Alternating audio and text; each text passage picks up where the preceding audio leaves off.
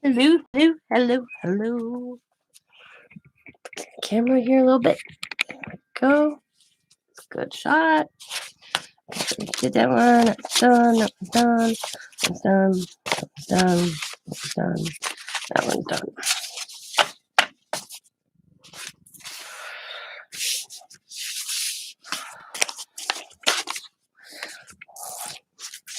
So the other day I did all these backgrounds, which are kind of cool because hang on, get the pointy thingy. They are going to be two-sided because you can peel and it's possible. You just kind of have to work a corner a little bit. I wish I would have did these just a little bit different, but not much. But if they're going, they turn into a sticker.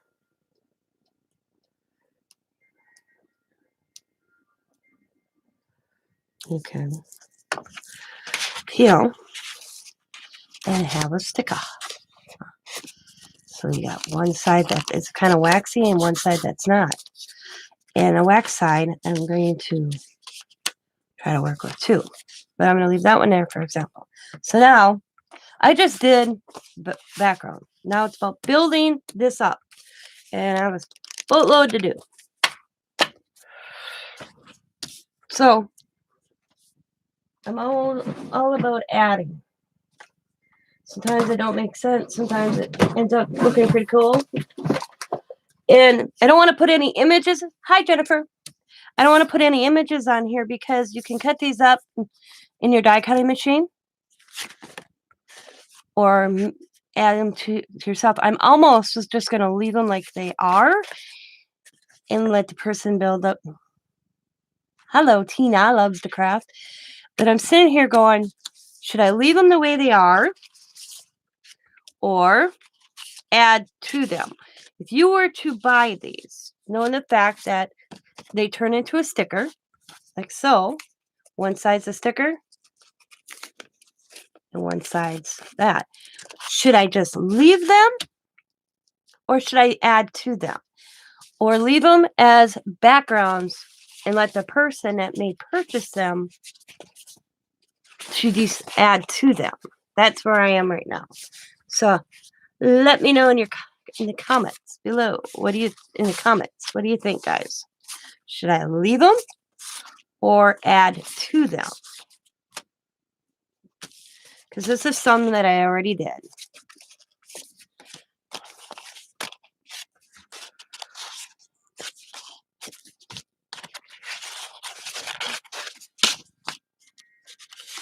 Leave them. See, that's what I was thinking after I did these little, I'll keep this for myself right here that I already did. That's what I was thinking myself, that I think leaving them and they can use them on cards, die cuts, add their own color to them. See, thank you guys. See, sometimes you need that extra little opinion from somebody. So thank you, Tina, and thank you, Jennifer. So now what am I gonna do? No, I got plenty to do. I've always got something to do. So yeah, I agree. I'm thinking I'm just gonna leave them. I'll show you. This is that one. And you turn it over.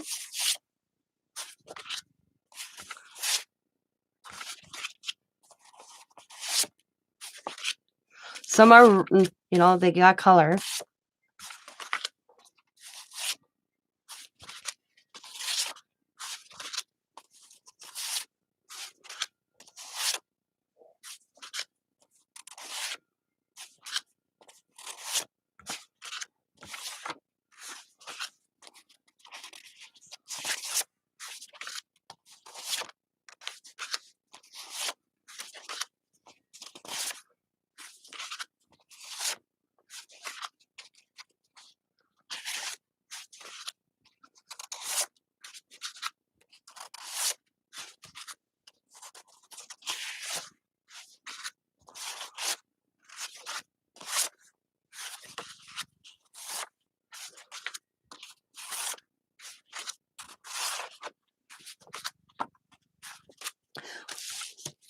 Definitely cool. Thank you. All right. So what I'm gonna do, cause I usually put 6 in each little. I'm gonna shuffle them a little bit, mix them up some.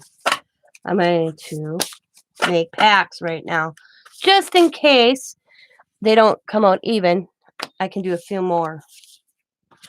I got, you know, and then we'll go forward from there. So, and sometimes what I'll do is I go and I try, like these two are really similar. That goes into another pile. This is how I determine.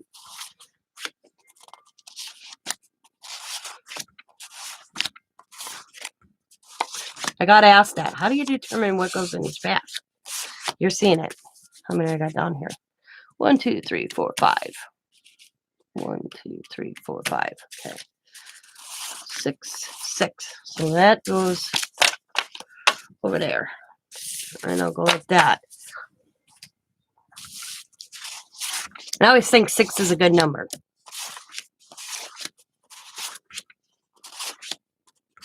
4, 4, 5, 5, 6, 6. It left me 3. So we're going to make a few more. And I usually do 6 packs. So I got 1, 2, 3, 4 packs. So 1, 2, 3. 1, 2, 3. 1, 2, 3, 4, 5, 6. How many do I got here? 1, 2, 3, 4, 5, 6. That would leave.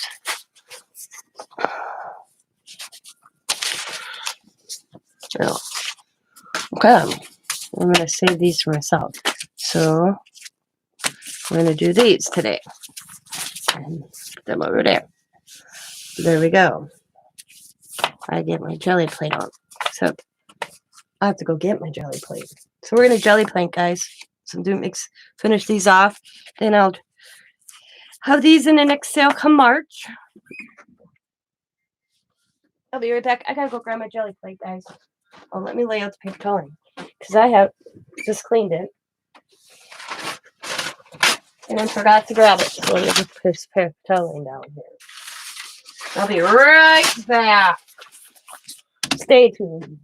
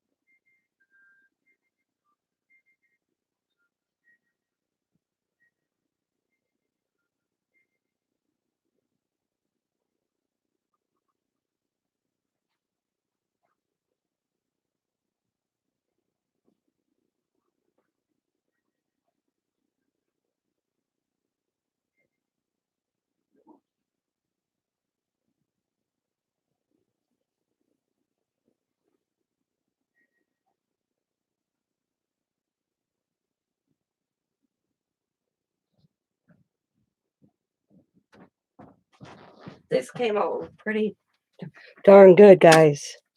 Man, I soaked it with that Dawn Dish Soap Platinum. I sprayed it the last couple of days since I used it last. And I've been randomly cleaning it. And I just didn't. And then I sat down here and realized, oh, darn it. Tina, go finish cleaning your jelly plate. Because this thing was so black you couldn't tell it was a jelly plate at all. Me. So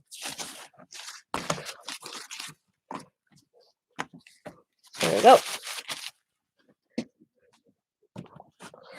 Okay, how is everybody? Alrighty.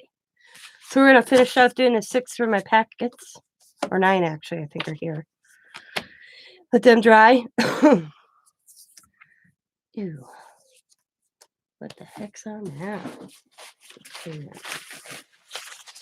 How are you guys doing today on your Saturday afternoon? I got up, cleaned my living room, cleaned my kitchen, cleaned my bathroom. Yeah, I'm like the Energizer Bunny today. Got a lot of energy.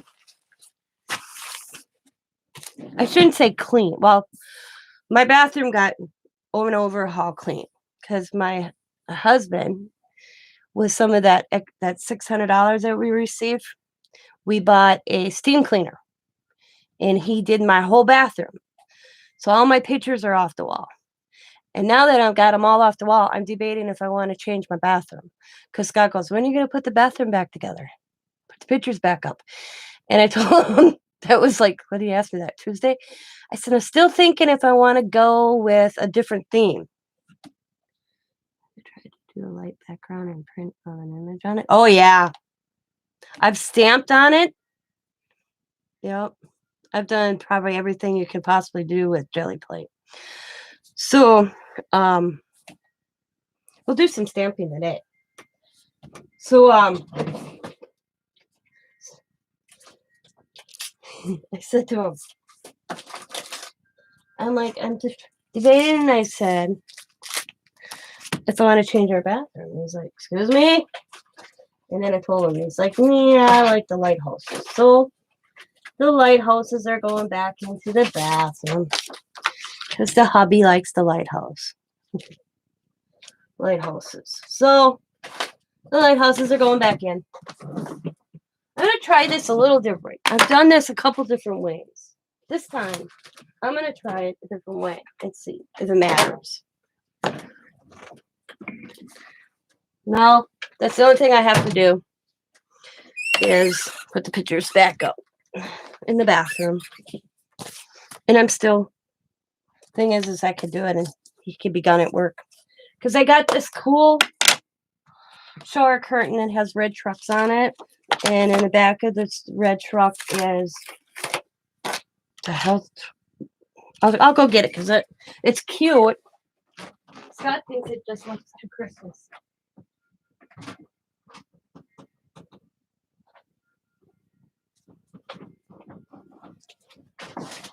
I got this from a friend of mine for Christmas. See, it's pretty cool. It's awesome looking. It's got the red truck hangers and then the shower curtain. And I was thinking about putting red trucks in my bathroom. Scott said it looks too Christmassy because of the plaid. But I haven't put it up yet. I think I'm going to put it up just to see and put red trucks in my bathroom. But then I'd have trucks all over the house.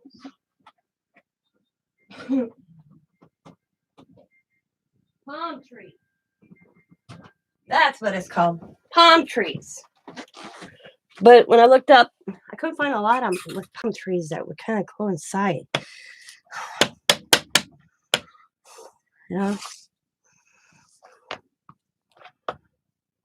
So I'm going to ink just randomly.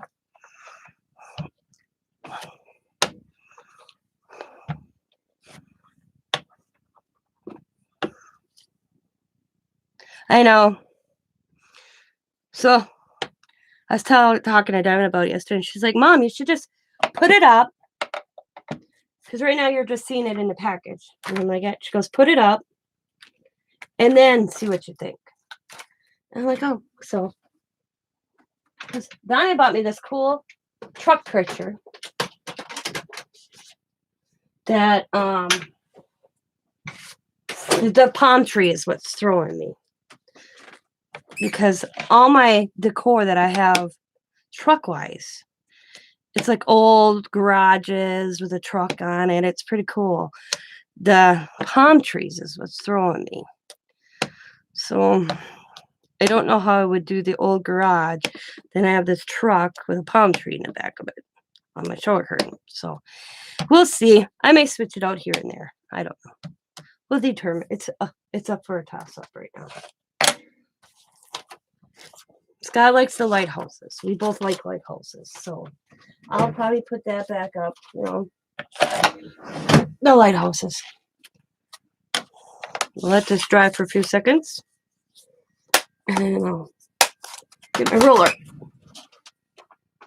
I'll probably just do the pine trees. Oh, I'm going to put this somewhere. Over there, right there. Because the hubby likes his lighthouses. He likes the pictures that I have, I think what it comes down to is one of the pictures in my lighthouses. I paid good money for it. It wasn't a cheap picture of a lighthouse, And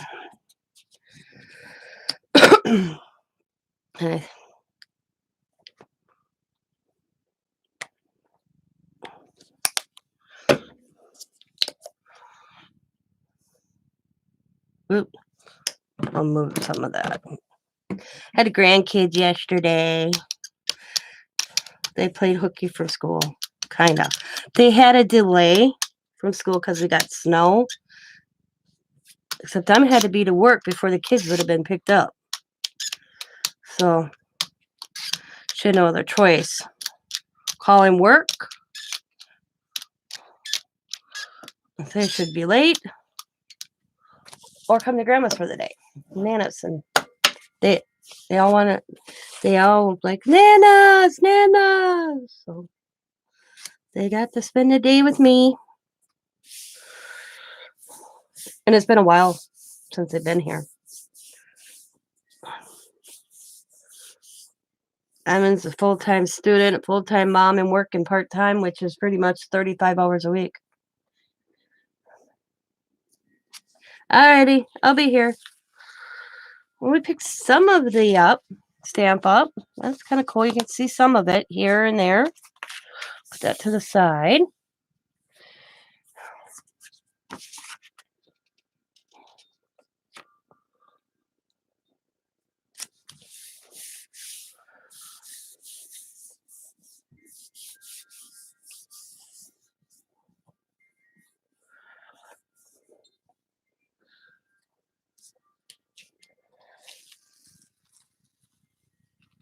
Oh, yeah, I got some on that one, too.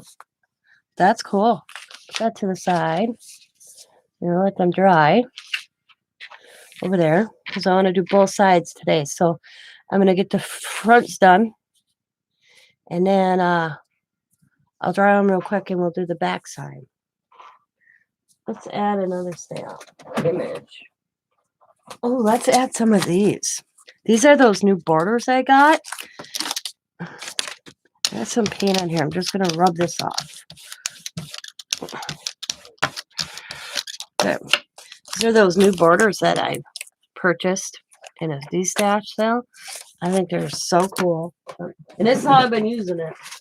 Because they're so long, and I don't really have a long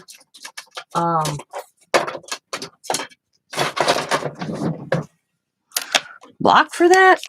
So I got this out. It works out perfect.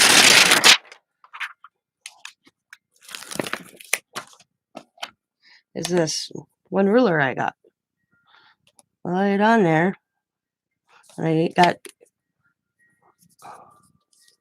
That's how I've been using it. Oh.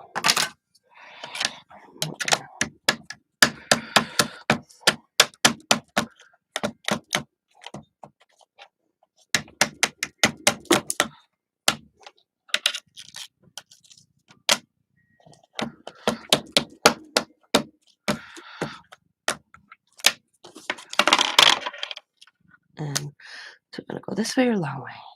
Let's go this way. And I'm just going to go down, press.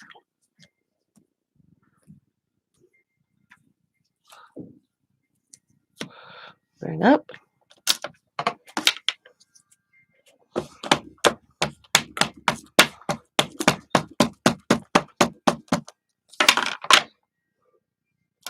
And I'm just going to do it again. I'm going to go all the way across.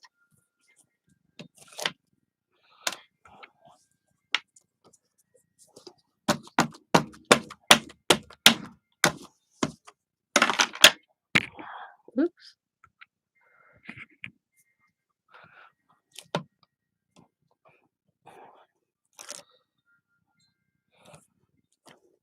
It's going to be spaced a little bit. Okay, we're going to have to add more ink here.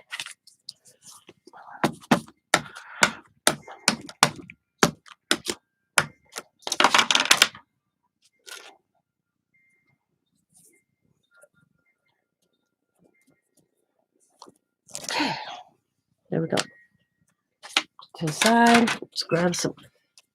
Let's see, let's do a little dark green and some blue. And let's toss in a smidgen of yellow. A smidgen of yellow. Just a smidgen of each color.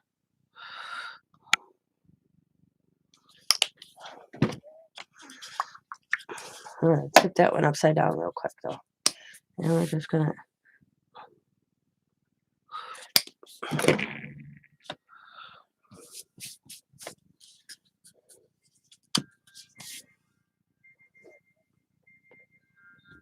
okay. I have to add more, I can add more.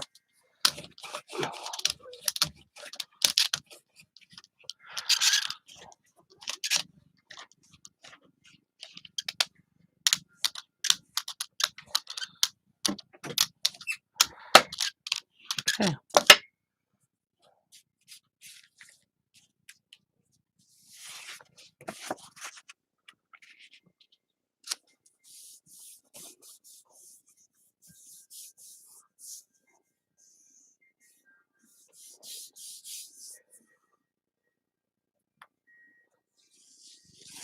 Oh, this is cool. Okay. Got some of the stamp on there. Got some of the older stamp on there. That's cool.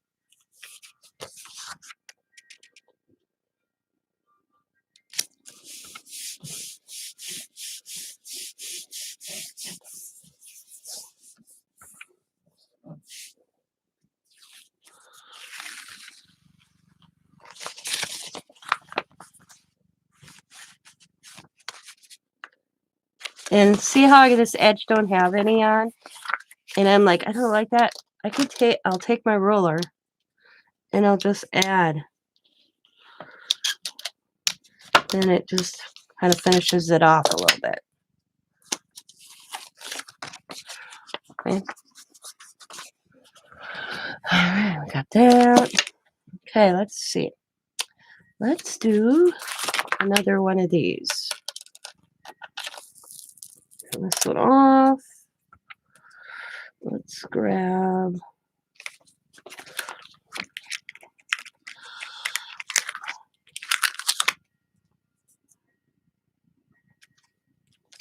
this one.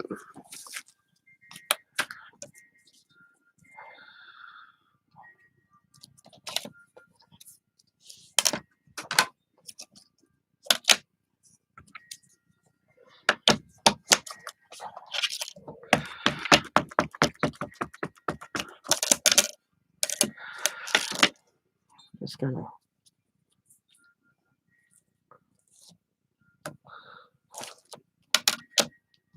move this over just a smidgen.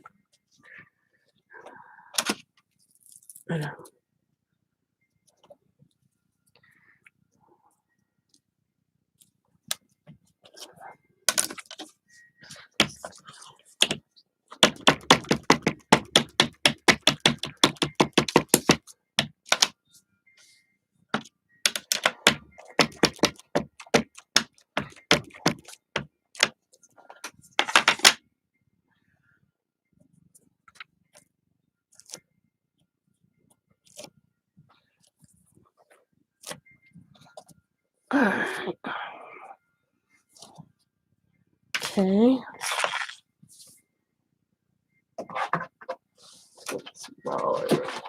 What's this? Ooh, look at that one. I haven't used this in a long time.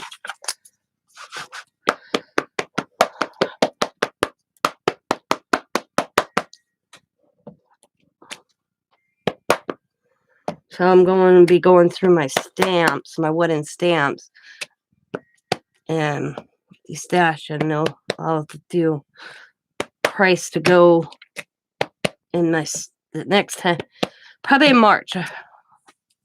I talked to BMO about it yet, but what I'm going for is March sale.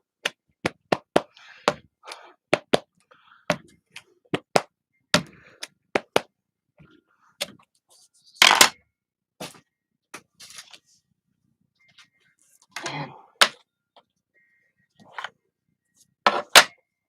I have to clean this. Knew I found another one. But I bought a whole bunch of stamps in a D-stash. And I just put them away. I'm like, oh my God, Tina. No more stamp buying for me unless it's delusional. Like these. Right here. My delusion stamps like this. Yeah. Oh, that's all I'm buying. It has to be something special for me to purchase it. Because I don't need no more stamps. So that's next week's goal is I'm going to pull and go through and do that. I shouldn't have bought that stash. I'm kicking myself in the butt, but at the time I thought, oh, what a good deal. Okay, I'll use my hands on this one. It's not working anyway, so I gotta clean that. That was that one I forgot to clean. And then I came across those ones, and then I thought there was a third one or a fourth one. I couldn't find it. Well, I found it. I should see I found it. All right, let's add a little bit of red.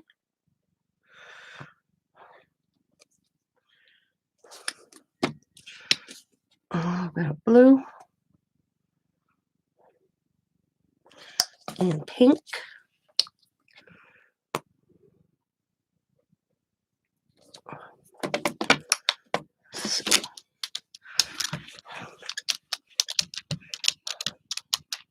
I love this color combo. As you see, it's not a lot of paint on this at all. At all.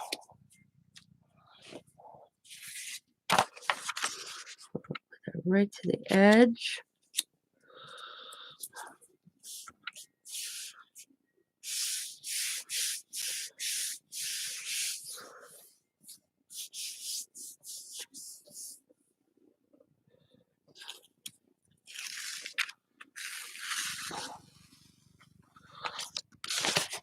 Didn't pick up many of the stamped images. You could barely see it.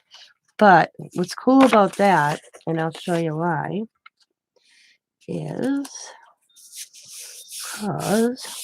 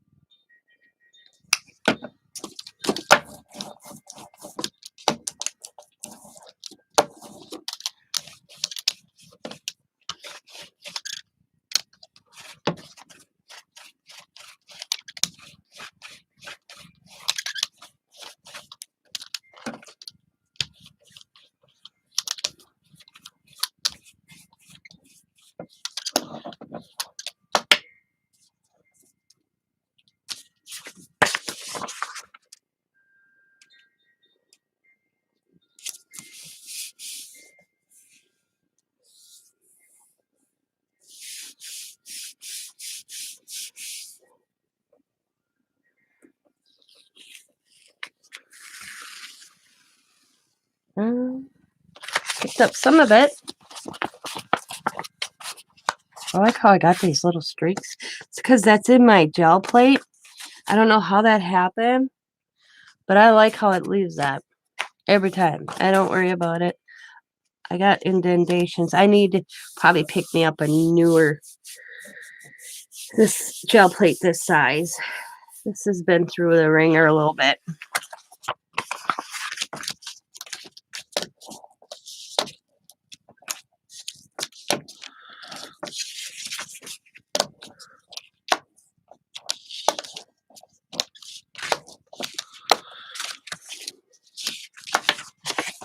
I like that even if it's lighter. All right, I got one. Why do I only got one? Hang on. 1, 2, 3. 1, 2, 3, 4, 5, 6. Oh, that's right. Because I only needed maybe. Okay, one more. And then we're going to do, they're pretty much drying already. We're going to do the other side. And I'm just going to lay some color down. I'm not going to worry about stamping. I'll put this away. And I'll do some designs with my little rollers. These away. I'm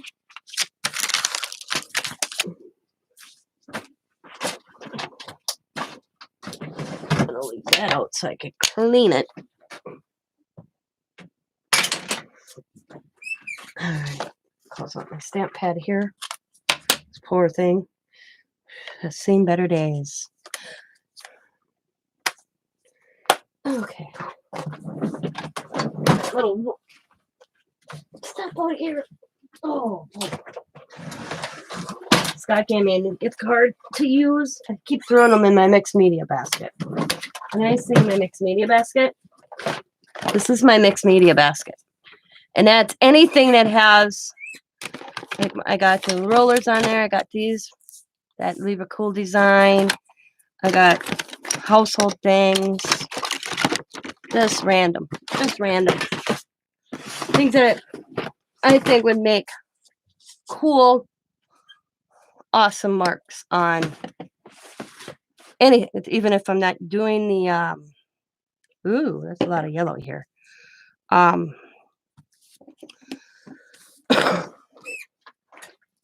If I'm just doing it by hand or not even using my jelly plate, I think it will do awesome colors.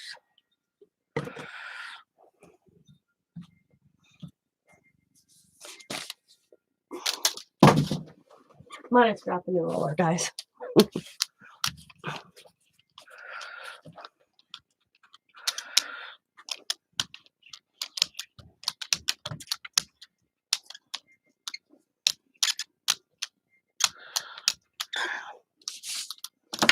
Yeah, let's see. Let's grab the pineapple. And it's, I got these at the Dollar Tree.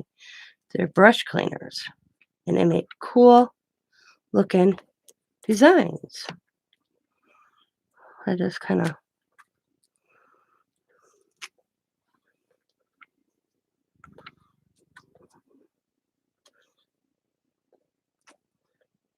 okay.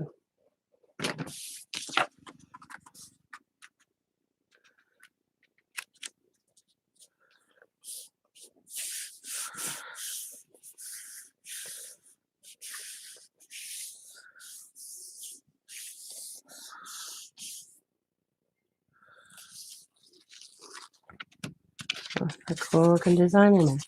So let's grab this one.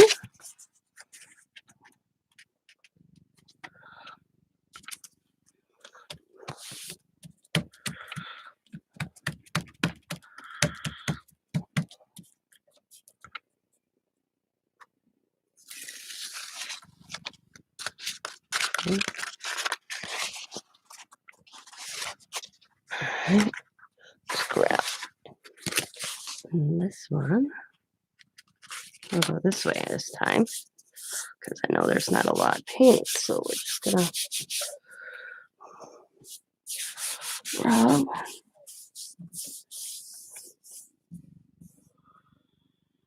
And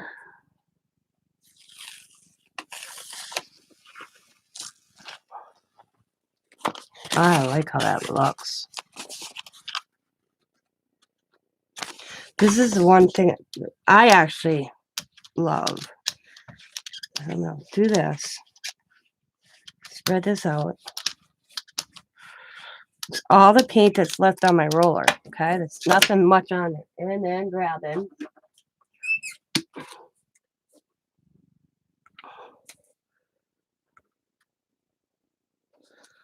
some white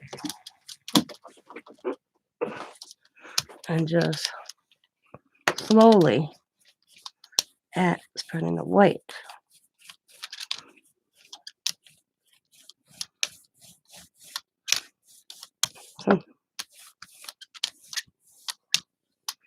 I got this minty color going right now. This is what's cool.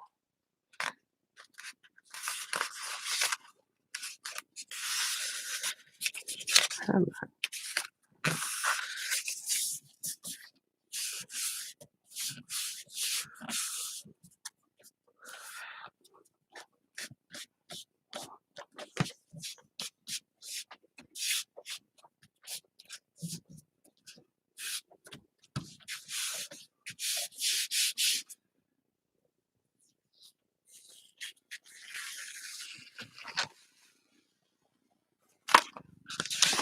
I picked up some of the other colors, the blue, the other colors underneath.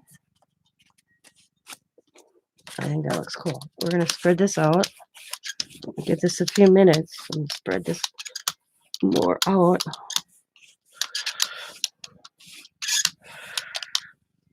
I'm going to let it dry a little bit, and I'm going to add some other color. So then I've got to iron these again. Get them all nice and flat. That's for me, the background. That's good. Okay. That still needs one. That still needs one. I didn't even do the rollers. And here we go. Okay, let's add some blue. And some green on this one.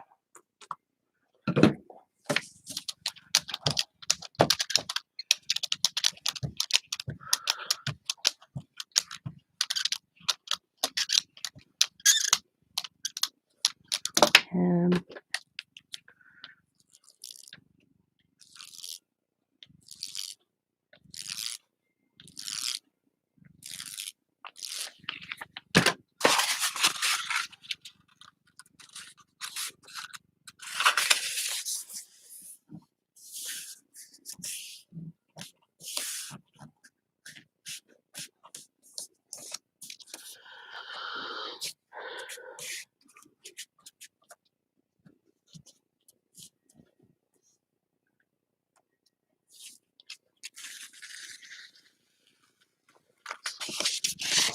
that's cool.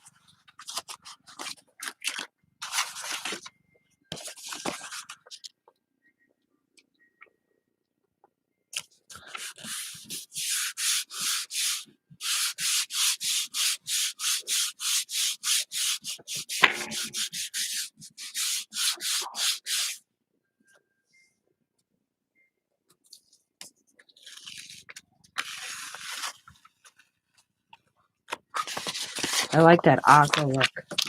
And I'm just going to take my roller and go down the other side. I like that look. And then got 4 more to go. Let's see. I'm trying not to have the same color combos on the back side of them. So that's why I'm kind of.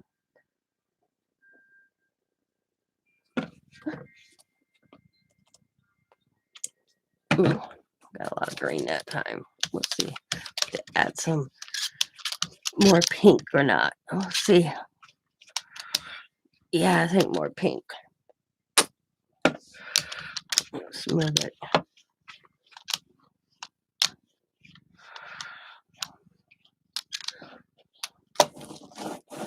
And I'll use this roller.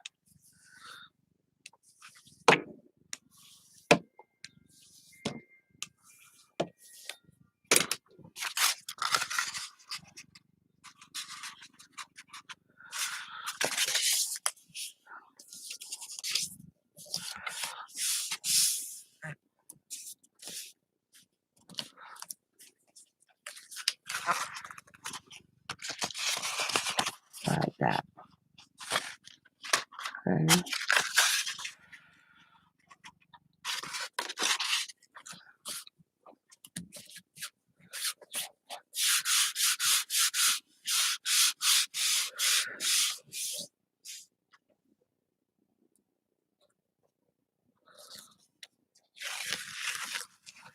Cool color combo. Awesome, awesome. All right. Let's have two. No. Yep, two more to do. Two more.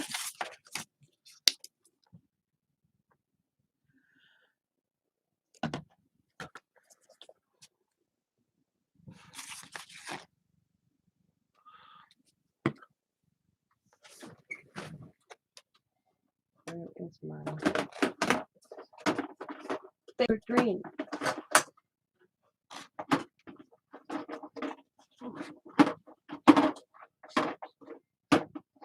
What? Oh. I was gonna panicky there for a second. It's my favorite green right here.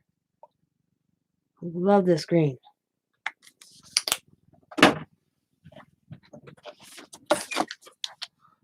Where is my favorite green?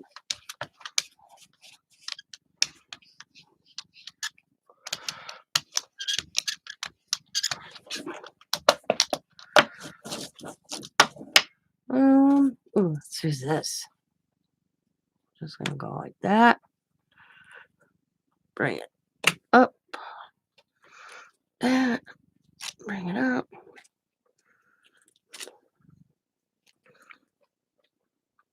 Sometimes it sticks. I just kind of go back over it.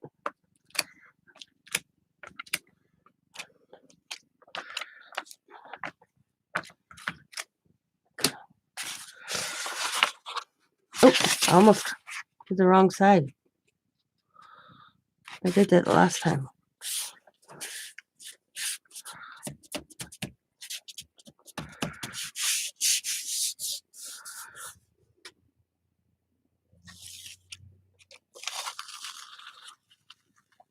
Cool.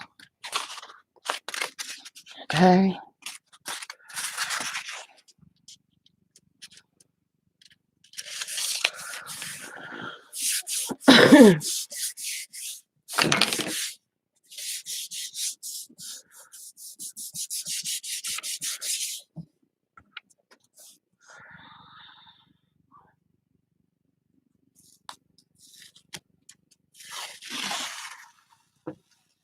Oh, now that one's cool. If we had edge, let's see if I can get the color on that edge there.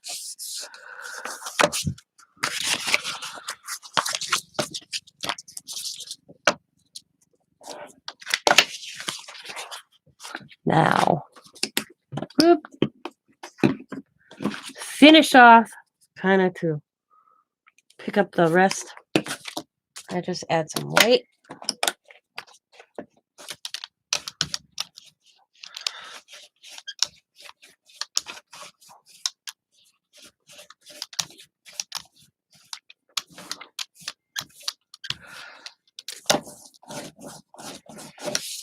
Got my little scrap piece I've been rolling on.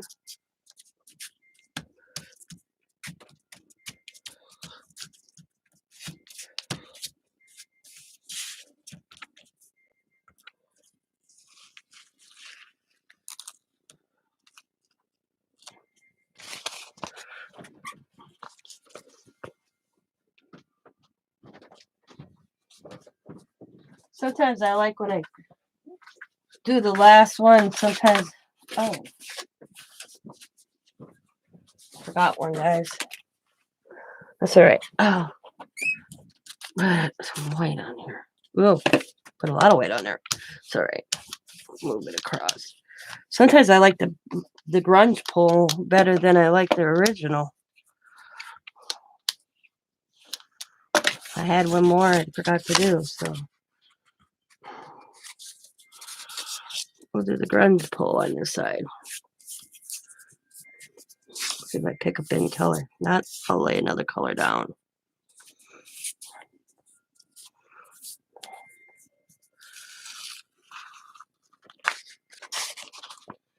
Yeah, that could use a little color.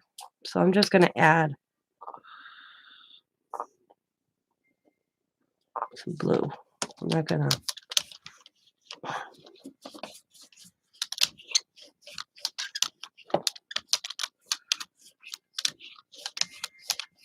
All right.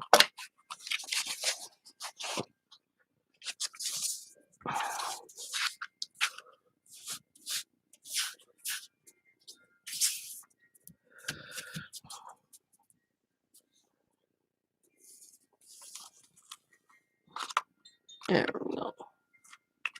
Okay, put that over there. Let's do these couple tags I got sitting here.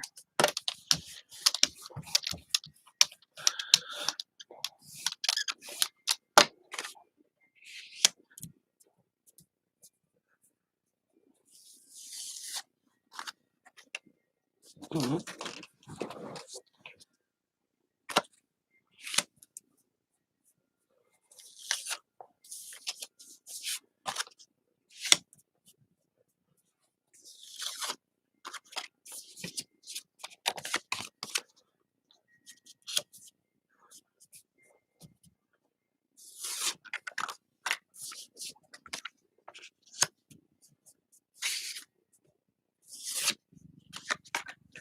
I always have something handy when I'm doing this to grab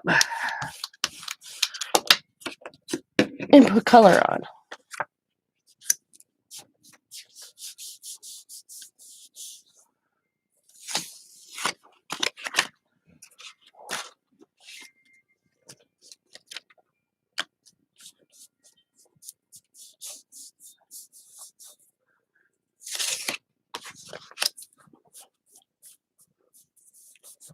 It's getting pretty dry now. I'm picking anything up. As you can see, it's getting less and less.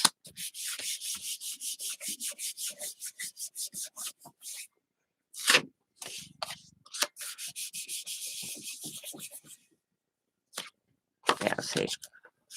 Now,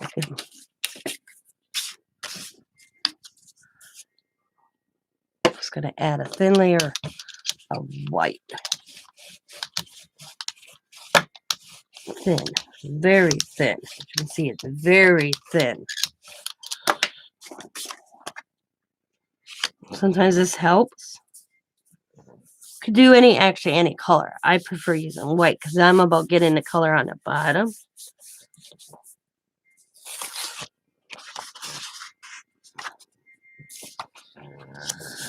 It might be too dry. So here. Now I'll add a lot of color.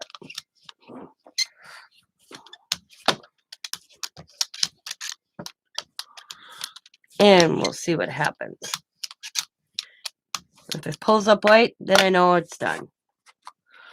I can't get any more. Oh, look.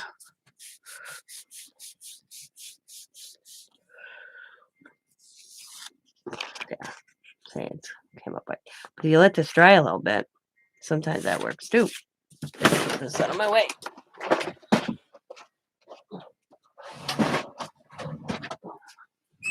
While I put my paint away, I'll let that sit there for a few seconds. Not long though. You don't want to go too long.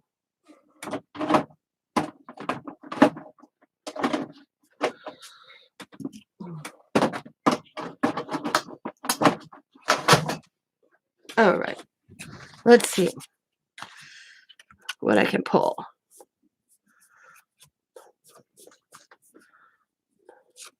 Yeah, a lot of white. So I'll redo these. Ooh, wrong side, wrong side. Oh well. Got 2 layers.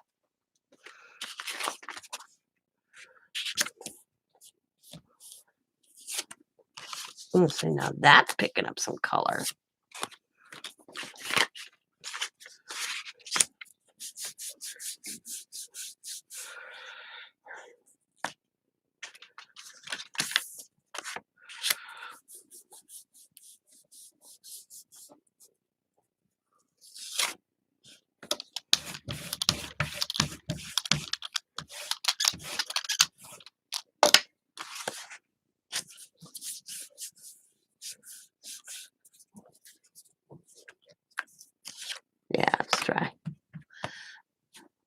So,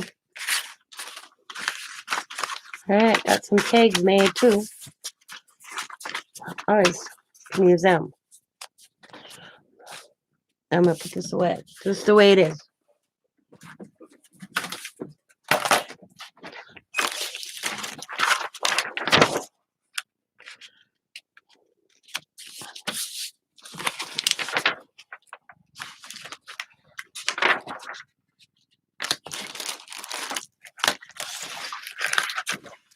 Okay.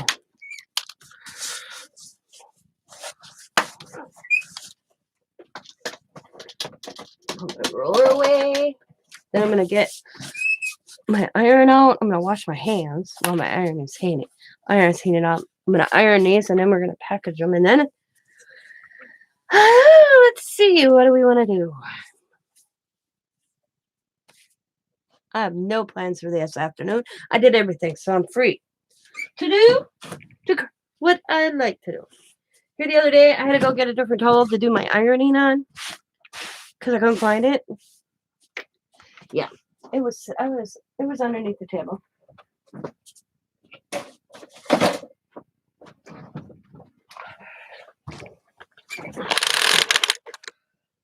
Put that in. Get it to my setting. There. I'm gonna go wash my hands. I'll be right back.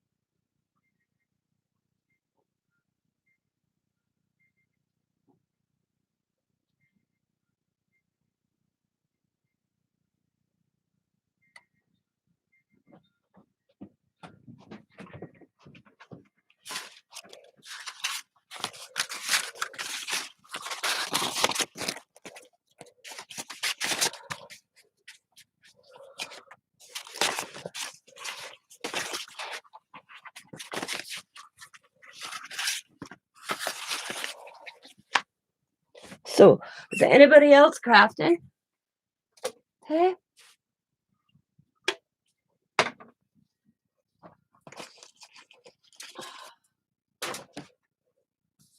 So my grandkids made these like little wind chimey things for me for Christmas.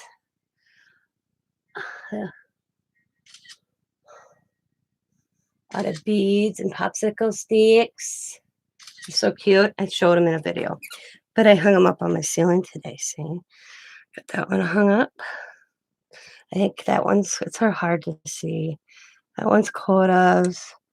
I believe that one's Riley's and Allie's.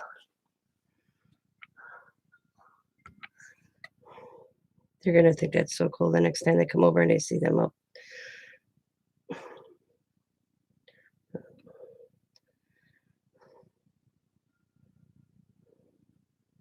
They make me something every year for Christmas, handmade.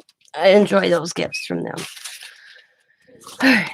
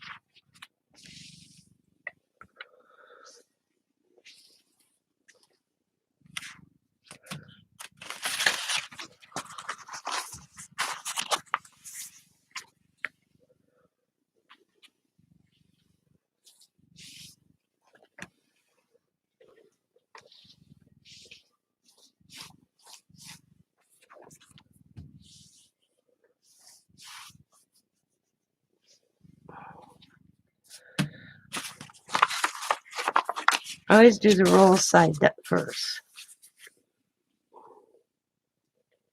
Oh, I really like this one. Oh, I like how it picked up the other colors.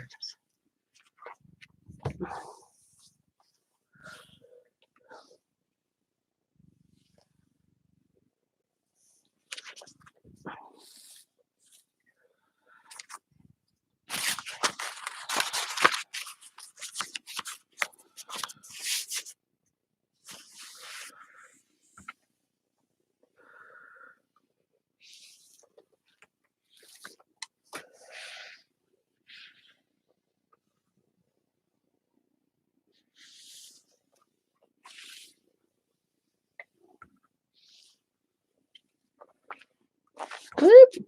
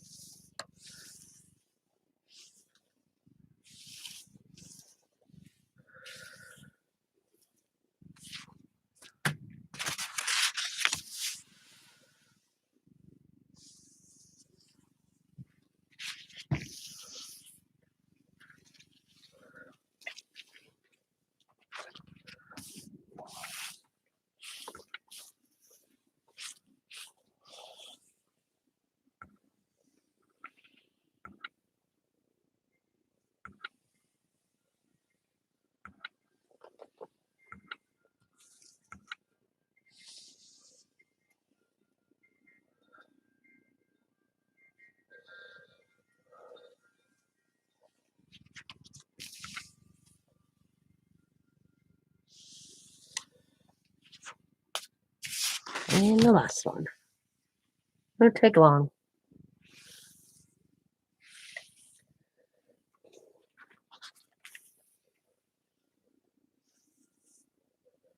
Okay. Turn it up. Plugging.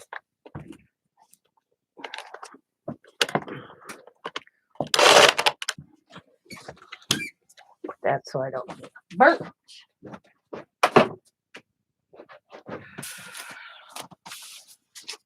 And to my pile.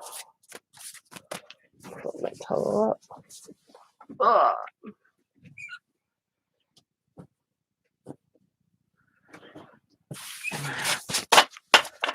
Shuffle all again. Work them into the bunch I already made.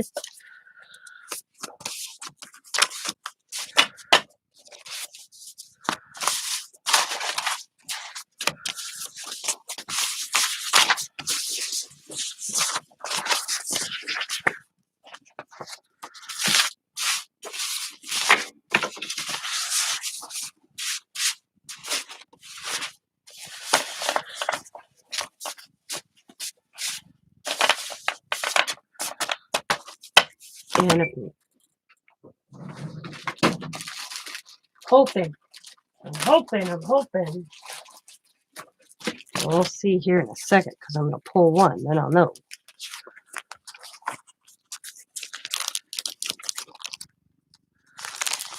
Come on, pasta bag. Oh, you little.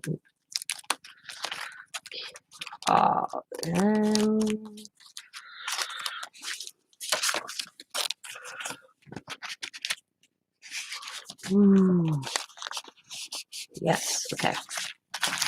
A minute there. I thought, oh no. All right. 1, 2, 3, 4, 5, 6. Look on both sides. Good, well balance of a variety. Not too many colors look the same. Double count it. 1, 2, 3, 4, 5, 6.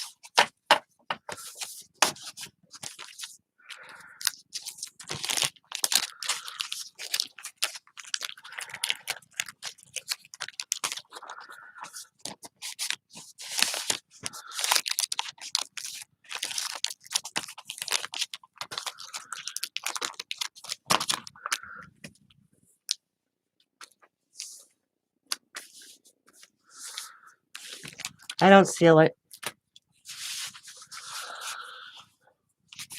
1, 2. That to me looks two the same. That over there.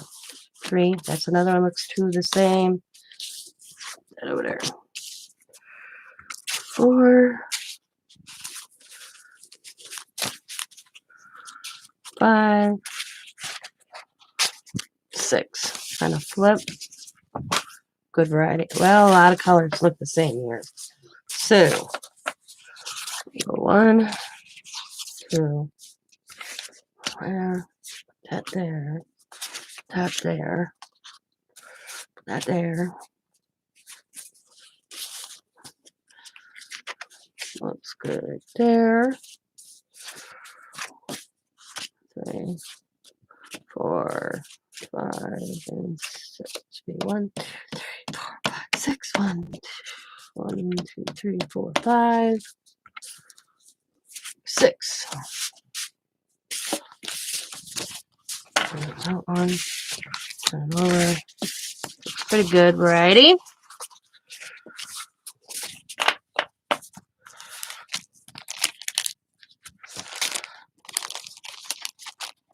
That's how I do it. Kind of boring, ain't it? I don't like these bags. They're a little bit snug, but it's not hurting it. Just fun it a little bit.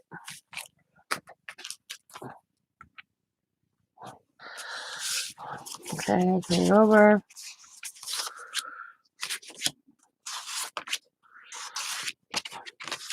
Looks pretty good to me.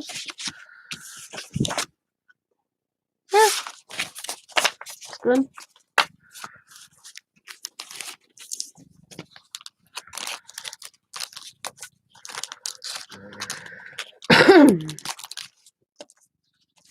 Oh, excuse me. My cold.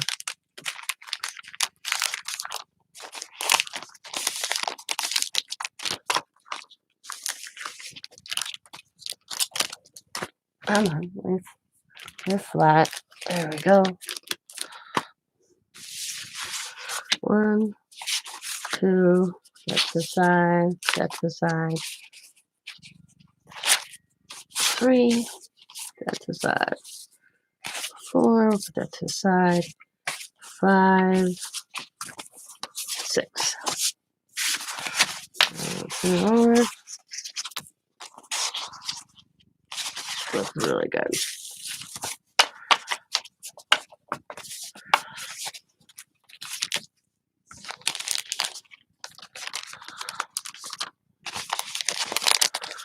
I have to buy just a smidgen bigger bags next time. I have to remember. Does it say what size these are? Oh, I got a sticker on it. How can I see? 5 by 7. So maybe go a little bit bigger next time.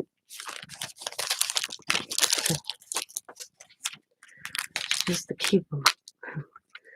Yeah. I'm not liking how they sit in bags. So, my game plan to that is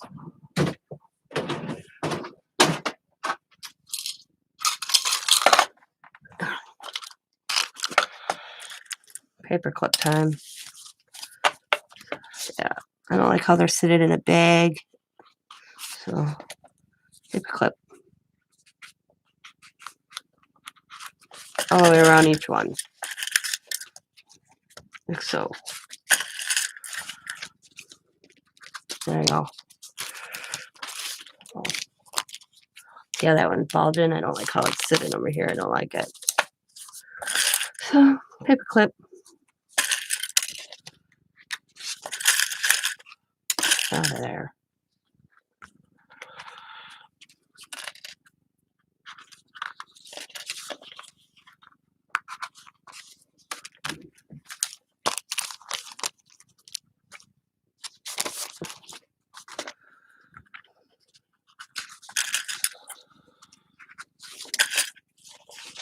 Maybe by the time I have the sale, I'll order bigger bags too.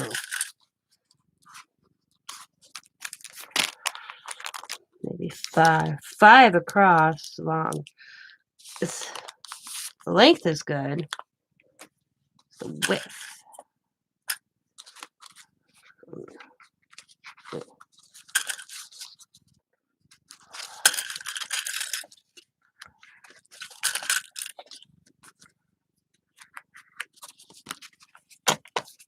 Okay. 1, 2, 3, 4, 5, 6. 1, 2, 3, 4. What? 1. Okay, I counted wrong. 4, 5, 6. And I got one for an example, which we may throw in just in case that. See, that looks pretty good. Turn it over. Oh, it's a good variety. So I got one for an example to show how it peels. And to a sticker. Well, that's done. Now what should we do? Any comments? Any suggestions? I think I know what I'm going to do.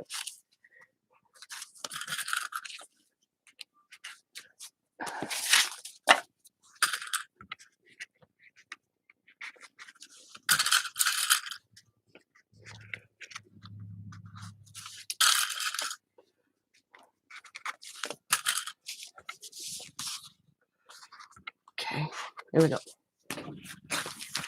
That's done.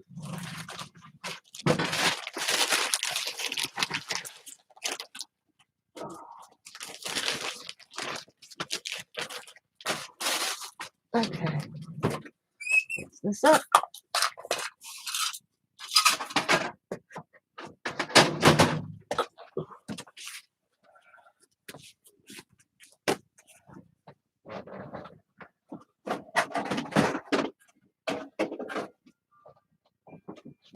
So,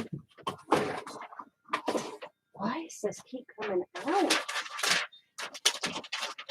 I gotta find a different place to store that. Oh,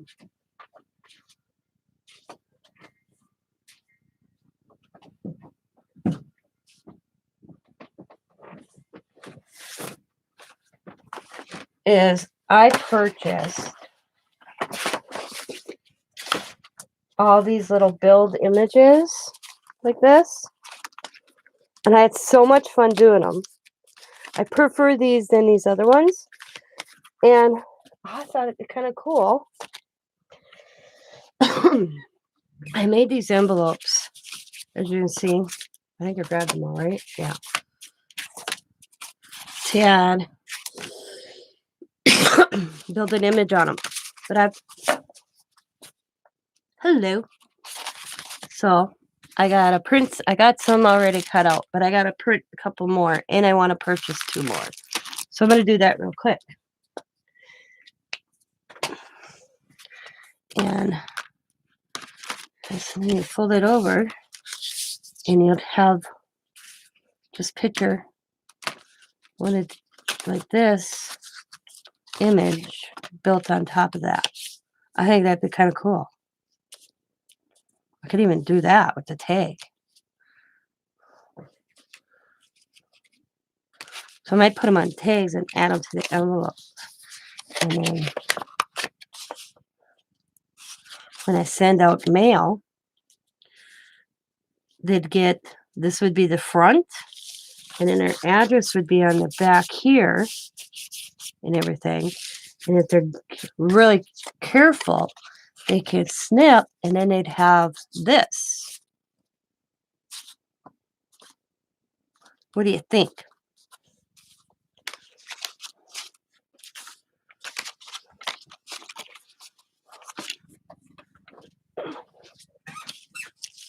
Let's see, I already got that one done. That one done. That one done. That one done. And that done, and I'd have this many to do.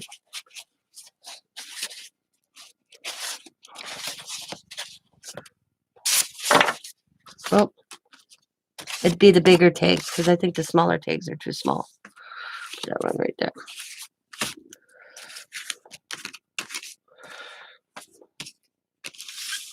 Do I got enough big tags made? Probably not. Cool idea. Yeah. I have to make some tags, which don't take long. Oh. And then, I had my jelly plate out because I came across 2 more envelopes I can work with.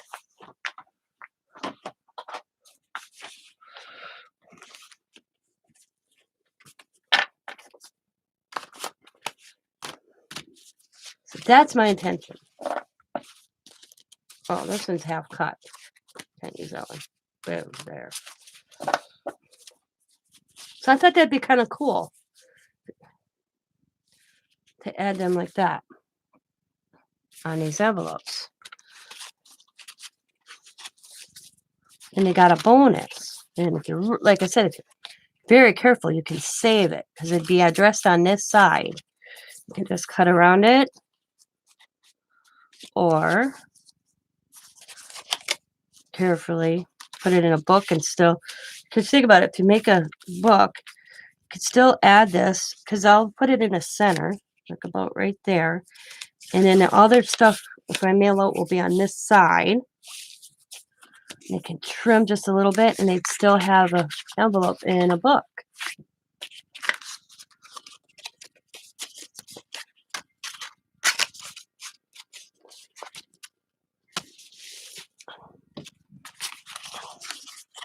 So let's glue these down. So I did, but then I think I made these into journaling cards. See how I did the back? I don't think I'm going to use these specific tags. So I forgot. I made these all into journaling cards. So I have a lot of work put in these. But I still can make different ones for the envelopes. So we're not going to use these tags because these are journaling tags.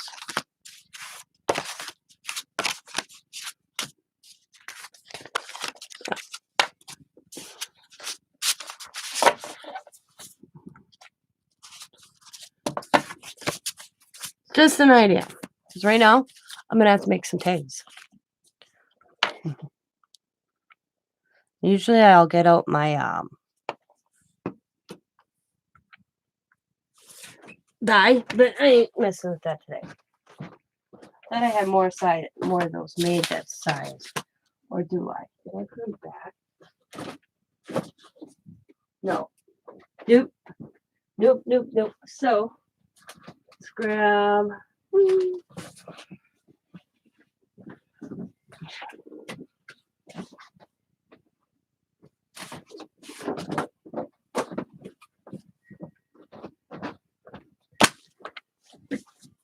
Okay.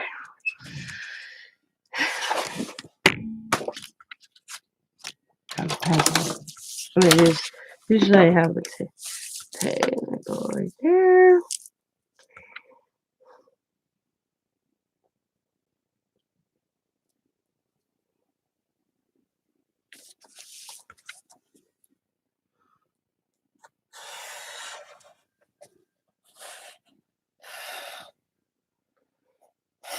Trace.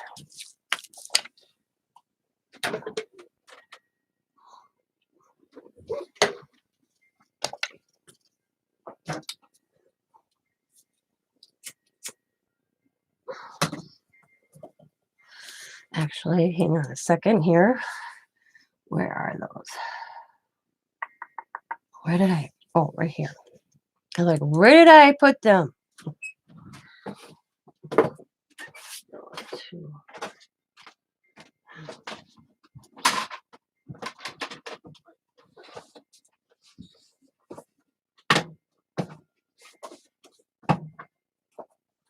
What is on that?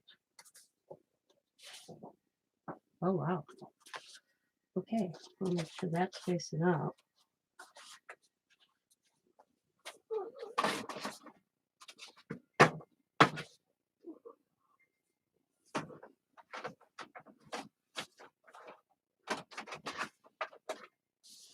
Okay. We're going to boom, boom, boom, boom, print those.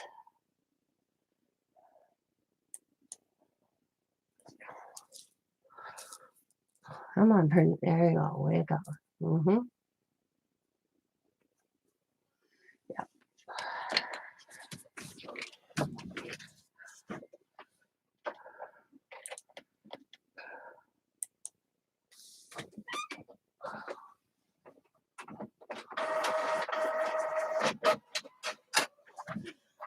And then I'm going to go over here to the store.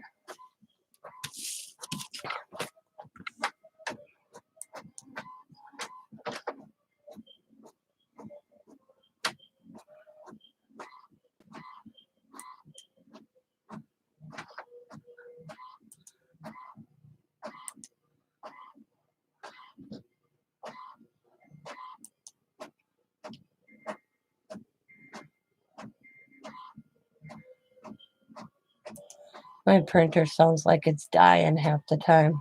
It's scary. Okay.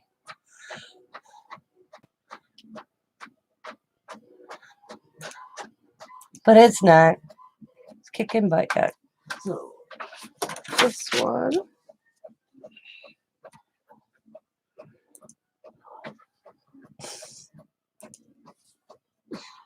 I like these people.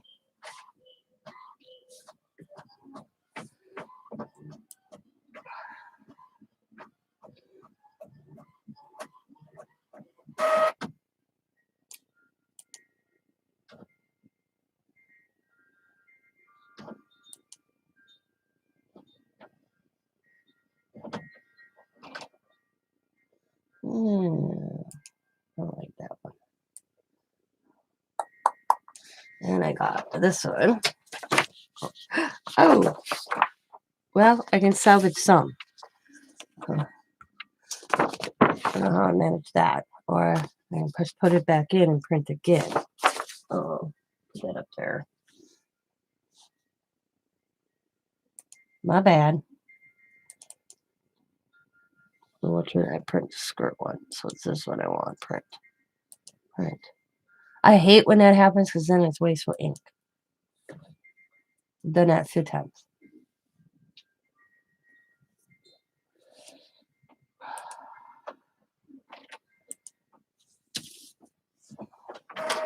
Is that the one I got? That's the one I got. Yep, got that one.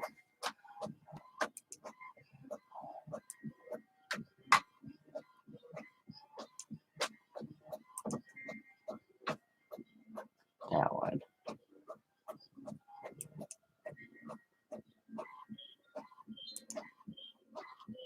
I don't like that one.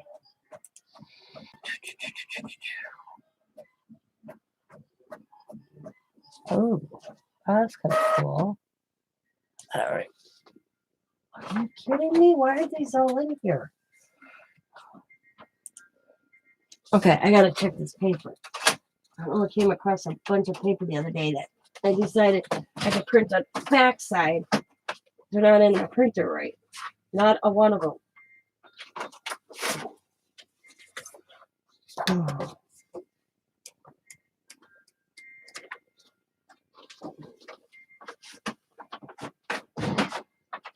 Come on. Oh.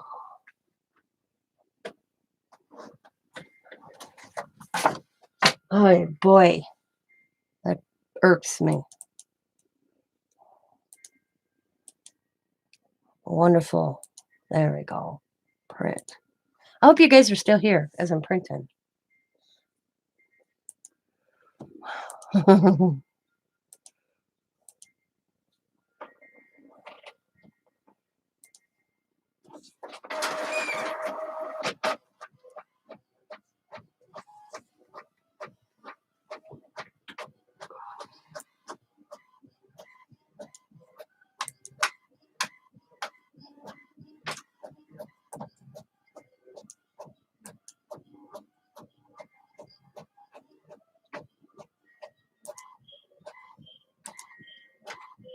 Oh, that's kind of cool.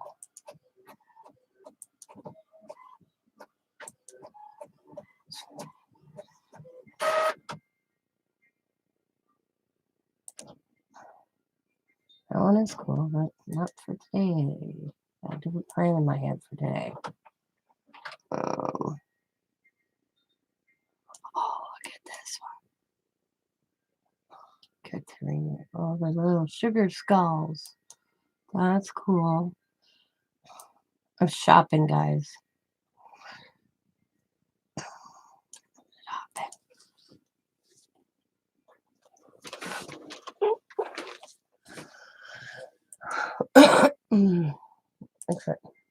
Oh, what happened here? Opening.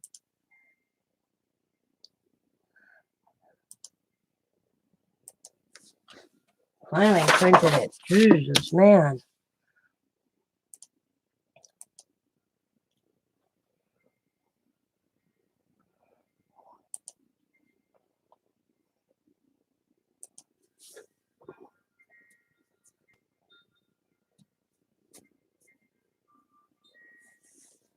I don't know. Etsy was acting up there for a second.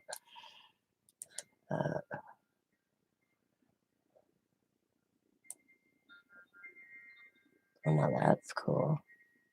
There's so many cool ones. It's hard to choose.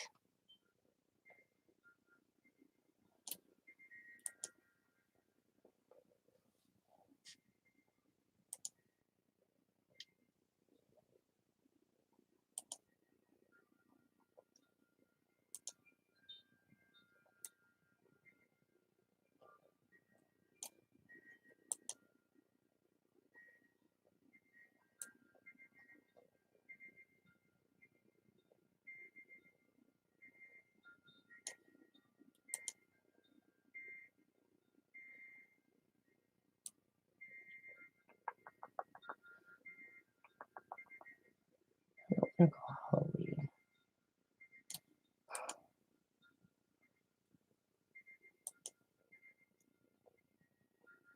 See. Yep.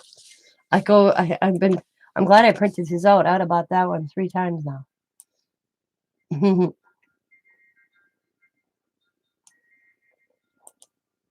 So whenever I go to buy from this lady, I'm gonna have to make sure I don't buy duplicates.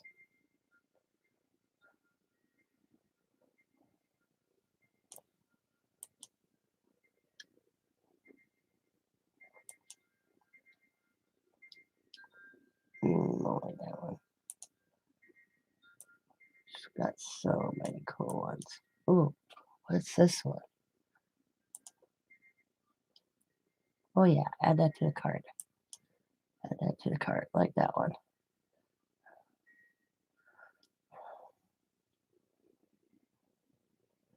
All right. I'm gonna go here. Back there.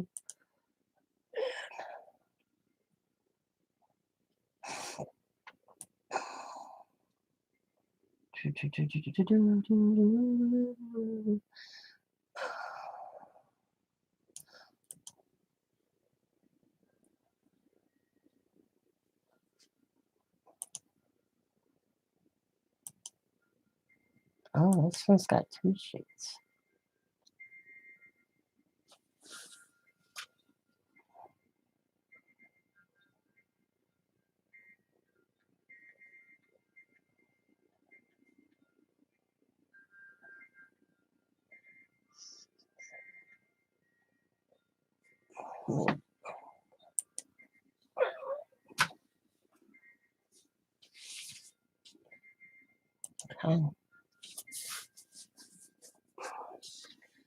All right. That was cool. Picked out what I wanted. Gotta pay for it now.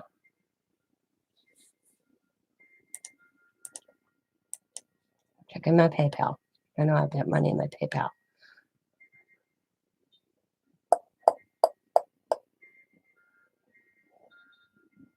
All right. Boom. And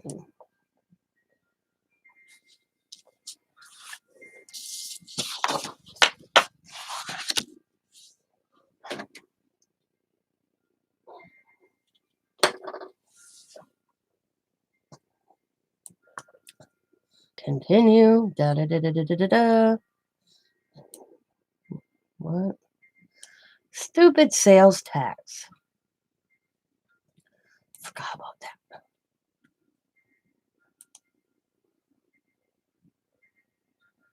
Hate sales tax. I can't. That's,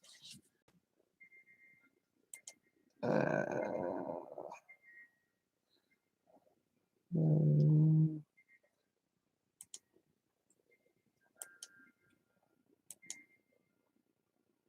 go back to here.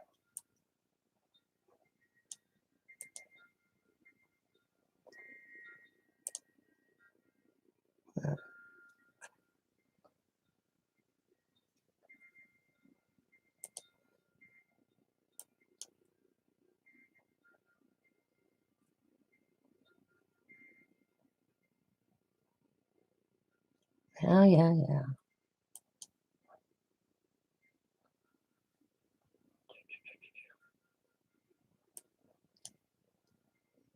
Okay.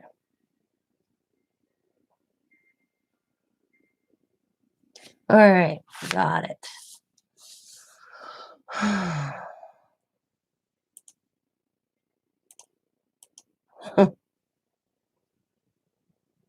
Yeah, I am doing it right now. Just bought it. I had to pay attention because I only had so much in my PayPal that I could use. So I forgot about this tax. So I had to go back and take something off.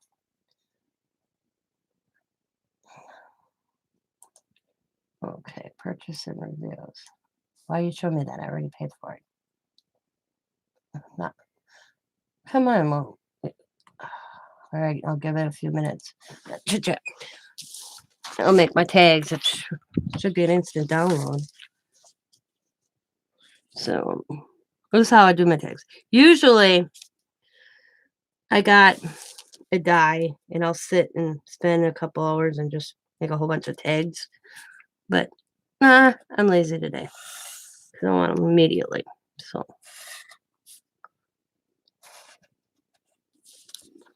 I'm just going to trace out and then I'll cut. And I always make them out of these folders. I go to a local thrift store, same as DePaul.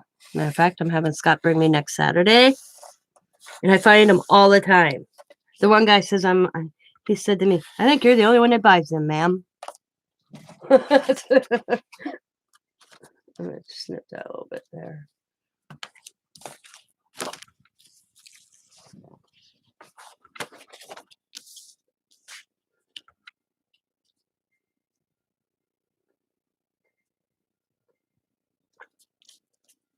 And I think I got like 40 the last time for $1.99. I make awesome tags.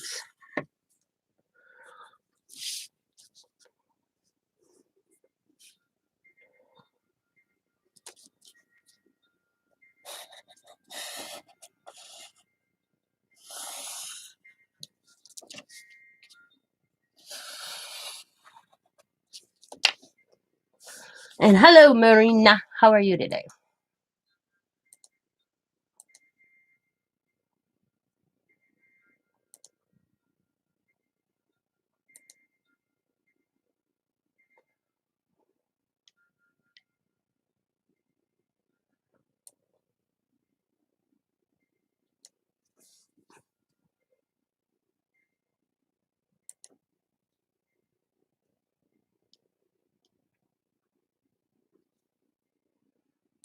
You would think that was an instant download. Isn't it? Yep, I'm in a good mood. I have a lot of energy today. I think the medication that I should say a medication. Or I've had such a cold. My blood test came back funky. So I have to go back on the 17th. But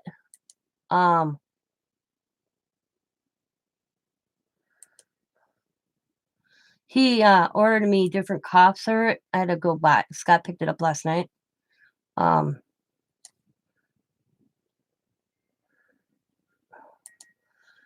And I took it last night right away. And then I took it again today. And it's doing something because it's getting me.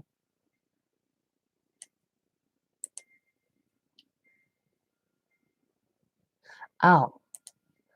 I'm looking the wrong spot. Okay. My bad.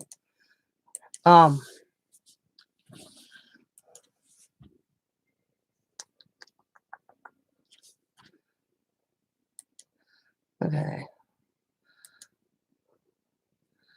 Collage sheets are sent. All files attached to separate emails from downloading and printing a list. Hard copy. Printed sheets purchase. Okay, so she sent him an email. I'm not liking it that I can't get them right away. If you're gonna do that on a store, you should be able to have that done immediately. Not have to wait for her to email them to me. And that's at her convenience. So I just purchased something. I have to wait for an email with the images. So, well, I'll keep checking the email. Maybe I'll have them later today. All right. But as I was saying, so because I have a blood disorder. I get very anemic, and when I cut myself, I don't stop bleeding. Depending on the cut, sometimes I've had to go to the emergency room, the whole 9 yards. But I used to have shots when I was a kid for it. Well, then I was on medication for it for a lot of years. Hit menopause, and was different. It was weird. So now I'm not on the medication for it. But I had to go in every 3 months to have my blood checked. And then we went every 6 months for a while. And then we went to yearly because things are working out good. Well, I went in for my recent blood test. It was due. And it came out funky, which usually does. I end up always going back a second time. But he doesn't think it was my blood disorder. He thinks it's something with my thyroid. So I have to go back on the 17th to have my thyroid. No, I don't know. I have to go to the labs. That's all I know. But in that process of me seeing my doctor, I told him I can't get over this cold. I just can't beat this damn cold I've had. Oh, that one's going to be shy. No big deal. I'll save that for later. I'll make a smaller tag there real quick. So he ordered in a different cough syrup that was not from over the counter. And Scott went and picked it up. It tastes like crap, though. Ugh. Because I don't like liquids medication. I usually do pill form. Well, this only came in a liquid. And it's the flavor. I don't like licorice. Black licorice flavor. Ah. Well, this is black licorice flavored. But plug the nose and get it done, as how Scott put it. So, Scott went and picked it up for me last night. I had to take it. And I did. Plugged my nose and dealt with it. Wow, it was gross. Disgustingly gross. So I did that. But yeah, finally, it did something because I slept pretty good last night for a change. I haven't been sleeping. A solid, where you're solid sleep. I've been doing that tossing, turning half the night. sleeping in between, coughing in between. It's really bad at night versus during the day. But so we'll see. On the 17th.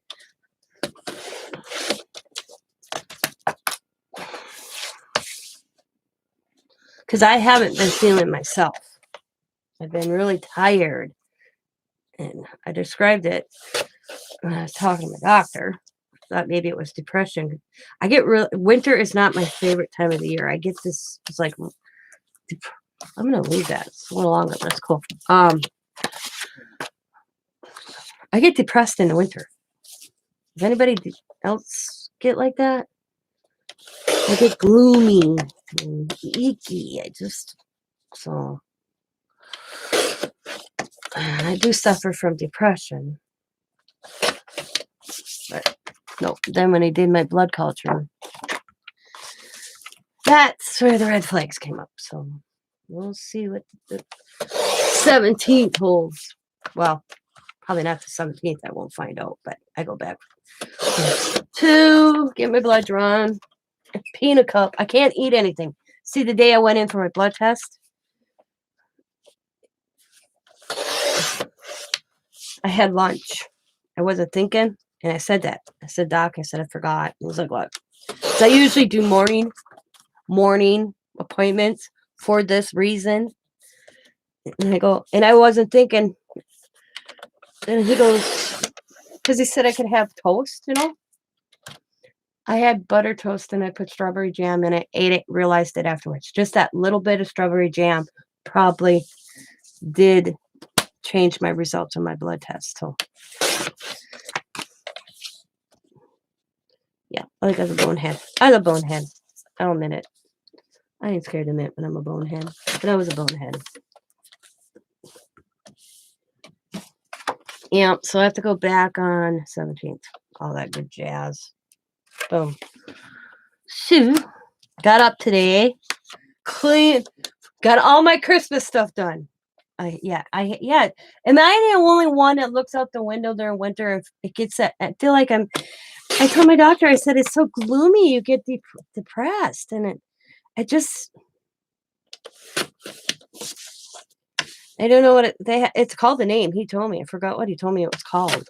It's actually a disorder.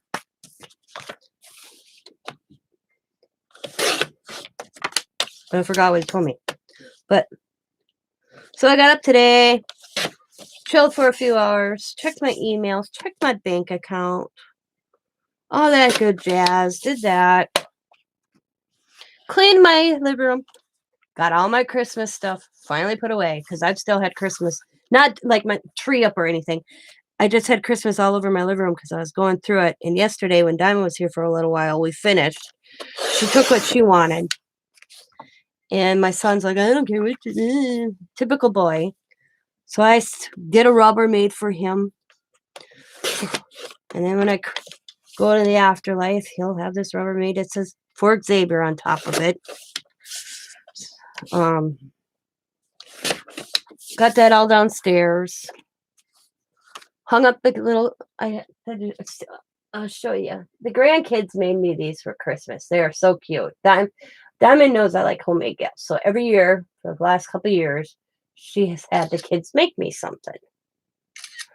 And that one's hard to see. Let me try to get that out of the light. Hang on, I'm going to turn off the light real quick so I can take this picture of this one.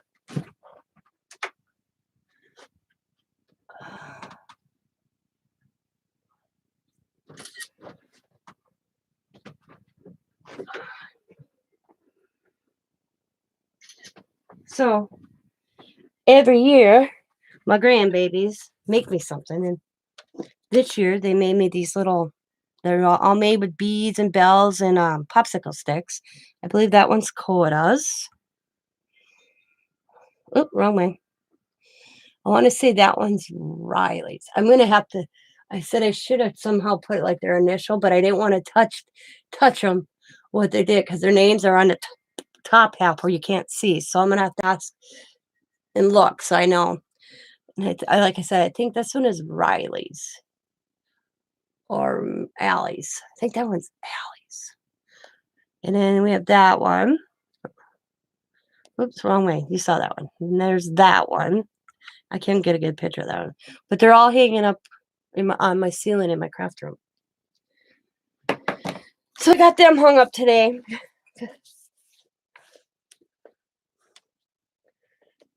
Started putting my bathroom in order, kind of. Because Scott steam cleaned the bathroom with his new steam cleaner. All the walls. Wow. It's amazing what my bathroom walls are. It's like, wow. And then he took the steamer in our shower. And I clean all that. Just amazes me. I was just stunned when he did the shower in the bathtub. And I literally just cleaned it.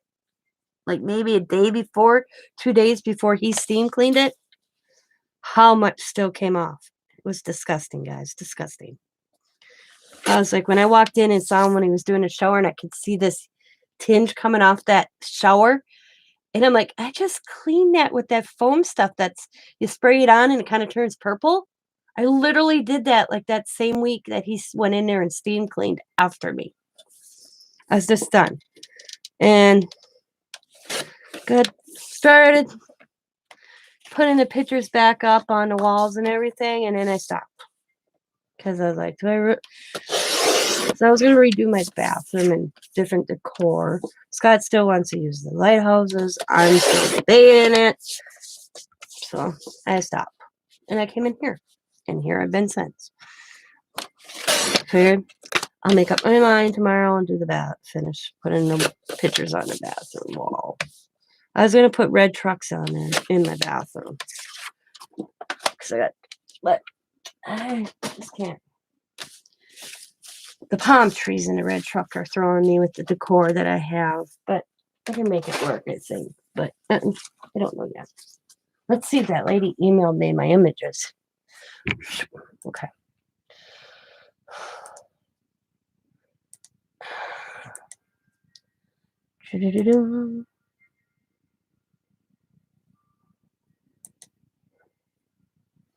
Nope, not yet. Okay. So that's how I got a bunch of tags made. Some are a couple longer. That's kind of cool. That's all right though. Try to do them.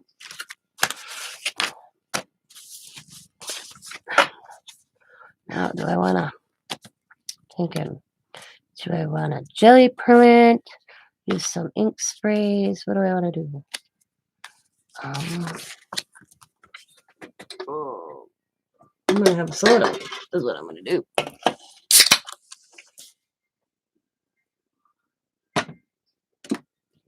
I think I'm just gonna use some ink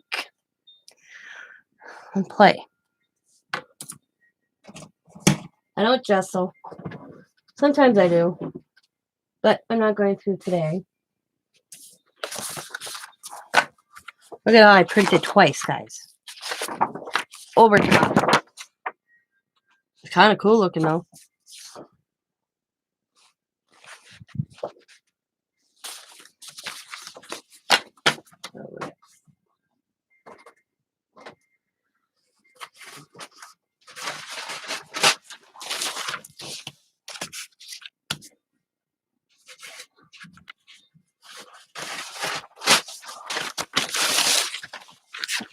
Boom. Well, like 2 out at a time. Okay.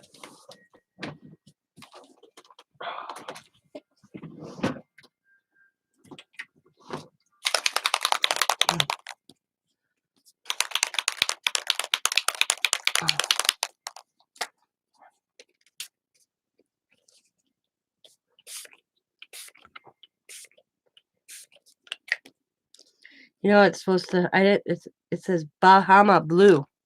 Doesn't that look like black to you?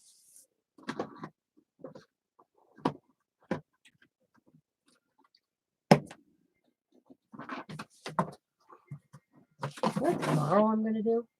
I'm gonna switch these around.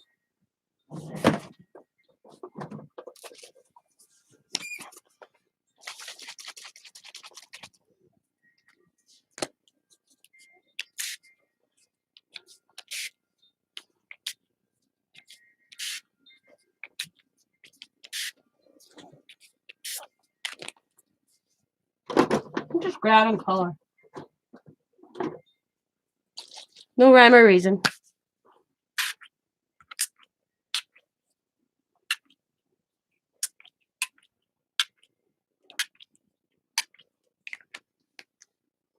This is the fun part of me doing my mixed media. It's what I'm doing exactly right now. It's just adding color and not paying any attention to the color wheel. Now, just to add a little to this.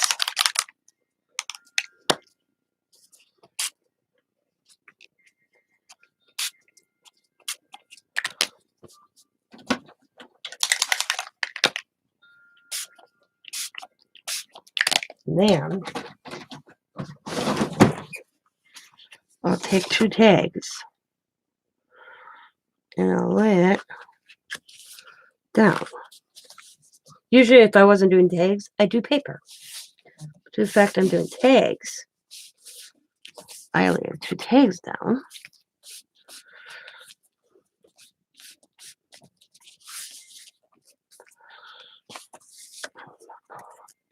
And I'll pick up some more color.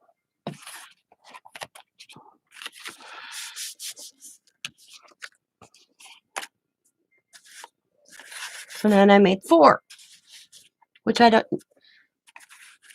it's cool, but I think it needs something. So I'll blow dry them.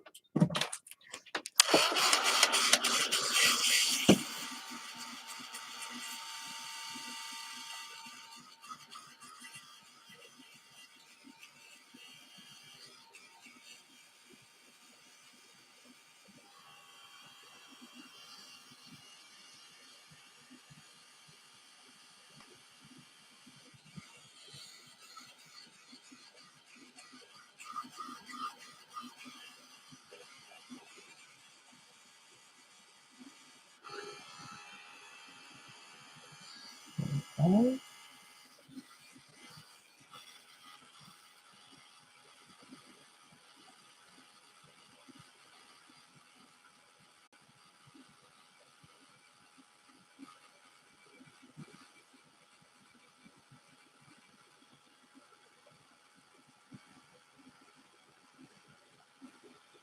Haha!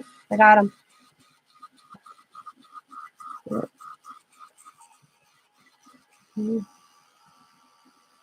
What? Okay, hang on. I gotta read the definition of this a second.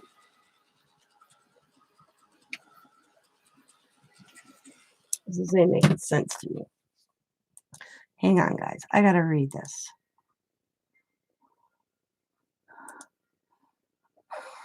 Purchase and review.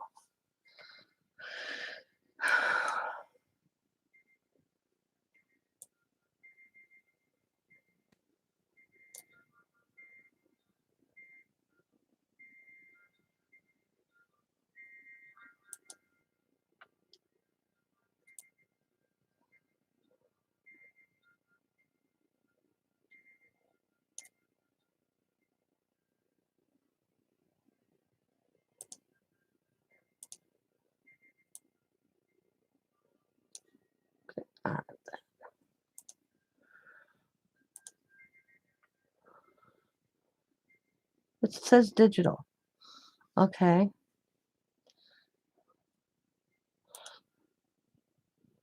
All right, then. Gmail.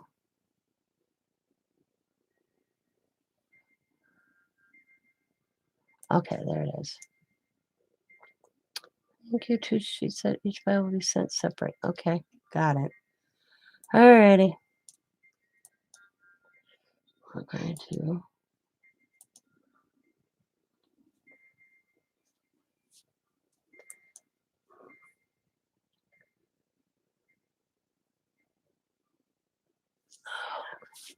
I'm just going to print it for now. I'm going to print, and then I'll put it in my print. I'll put them in a file later. And we're gonna deal with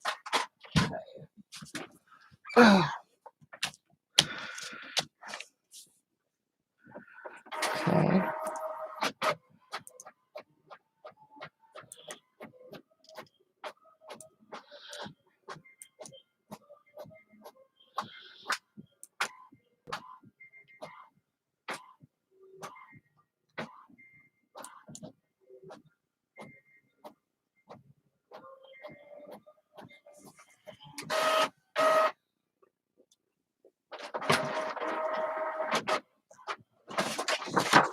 Wow, never mind.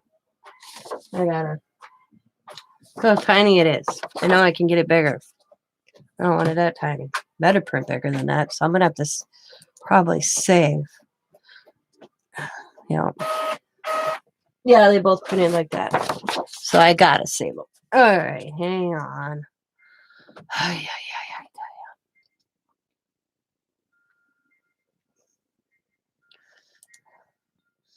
Save as. Okay, save as. Out. Boom. Okay. We're gonna go back.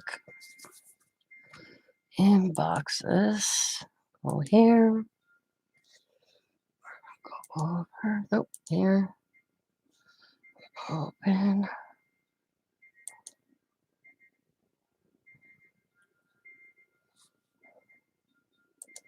Save as. Oh, boom. Okay, I'm going to bring this down. Copy it, and then we're going to go here.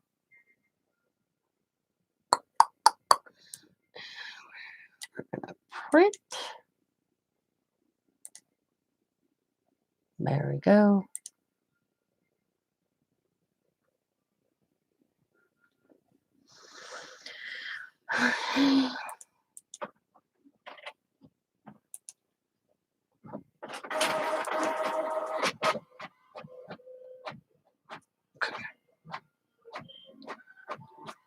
Boom.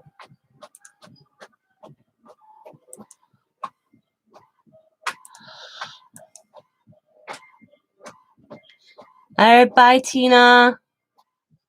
Have a good day.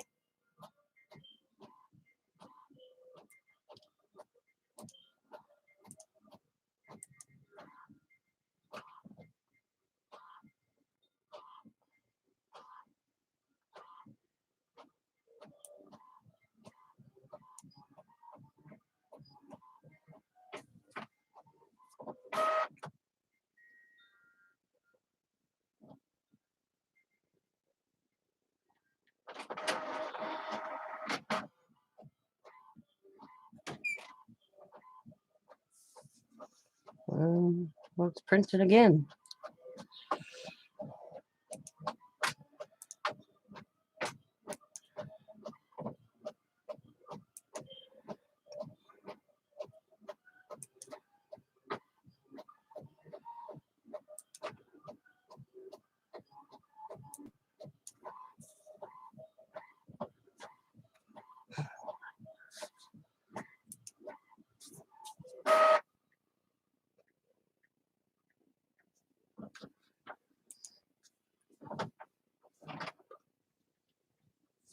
Okay. There we go. These are the ones I picked this time. I thought they were kind of cool. You got 2 of them for one price. I thought they were cool looking. And when I just printed them, look how tiny they are. Isn't that cool? So I'll use these 2. I ain't gonna waste them. But how the difference from downloading the file. They're cool looking. So, but I'm gonna work on this. I still think these tags need something. Because that's just me. So, A-Rod.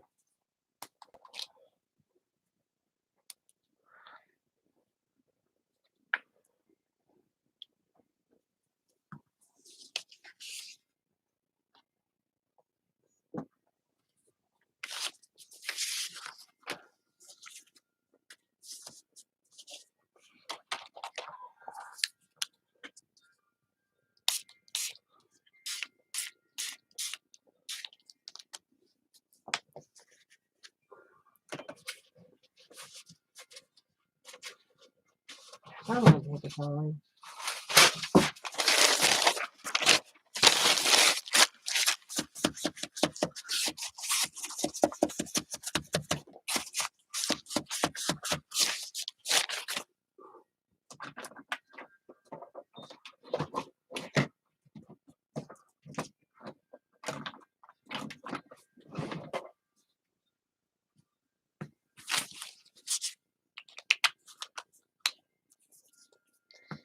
Hello, Tina. Hello to the other Tina.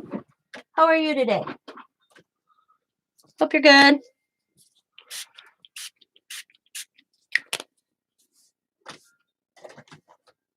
I'm just putzing.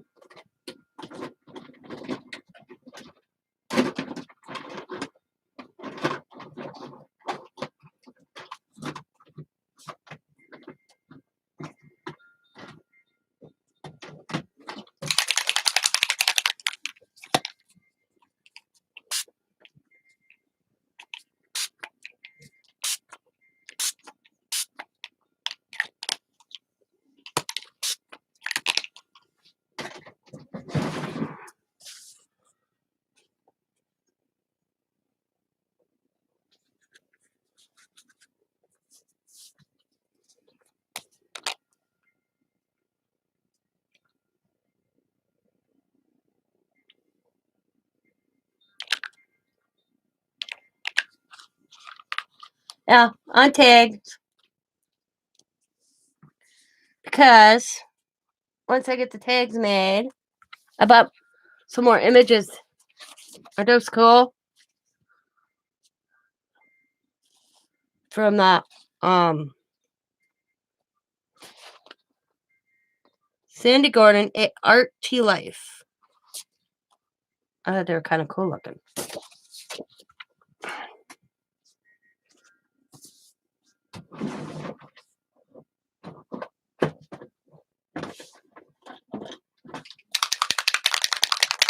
So I'm just building tags up.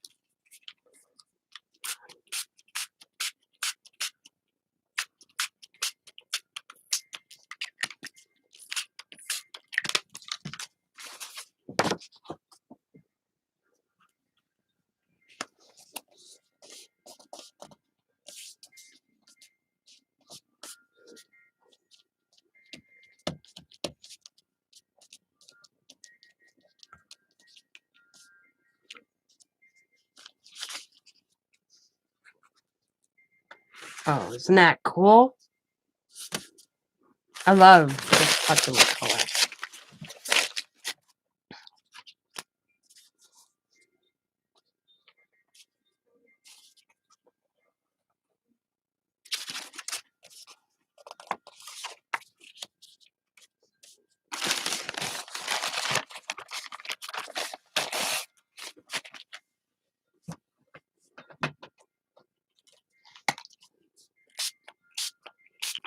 Oh.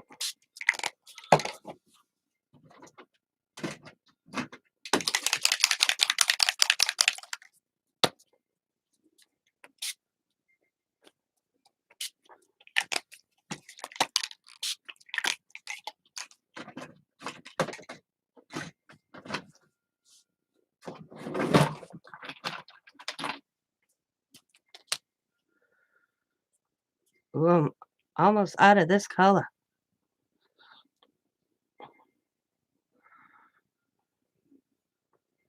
I think I am. Yep, it's ooh. Go on.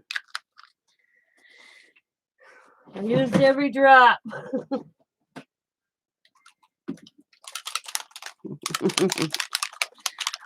Alcohol inks. These aren't alcohol inks. They're the Jane Davenport inks. I love them. They're actually my favorite.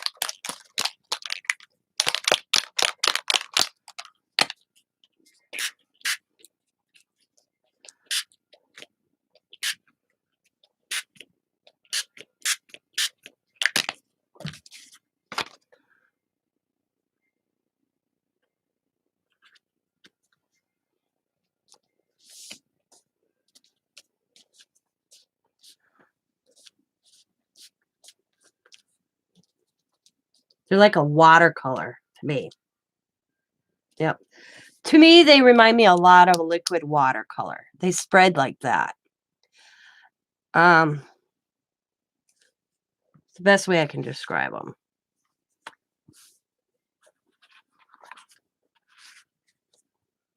And she has a rainbow color. They're not cheap.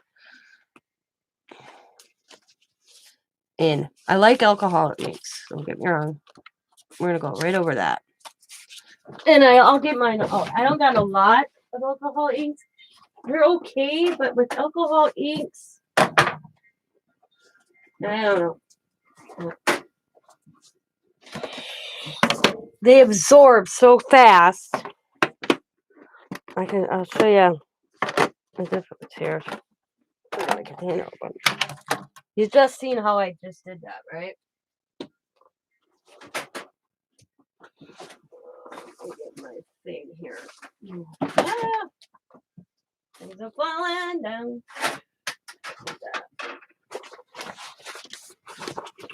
I may be out of it. Maybe out of it.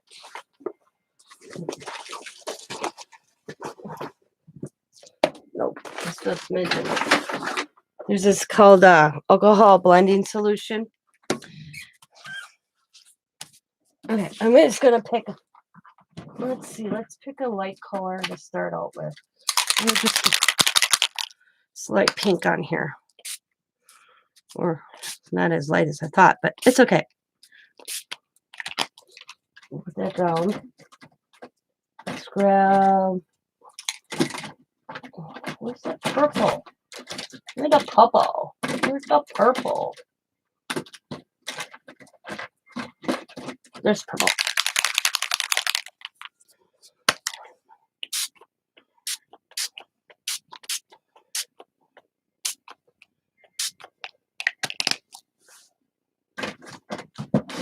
Okay. Now,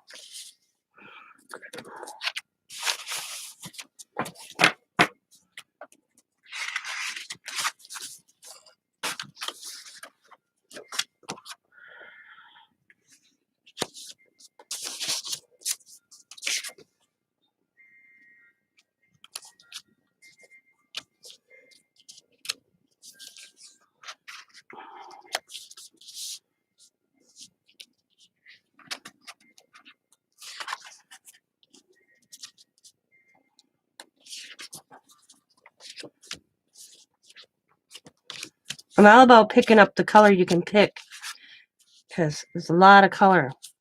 So I always have paper around, like tags. I just made 4 tags out of 2 tags, you know. Just kind of use your imagination.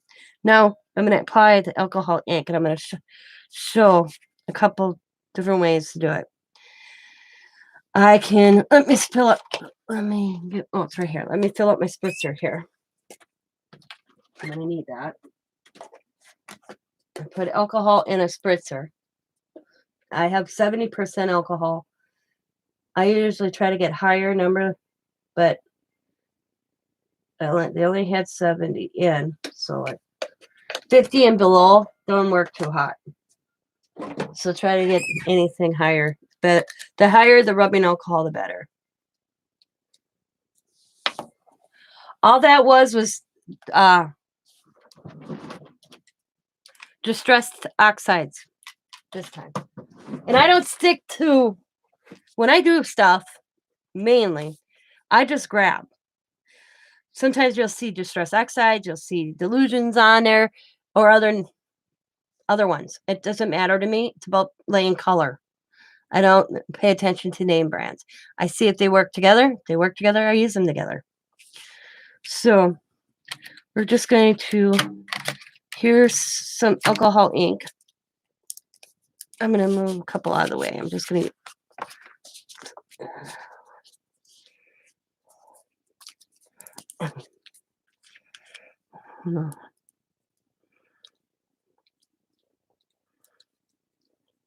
with alcohol ink, you see how quickly it's absorbed because it's the paper I'm using.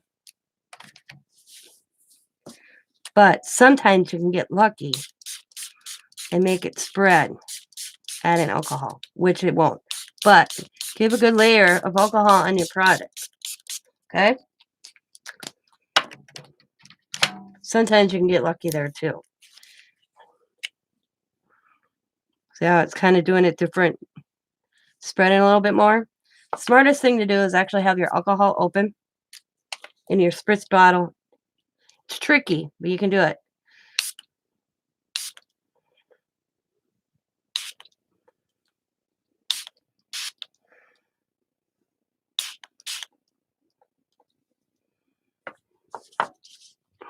You can get it kind of to move, but it's tricky.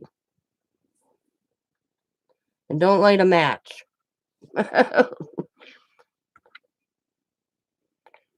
Can you see how the difference is? That's with me just spraying alcohol versus dropping drips. Now, they have this blending solution. You can do this two ways. You can drop the ink down or the blending solution down first.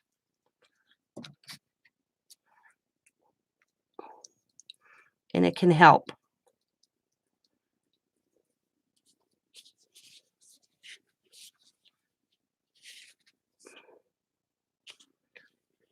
Or see if these were just tags that were made by the material that he gets, and I'll get that out, I'll show you. But I don't care really. I make it work.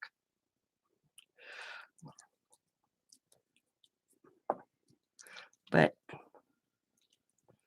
I can get it to move a little bit.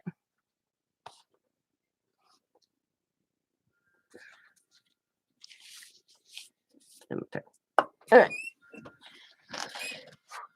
Tim Holtz got awesome stuff. He does. Don't get me wrong. But it's, to me, it gets pricey.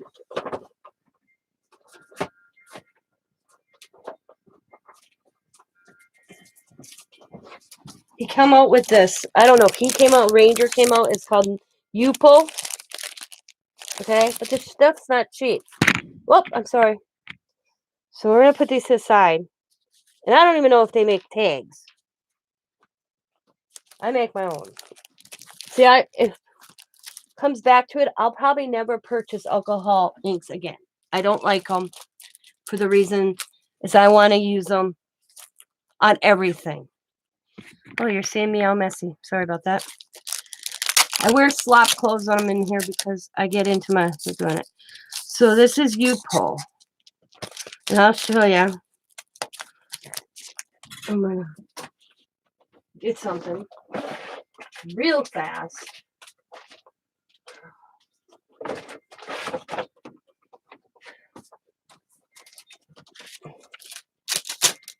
We got U-Pull. Photo paper U-Pull. What I mean by photo paper, it's the paper you print a picture on. And 90% of the time, I don't buy this. I use rubbing alcohol.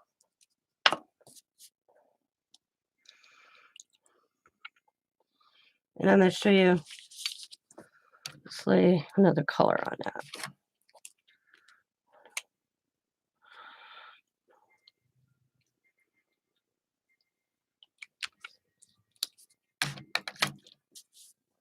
Oh, rubbing alcohol.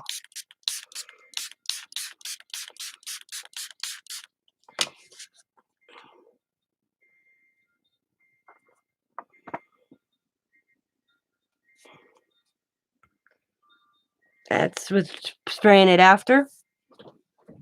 Okay. Let me grab another one of those. And this is what I do. That's not the preferred way I like to use it. Ooh. This is the preferred way. I picked the inks I'm going to use. So let's pick two colors. Two colors. This is alcohol sprayed after.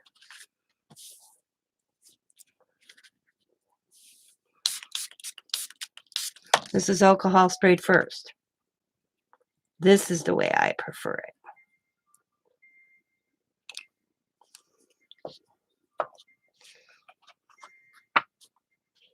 Sometimes you spray. And then the blending solution, it can add it. It gives a cool effect, but it doesn't do any difference. I just keep spraying with my alcohol and I get it to move. Now that's on photo paper. This is the Nouveau paper. So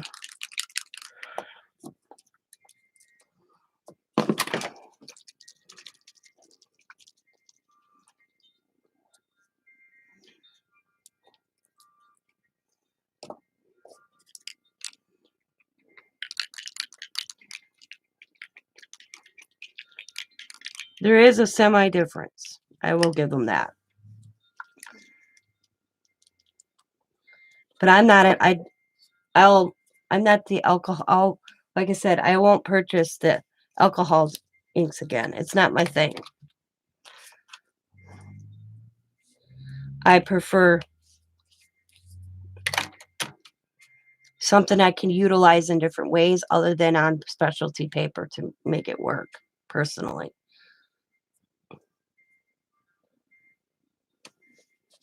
I mean, it's cool, don't get me wrong. I'm not saying it's bad, but it's not my gig. Because I can do that look with watercolor, with paint.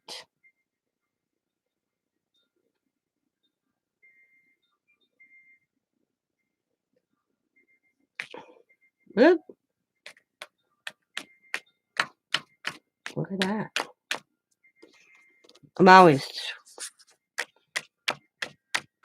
cool. That's cool. Okay. Yeah. But for what I'm doing on the tags, alcohol don't spread like I want. It lands on a tag and it stays on top. It don't. So you don't see me using a lot of alcohol because I don't like the smell of it. Inks. Let me put them to the side to dry so I won't waste them. But yeah, I like things that you can move. All right, put these over here. Oh, I have 2 left to finish. I like color that moves, ink that moves. So water-based is more, I guess, is the better ink for me.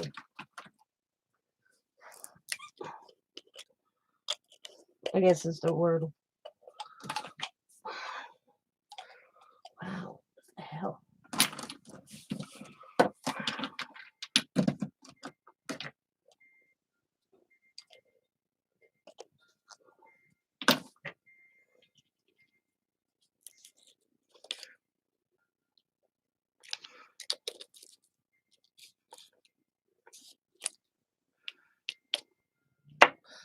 Oh, there was more in there. Hang on. I thought it was empty. My bad. Huh? That was funny, actually. I wasn't getting any out of it. Oh, I'm not wasting that. Oops! It's not going to be wasted. Too much ink under the waist. Grab, grab, grab. See, I make mistakes too.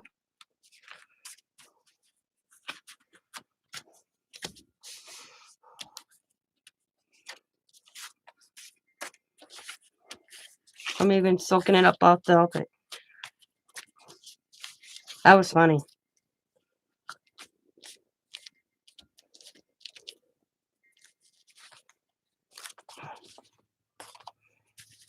That was too. That was. I did that. Yeah. Yeah, that's been my preferred way. That was a funny. Oops. I shook it. I didn't hear it.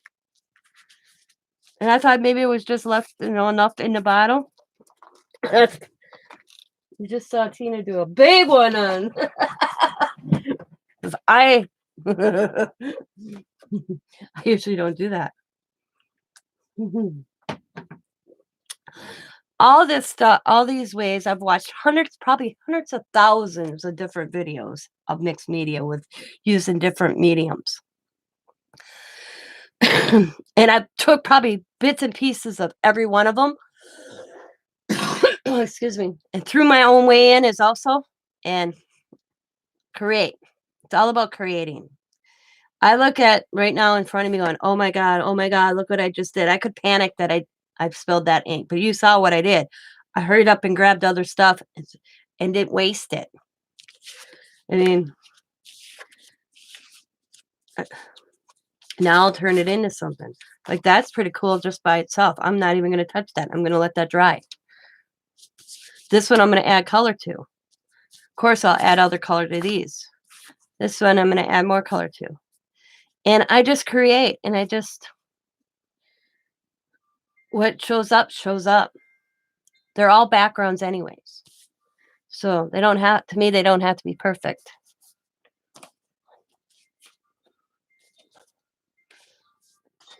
I like how that looks. It looks like a skirt and a woman's silhouette with a skirt. Now, like I have that black right there. That's from the folder. I left that on there. I didn't cover that up because it just adds to it.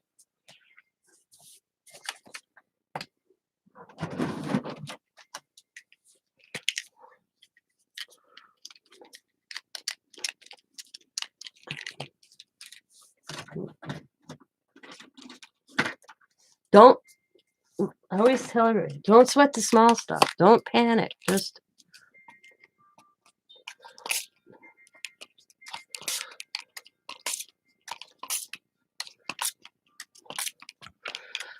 I remember, and I didn't like art class because we had projects. It wasn't freestyle. You know, if they had a freestyle art class, man, I'd have got a straight A. You know, but one thing I do remember my art teacher saying is you can go stare at the same picture in a museum and look at that same picture. 10 people staring at that same picture in a museum. And each one is going to tell you a different thing about that picture, their interpretation of that one painting. What did you see? Oh, I saw trees. What did you see? Oh, I saw oranges. Did you see the oranges? And somebody will say, I didn't see oranges. And then they walk up and they point out the oranges. Nobody's seen them. That's how I look at art. It's all up to the interpretation of the individual. That's how I look at my mixed media. Right now, I'm creating. You guys might look at it and like, oh my God, Tina. But I'm looking at it as my interpretation of me laying sprays down and making it into something. It doesn't have to make sense. It's your art. Own it. And just, I was having a conversation with my daughter yesterday. We were talking about people putting Facebook posts out and then getting upset if somebody comments on them and letting it affect your life. Well, if you put a Facebook post out of if it's politics, religion, everyday life, whatever you choose, if you put it out on your Facebook wall, expect somebody to write a comment about it. They're going to comment. Could be a good comment, a bad comment, an in-between comment. And if you let somebody else's comments affect you, did you have a breakdown, cry like baby, just makes your day, ruins your day? Then that initial comment or post that you posted, you didn't firmly believe in. Because if you firmly believed in what you posted, nobody's opinion would affect you. That it would break your day, turn you into tears, ruin your day. Because if you firmly believed in what you wrote, it wouldn't matter. I've had a lot of people say mean things to me. Yeah, it hurts, but it doesn't stop me. I had one just recently, and I chose not to acknowledge it because A, it's not true. B, that's on her. That's on them, not me. And if that's just because you have a disagreement, okay? People have disagreements all the time. We're not in high school. You can have a disagreement, take a few days, rethink things, but to immediately write something and respond to something so quickly shows your true feelings and your true colors. Okay? Especially what you said was nothing compared to what they said. And my daughter didn't know about it till yesterday.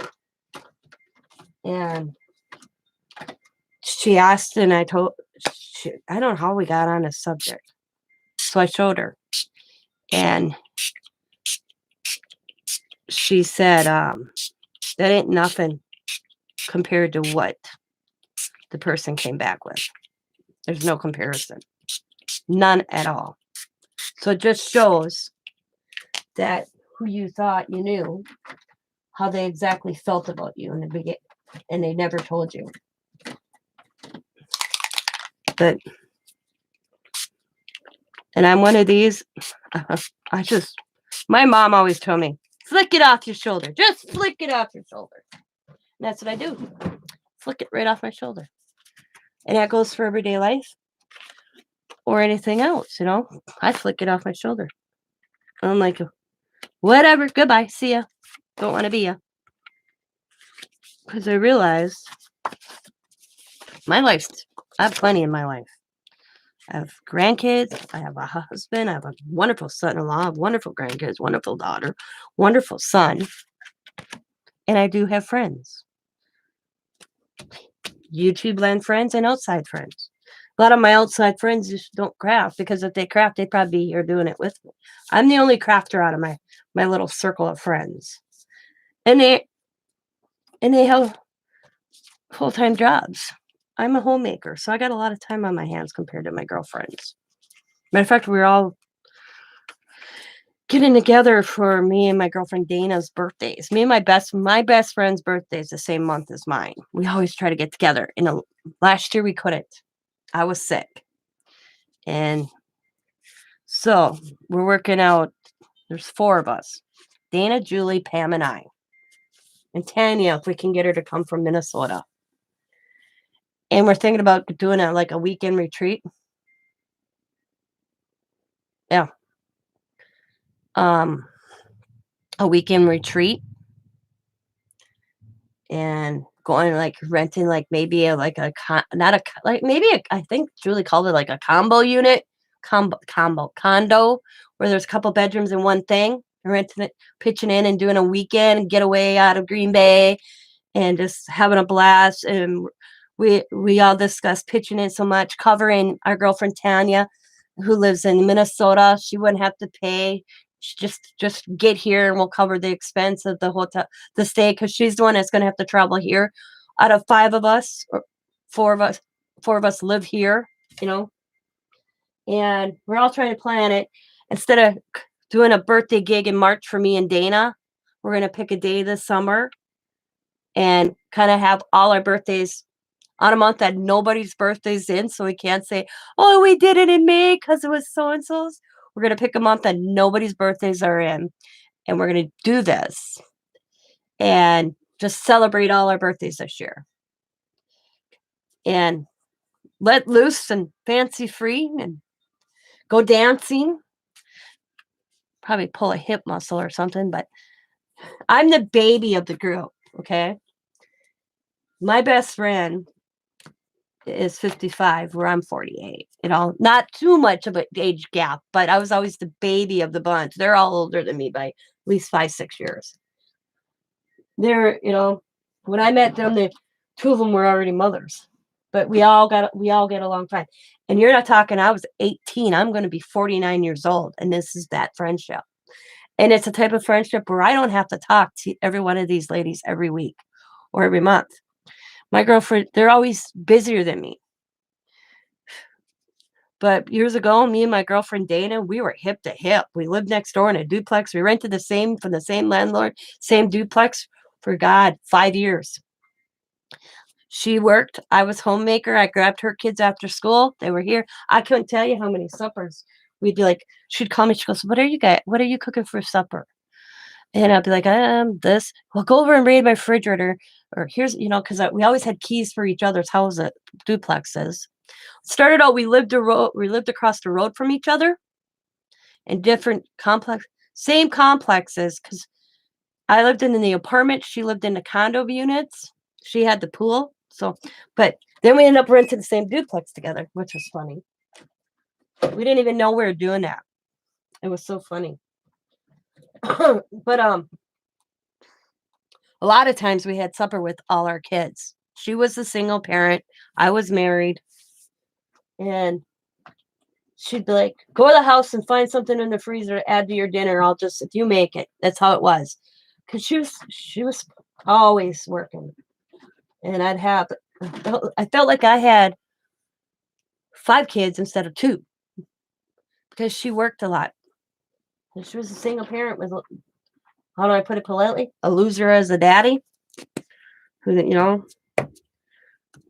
But we were all laughing. We were all FaceTiming. It was so funny. Talking about how none of us ever ended up in jail. How they designate me because I was the baby when we'd go out. Tina's not drinking. She can drive. And I'd be like, and I just found that out. I'm like, seriously? Yeah, we always designated you. Why? Well, you were the youngest. And I'm like, I'm like, what? Yeah. You were the youngest. We always designated you to be the driver. And I'm like, oh, now I see how that was. Just the things we're looking back at our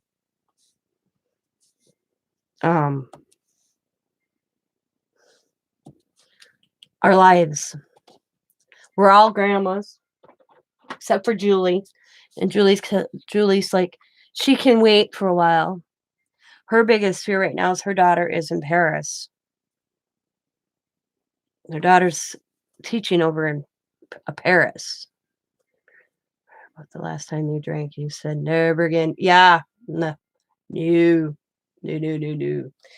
I usually tie one good one on a year, and that's with my girlfriend Dana for our birthdays. We usually pick a day in March because mine's the 7th, hers is the 14th. So we pick a day in between or a day after, and we just give her. And my husband has to deal with her and I for the weekend. And I remember not last year, the year before, her and I the next day, we looked at each other because Scott loses his bed. He doesn't end up sleeping with me. My girlfriend Dana crawls in with me. And I remember her and I rolling over in the morning and her going, coffee. And I'm like, Pepsi. And she goes, why do we do this to each other? And I'm like, how do we do this to each other? She goes, because I'm trying to keep up with you and you're trying to keep up with me. And we don't realize we shouldn't be keeping up with each other and just laying low. We're getting too old for our one night, our giver in a year. And I'm like, I said, yeah, but it's fun until the next day. And she goes, I know. And I'm like, yeah. She goes, at 1 year, I went up by her because she lives 35, 40 minutes away from me. And I went up to where she lived instead of her coming to Green Bay by me. There's more bars here than where she was. Well, I went up by her to spend the weekend. And she actually, where we went out, she bartends at. We gave her, but we didn't. And we both woke up the next morning on Sunday. And I'm like, I could use a really good Bloody Mary. She goes, yeah, me too. And it's like 10 o'clock in the morning. She's like, let's go. We're going to the bar. I'm like, it don't open yet. She goes, but I have keys. So the bartender, the guy, the owner walks in on Sunday and he looks at Dana and I sitting at the bar. She looks at us. He goes, I swear I dropped you ladies off because he's the one that brought us home. He goes, I brought you home, literally opened the door for you, literally got you guys in Dana's house, sat with you like 20 minutes and locked you guys in that house. How'd you get back here? We're like, we walked. When did you walk back here? We're like, well, 20 minutes ago. He goes, he thought we turned around and went back to the bar right away. After he dropped us off. We're like, no, we need Bloody Marys. He goes, and then he's like, sees the money on the counter because we didn't open a till. We just had money on the counter for him. He shakes his head. He goes, I am so glad that you two do not live that close to each other that you guys would put me through this all the time. Because he was dating my girlfriend, Dana, at the time. And he goes, is this how Scott has felt throughout these years? And I'm like, yep. You guys only do this once a year? Yep. He goes, thank the good Lord.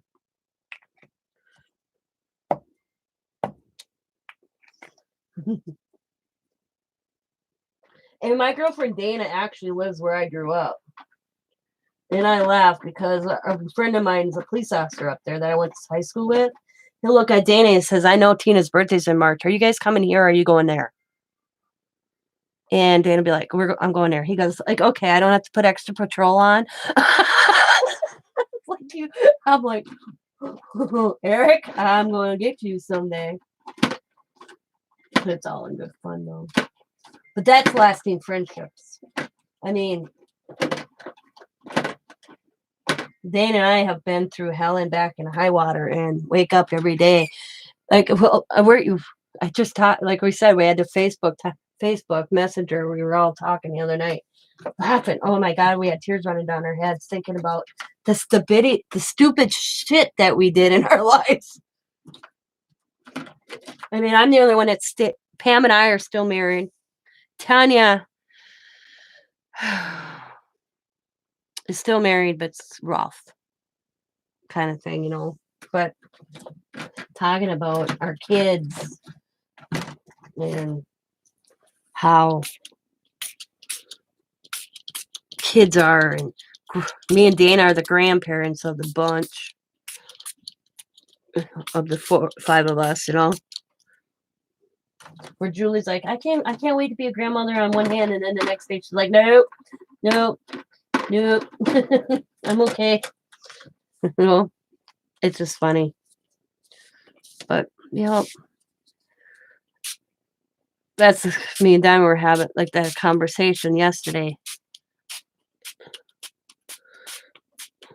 Because if I believed everything that's been said about me and took it personally, I wouldn't wake up in the morning. I didn't have the easiest childhood. I don't have a relationship with my dad, who's alive. My mom has passed away. I have 2 brothers that died.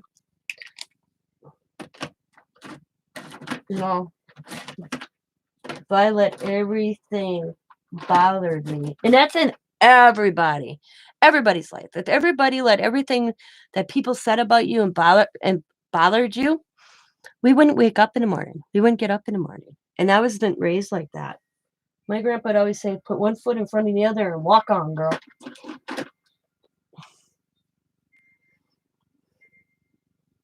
And that's how I grew up. But you have a disagreement. I was hurt. I was hurt. And my comment wasn't hurtful. Like their comment back to me. And I can't forgive it. I won't forgive it. I can be stubborn. But this time, Diamond, when I asked Diamond, because the opinion of it, and I've had 2 other people that weren't related to me, and I showed them, they said I have every right to be the way I feel right. Every right the way I feel. And every right. Diamond, like I said, this happened 3 weeks ago. And Diamond didn't know until she asked me a question. And because I ordered something. Ooh, that one turned out cool with that splatter like that. I ordered her something, and she said she asked if it came, and I said no, it got canceled. Look at how that splattered. Isn't that cool how that looks? I'm just gonna leave that. I wish it was a different color, but it looks kind of cool. I had to tell her no, the order got canceled, and she's like, "Why?" Well, then I had to tell her, and showed her the statement from a person, and yeah, he didn't fly right with my daughter, and she's protective, but she's like, "Mom, you didn't even talk." My daughter's comment to me was, "Mom, you didn't even talk to me about it." I said, "Because I just chose not to address it or let it bother me. I let it go." I was like, "Whatever." Yep, I'm on no, whatever.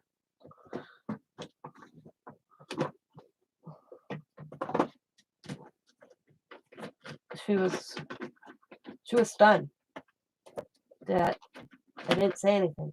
I'm like that. Plus, my daughter has a lot. I go to my daughter a lot for something if I have something to talk about and discuss. She was surprised, and I'm like, "You have enough on your plate." My daughter's a full-time student, man. going to get it back into a routine after a break. It's been kicking her butt, and I knew it was kicking her butt a little bit. She's like, she goes, Mom, I like going to school. I'm glad she's going to school. She's getting further education. She says, but you know what sucked? What? It's happened. She was done on the 3rd of December. Yeah, 3rd of December. So she had practically the whole month of December. Hi, Candy. I don't know what kind of person would do that. Johnny. Yeah, that's what Diamond. And my daughter is going for sociology right now. Okay. And that was another reason because Diamond, I love my daughter. Don't get me wrong. There's nothing I wouldn't say bad about my daughter, but you can tell where her education is right now because she analyzes you right now. Anything, everything. It's funny. And I'll give her that look and she's like, I'm sorry. Because it's everything reflecting what she's learning in school. So she goes, that's why you ain't been. And I'm like, no, it wasn't even because she's like, you didn't talk to me about this hurting you, Mom. Because she figured she'd analyze me and analyze the other person. And I'm like, no, that wasn't it. She goes, are you sure? I'm like, yeah, I'm positive, Donnie. She goes, okay, why didn't you? I said, because I read it and I know it's not true. And I'm like, whatever. She goes, good for you. But and I said, Demi, you have this is how did I put it? I said piddly shit is what I called it. And I'm like, I wasn't gonna let piddly shit affect me as a person.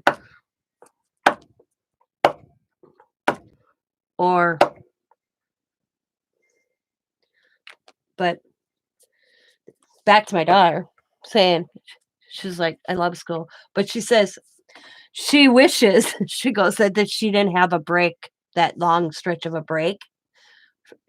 Because she just went back to school a week ago. And it's kicking her ass a little bit. Because she's like, I had all those weeks, not have to worry about getting online to go to class, doing homework, and all that. That it's kind of the past, no, right after the second week of January, she went back. Yeah, right after the first. Like, I think it was that second Monday in January. So it's been kicking her butt a little bit. Because she's like, I got lazy. I got lazy, she says. She goes, and it's kicking my ass a little bit. And I'm like, well, yeah, you have to get back in a routine. She's like, I know.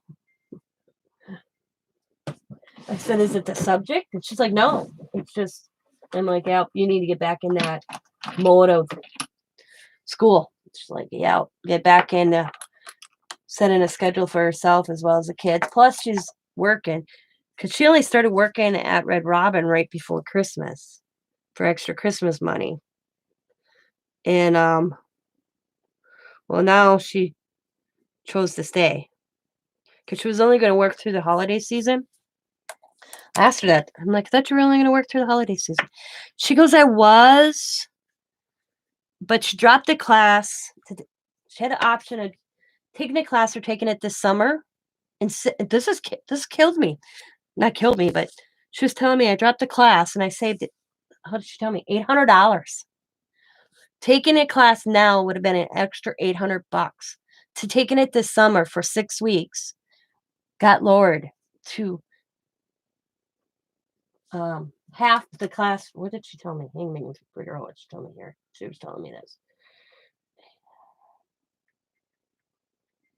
Yeah, the class would have cost $1,600 if she did it right now versus $800 this summer. The only difference is financial aid will not cover the $800 this summer. If she took it, financial aid would pay for it now. But she's sitting, and my daughter says, sitting on a little trust fund from her biological grandfather.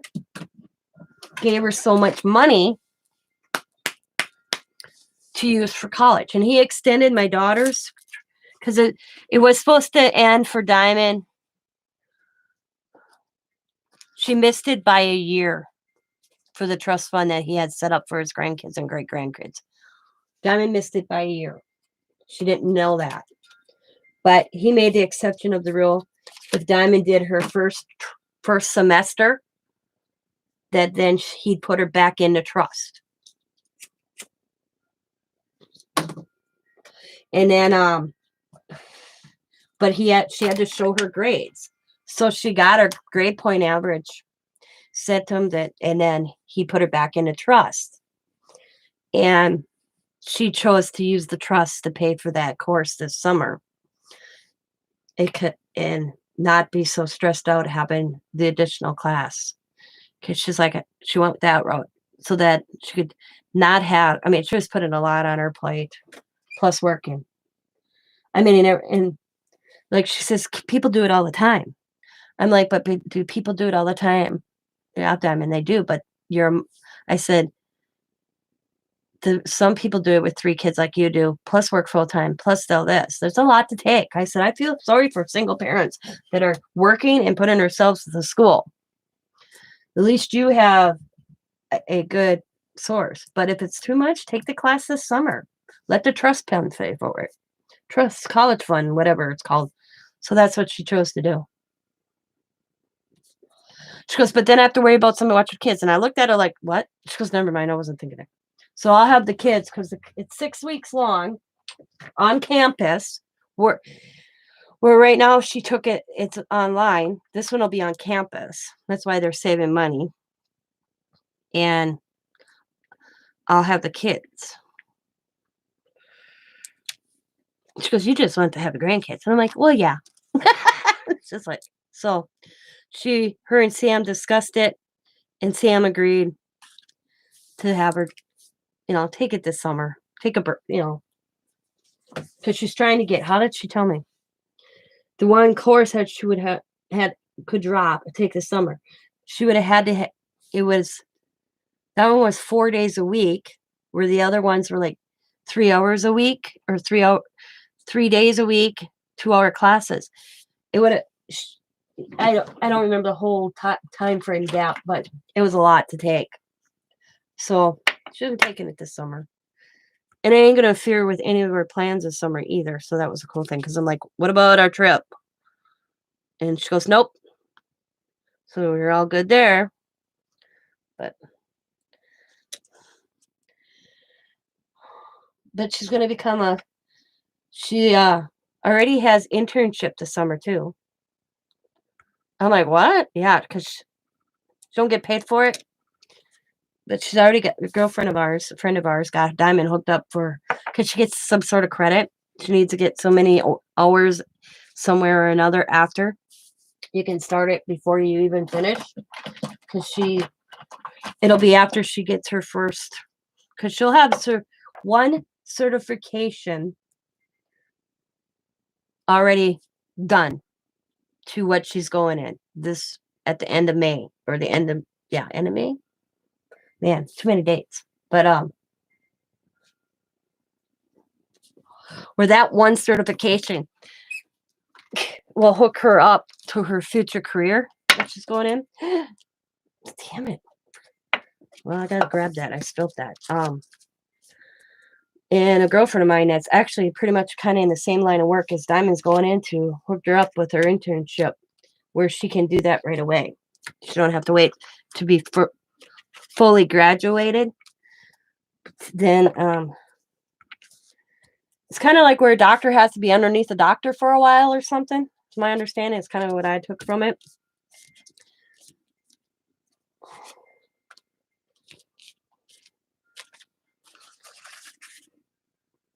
So my girlfriend hooked her up with a gal.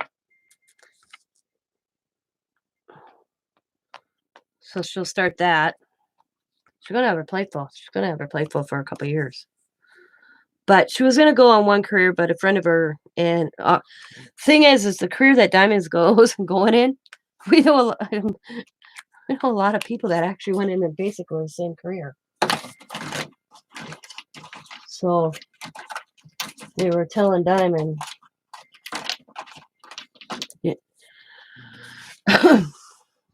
kind of helping her out in between.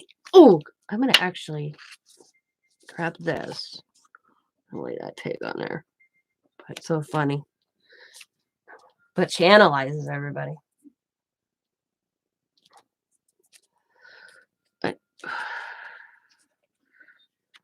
And she's like, I'm sorry, Mom. And I'm like, yeah, sorry. But she was stunned.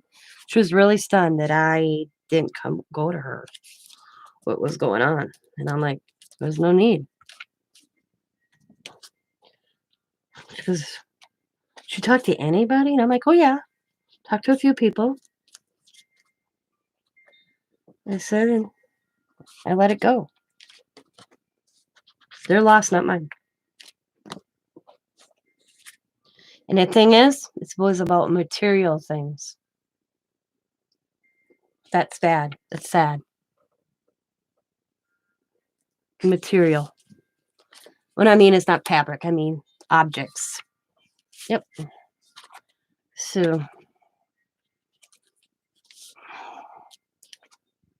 yep. He's really got purple and pink on me. So I'm going to... I like how I press and they turn out. It's one of my favorites ways to do things. Go.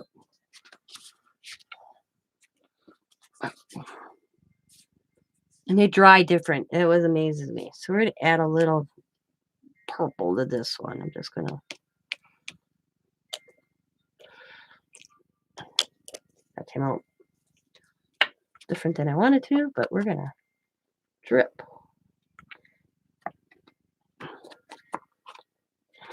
Flick, flick, flick, flick, flick, flick. Flick it that way. And I'm going to flick it this way.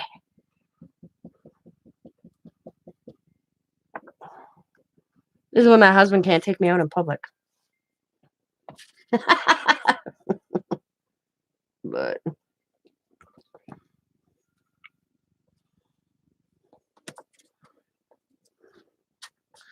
okay, and then I'm going to take this because I want to kind of cover that spot, and I'm just going to press it right in the center and pick up some of that color. There we go. Pick up some of that color. Boom. Matter of fact, I ran into my art teacher not too long ago, showing her all my stuff that I take pictures. She was laughing at me because she said she could remember me telling her, why can't we do abstract? She says, you're the student that always says, can't we do abstract? Why can't I just splash color down? And she goes, because I have a course agenda. You have to learn about the artist, I'm like, I ain't going to remember any of that. And I don't. I'll tell you straight up, I don't remember any artist. I mean, like Van Gogh and stuff, but don't ask me about Van Gogh. I couldn't tell you. Yep.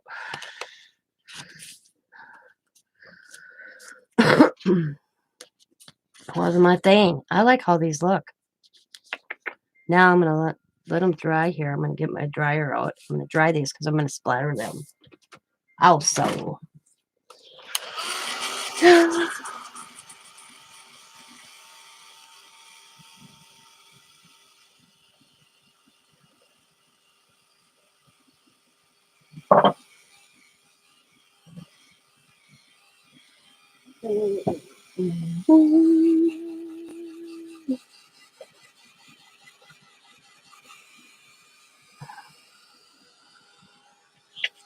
I remember my grandpa telling me as a child, or as even a young adult, God's never finished with you, even when you are old and gray. And I looked at him like once, like it was crazy. And I think about that a lot. And I was sitting and I just chilling. The things that I learned from that man. My grandfather was my hero. That man could do nothing wrong in my eyes. And even if he did, he still wouldn't matter, And I remember him telling me once, God's never done with you. Just because you're of age, you're 18, or you're 80. He's never completely done. And I'm not a over religious person. I have my beliefs, and they're kind of tossed up between a couple of religions and then native culture. So I don't know what you would call it. But I just remember him saying, God's never done with you. And the values that he instilled in me is what sticks out the most in my life. There's a friend of ours, I'll put an example. With all the racial tension in the world these days, one of Diamond's best friends is a black gal. But we were in a conversation and I said colored, not black or African American. And she gave me this look and Diamond goes, she's like, Tina, I can't believe you use that word, colored. And I'm like, what's wrong with that? She goes, you don't use that. That offends us. And I'm like, what? Well, then Diamond's like, yeah, but, and this is where Diamond explained to her.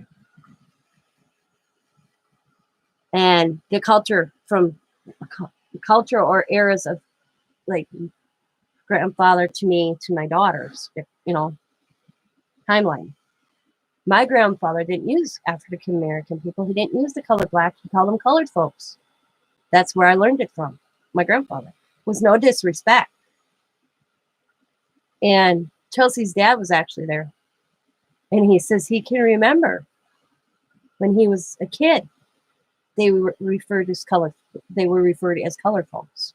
And he's like, Chelsea, you can't, it's a culture difference. It's era difference and generations, terminology. And Chelsea goes, my mom grew up in a township. There were no African American people. I didn't know what race was. I wasn't raised in a household. My grandpa did not judge, because Chelsea asked me, what if Diamond came home with a boyfriend that was black? I'd be like, if he treats my daughter right, I wouldn't care. He touches her, he's a dead man. She goes, so you wouldn't care if Diamond married a black guy? No. I said, to Chelsea, Diamond married a Native American, so that's a difference. And she goes, yeah, that's true. You didn't see me bat an eye, did you? She's like, nope. But you did tell Sam if he hurt her, you'd kick his ass. I said, and that would be any man, And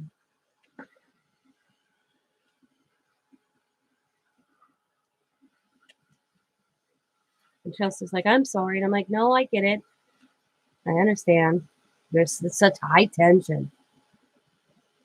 Very high tension in there. But,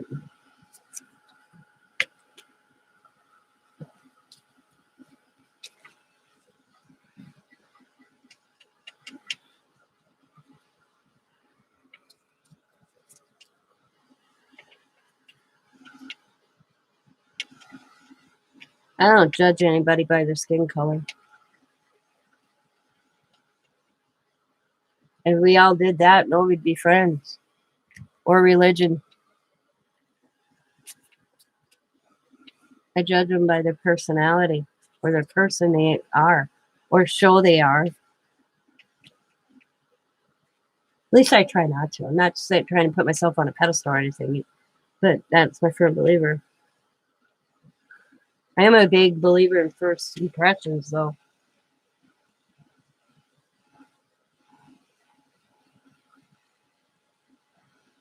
Life's too short to let things be said that aren't true. It's hateful. And they can keep on thinking what they think, but I know. Because I know me.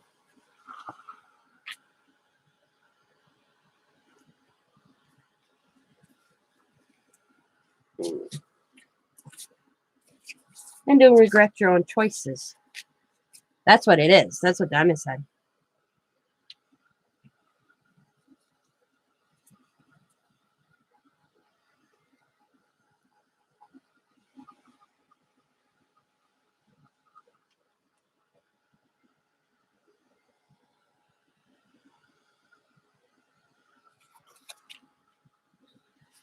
All right. I think I'm drying up. Now I'm going to add a little more to it. I'm actually going to go wash my hands as well. And then come back and clean off the table itself. Oh, not too bad. Look at me hands. That's what my husband says you can I'm like my mama bear when it comes to my kids. Doesn't matter who. Oh yeah. Oh yeah, me too. Don't mess with my kids. I'll bring your ass down to the ground. Well, I'd go to jail for my kids. Depending what my kids did for me to go to jail for them. But I mean, thing is I say that now, but I want to tell you a story. It's a sad story. To this day, it affects me. My husband said, if anybody ever touches my kids, I'll kill them and I'll go to prison. Okay.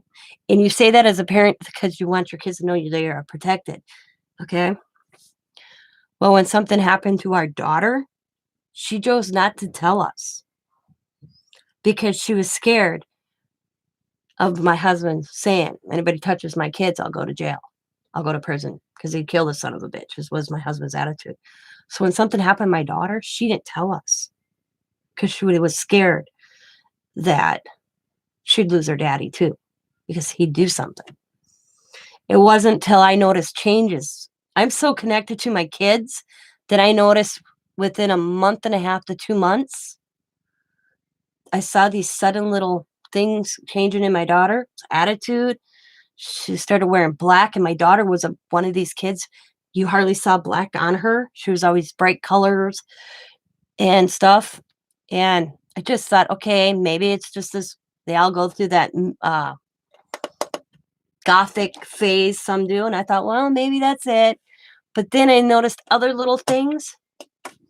And neither one of my kids were a big talk back to their parent kind of kid. They hardly ever talk back to me and Scott. We had a very open policy, respectful policy in our house where you can say anything to us and we'll discuss it. And she started getting lippy with me, and that wasn't my daughter at all. Just and I don't know why, but parent intuition all of a sudden kicked in. And she skipped school, which was rarity. And I busted her because the school called me. And we got home and we were going at it back and forth, just back and forth. And I made her take off her black sweatshirt. And she wouldn't do it. I'm like, take it off. I didn't want to see this girl in this black hoodie. And I said, now. And she took it off and she was cutting herself. Just little cuts on her. She was still self-hurting her. Well, I'm a parent of action. I don't wait for oh, we can put up a counseling meeting for you and da da da. I took her to the crisis center. We have a crisis center in town. And matter of fact, my girlfriend Pam works at it. She volunteers it. Got her down there. We're in there. They're just talking and diamond. Pam shows up because I called Pam. I found out my daughter was molested by a family member. But she chose not to tell us because she was scared. One of the reasons, because I always said, if anybody hurts you, you tell mommy. You tell me. She wouldn't tell us because she heard Scott make that statement. Thank God it wasn't full blown. He just touched her. But it's still. But that was a parenting lesson. So I always tell parents, don't ever tell your kids that if anybody ever touches you, you'll kill them. Because they take things literally. Because the diamond did. She took it literally. Then she'd lose her daddy because he would go kill the son of a bitch. I'll be right back.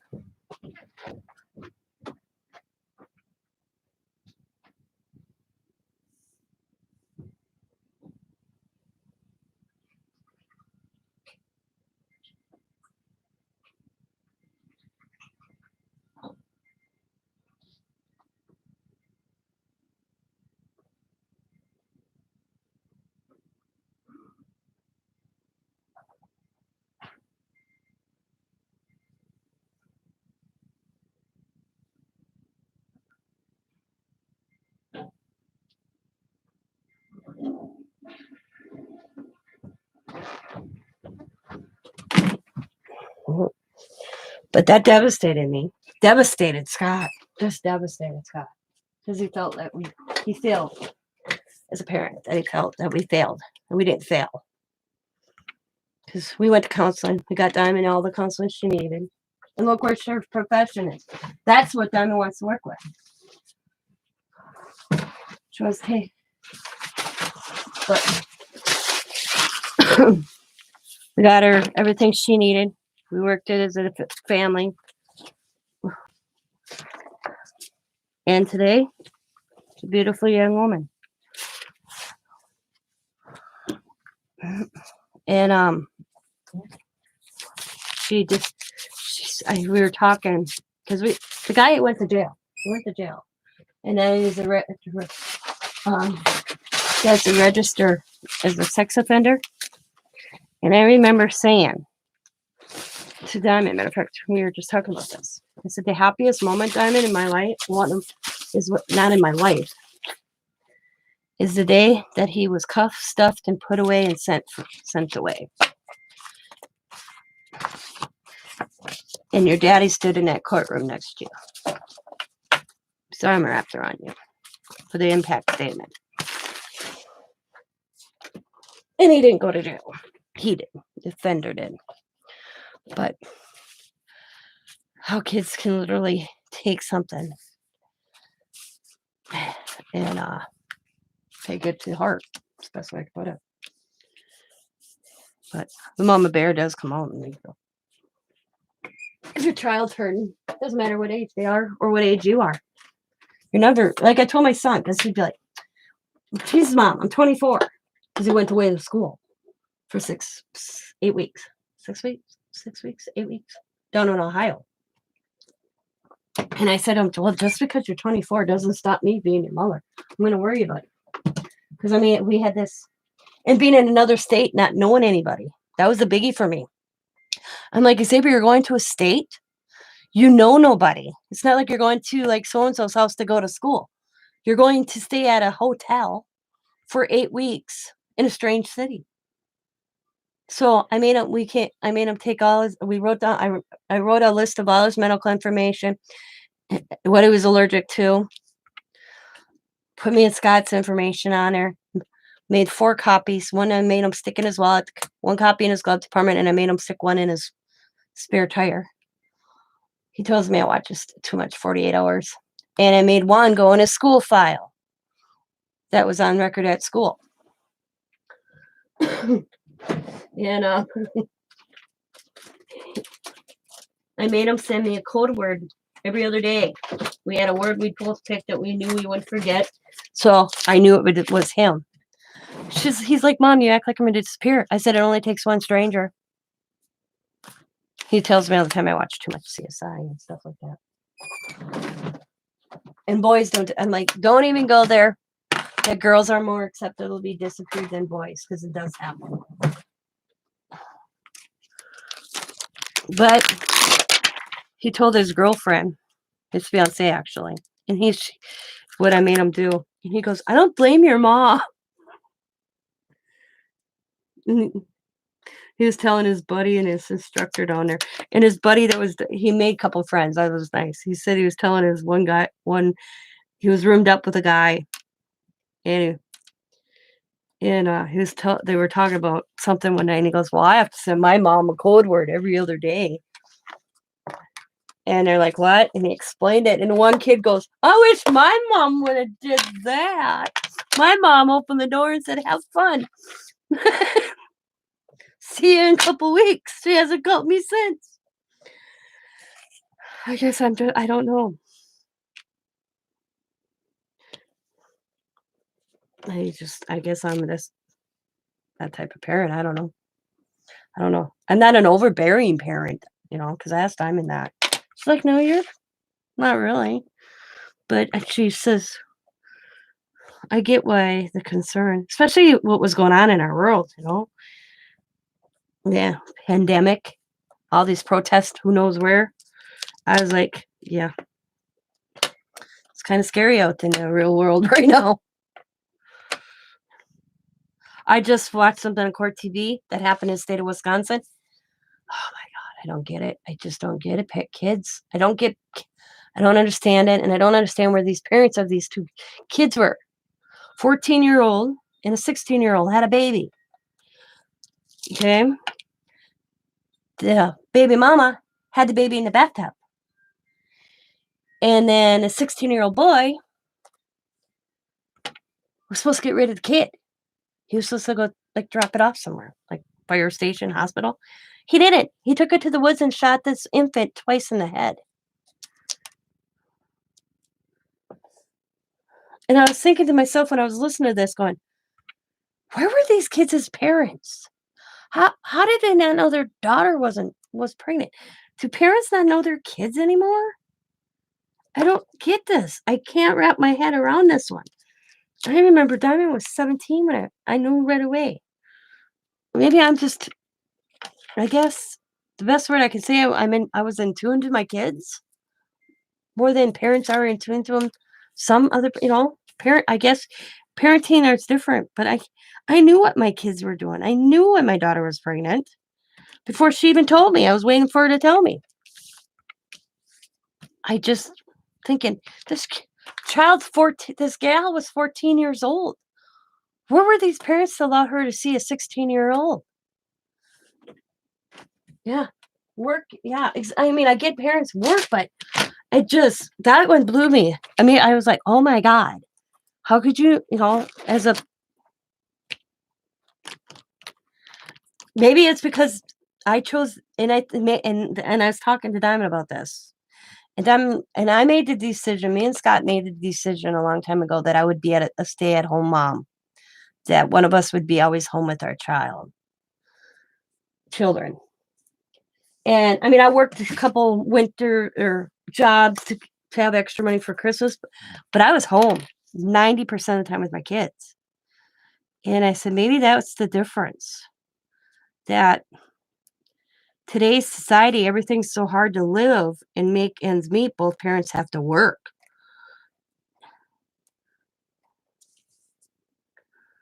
That they're missing out seeing what their kids are doing. And I'm not saying it's bad, I'm not blaming parents, but you still got to kind of have to tune into your children. And this gal, 14 years old, having a baby. You couldn't tell a weight difference in your every pregnancy person usually at least gains a little weight in their face, even if they don't show. Because nobody when I was pregnant with Diamond, nobody knew I could have passed off not being pregnant. I didn't gain a lot of weight, but I did get puffy in the face. Yeah. Yeah. So I have a cousin that had a baby in a bathtub, and her mom, dad didn't know she was pregnant. I said right in a grocery store a week before that baby was born. My cousin Wendy, to this day, she remembers me looking at her going, "Are you pregnant?" She goes, "No." I said, "Well, then why are you putting?" And my cousin Wendy is skinny mini, and she had a weight gain. And I'm like, "Well, wow, you put a lot of weight." I said, her mom was standing there with her, and not a week later, guess what? She had a baby in a bathtub. I remember telling my mom, I ran into Aunt Linda and Wendy at the grocery store, and my mom goes, "Yeah." I said, "I think Wendy's pregnant." And my mom goes, "What?" I said, "Yeah, I think Wendy's pregnant." When I asked her, she said no. And my cousin Wendy was the perfect granddaughter, okay, on my dad's side. The perfect grandchild of my grandparents. She could do no wrong, you know. And my brother came home a week later and said, "Guess what?" My mom's like, "What?" "Wendy had a baby in the bathtub." Uncle Denny had to deliver the baby, which was the grandfather, because the ambulance didn't make it there in time. Her brother woke up to her screaming when he got his parents. Yep. But I remember thinking, how in the hell did they not know? I knew. But I guess I'm in tune. That's how I can. That's what Diamond says. Not a lot of parents aren't in tune in their kids these days.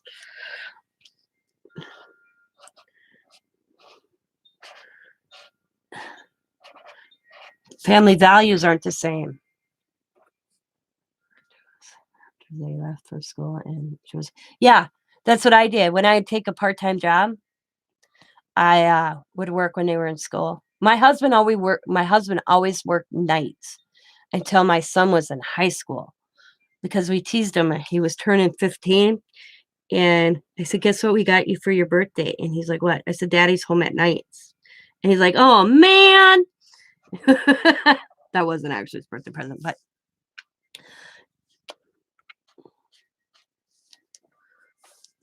I just this one out of Wisconsin. What would make okay, fine, they have a baby. What would make a 16-year-old shoot the baby? And they had twice just to get rid of it, like, it was like an that's a do like, that's like a kid taking out a dog that's in the woods and killing it. That's what it was. That was the outlook that kid looked at it. And I was like, "Oh my god." I thought I'm like, because I was cleaning and I had court TV on, so I was just letting it rotate through, and I'm like, "Did I just hear that right?" So I went and rewound it and watched it. I'm like, "Oh my god, where were these 2 kids as parents?"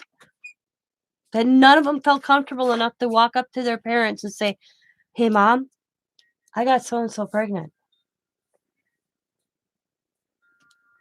What do I don't know what I'm gonna do. I'm scared." I was like, that's what blew me away. I went, maybe that's not instilled. See, I always instilled in my kids they could come for me for anything. That I could get, I might get upset, but it would not change anything, you know? This one just blew me away. Diamond came here on a break from work and I was telling her, she goes, "What?" So, I mean, the thing is, there's, like Diamond said, there's so many options out there these days. We have options, but I don't think they put that in school anymore. Like I told Diamond, "Did you know about if you got pregnant and you chose not to keep your baby, that you could drop it off at the hospital and a fire department or a police department and no questions asked?" She goes, "Yeah, she goes, "Yeah, we got taught that in school."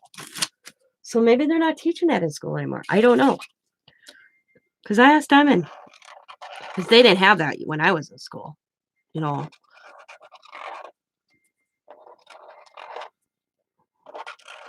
She goes, "Yeah, it's one of the things we learned in health class." I'm like, "Okay, I was just curious." But she goes, "Who knows if they're still telling them kids that?" I'm like, "Yeah." But right now there's no school. Some states aren't even open for school. You know, I don't even know where in Wisconsin this happened yet because they haven't said what state or not state, what city where this exactly happened in Wisconsin. But I don't.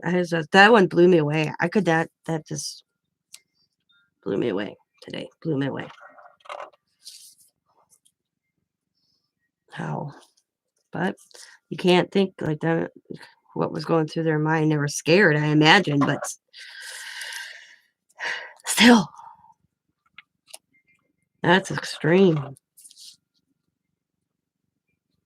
That is an extreme case. That was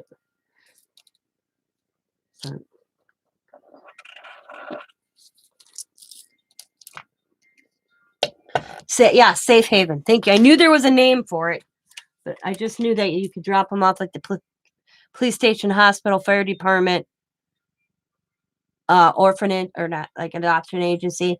Safe haven. Yeah, that you wouldn't be looked upon. You just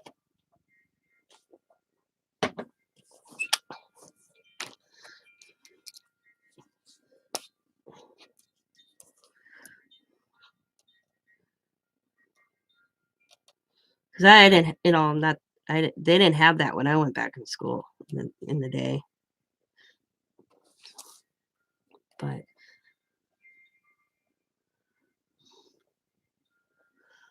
Diamond said she was telling me a survey of a local. I don't know who does these surveys, if they randomly call people or whatever.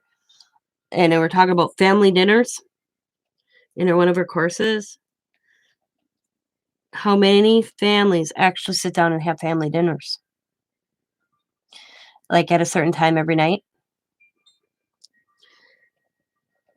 When they're now as families, not 20 years ago, not 30, today, within the last 5 years. The survey, last 5 years. And the score surprised me. It was only like 60% of families actually sit down at 5 o'clock or at a time and actually have dinner at night together. That's how low the score was. It was under 50%. And that blew me away. Mom goes, yeah, it don't happen, Mom, anymore. She goes, even when Dad was at work, we still always had dinner at the same time every night. You always did it. And Diamond and Sam do it. They all sit together because they get, once in a while I forget that they're having dinner. They always eat between 5 and 6. And all phones got to be put away. And no electronics at the table. And then they go around and ask each one of them every day, pretty much every day, how their day was, what they did at school. Discuss things that need to be discussed. She goes, yeah, family. She goes, yeah, the score is low. It's not hardly done anymore. And that blew me away. And I actually miss doing that. So I eat alone a lot because Scott's working. Scott works 12-hour shifts. If he's not gone, he's 6:30 till 6:30 at night, 6:30 in the morning till 6:30 at night, or 6:30 at night till 6:30 in the morning. And usually he's getting up about 4 or 5. He doesn't eat right away. So me and Scott do have dinner together when he has his days off. Like now, tonight I'll probably eat on my own, and he'll eat when he gets home because he'll reheat whatever I make for dinner. And I can't wait most nights till he gets home. Sometimes he don't get home till 7:30. All depends. Like last night, he walked in the house at 7:45. I called him. He was just leaving work, and then he forgot to tell me he had to stop and pick something up for his dad at Walgreens that was ordered for my father-in-law's little blood thing, where he takes his blood. Not his blood. It doesn't even take blood anymore. Reads whatever for his blood checks his blood for sugar. He's diabetic. Well, there's a special battery to it. He had to order it through Walgreens. Well, it came in. My husband was a firefighter in cities in the country. Second, the third, he was rescued newborn babies out of garbage. Yeah. Oh my God. Yeah. I've heard stories like that. They say, well, we live in a society that thinks it's okay that we can just abort babies. Not that, yeah, just got lucky. Saw him throwing it in. Where it's okay to have an abortion. I just read something I don't remember how it went. But, I get it's a choice. I really do. But I don't think in 2021 it should even still be being discussed. There are so many options, We're not in the 20s anymore, or the 30s or the 60s. We're in 2021, and we're still fighting about abortions in courts.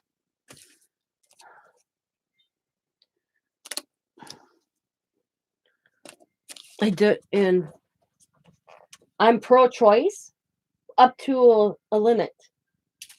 And I don't think it should be just because I had sex and I got pregnant either. Because I know people that use it as a birth control method versus then,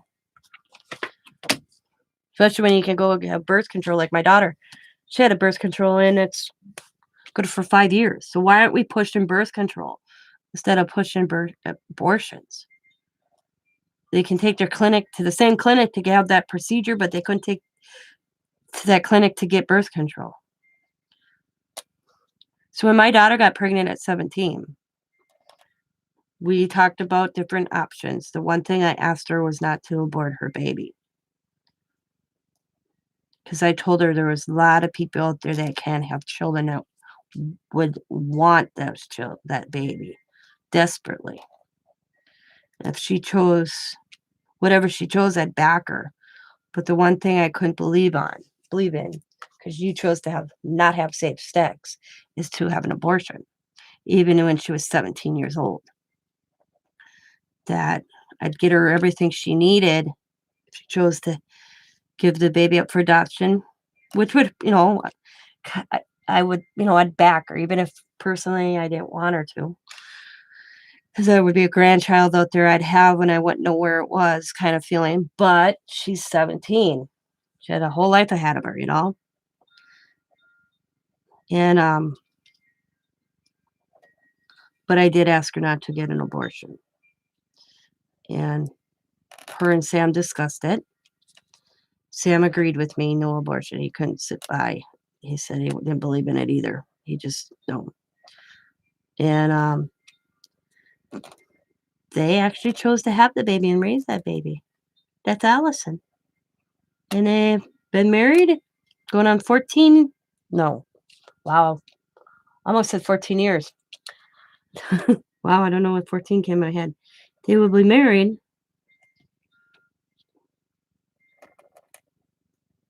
10 years. This month. Next week. Yep. Because Sam was supposed to talk to me about babysitting. Because Diamond asked me, I'm like, nope, that man. So I don't know if he's got a plan, what he's got planned. If he's taking the whole family celebrating their anniversary this year. Because he didn't ask me to watch the kids on Friday. They're married the 13th, not the 14th. Was it this Friday? Or next Friday? No, not this Friday. Next Friday. Next Saturday, actually. Wow. So next Saturday, Diamond and Sam will be married 10 years, the 13th. They got married the day before Valentine's Day, which I could never figure out. They're kind of cool. But I told Diamond whatever she chose, just please not abortion. I just don't believe in it. The kill a living being. Doesn't fly with. It doesn't matter. To me, it's once that baby's made and you're pregnant, that's a human being. It's a living, breathing, even if it's breathing through a parent. But you know what? Other people's beliefs are not mine. And that's their opinion. But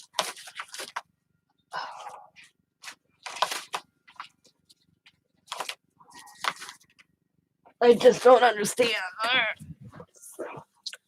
why we're still having that discussion in courts and states all this time later. Just blows me away. Can you see that color? Nope. So pick a darker color. What would go good with that one? But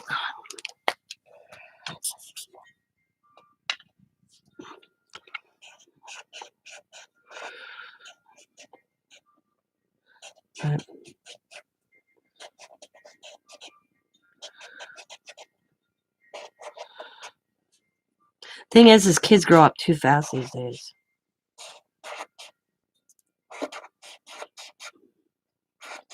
"14 years old.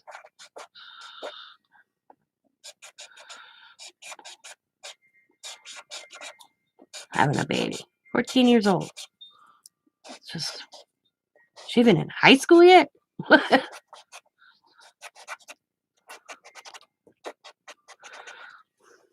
I mean, I have a teenage granddaughter that's 17 years old. And came to the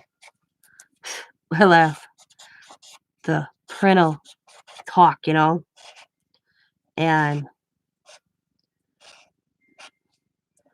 I was kind of Sam, the dad, like didn't want to have that talk.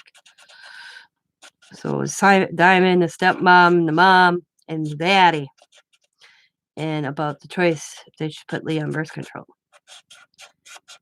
because she is 17 years old. Well, she was 16. And I don't know what the decision was, but Sam was not. Sam was not comfortable with that conversation because no father wants to think of their daughter, and that was, And I'm like, yeah. Wait, I said you got 2 more to go. The oldest one's always the warm up for the rest. I said, but Leah, my oldest granddaughter, she's got a head on her shoulder, I tell you, because she doesn't want a boyfriend. She's like, nope, I have better things to do than have a boyfriend. I don't need a boyfriend to look cool in high school. That's all she told me. She works part-time.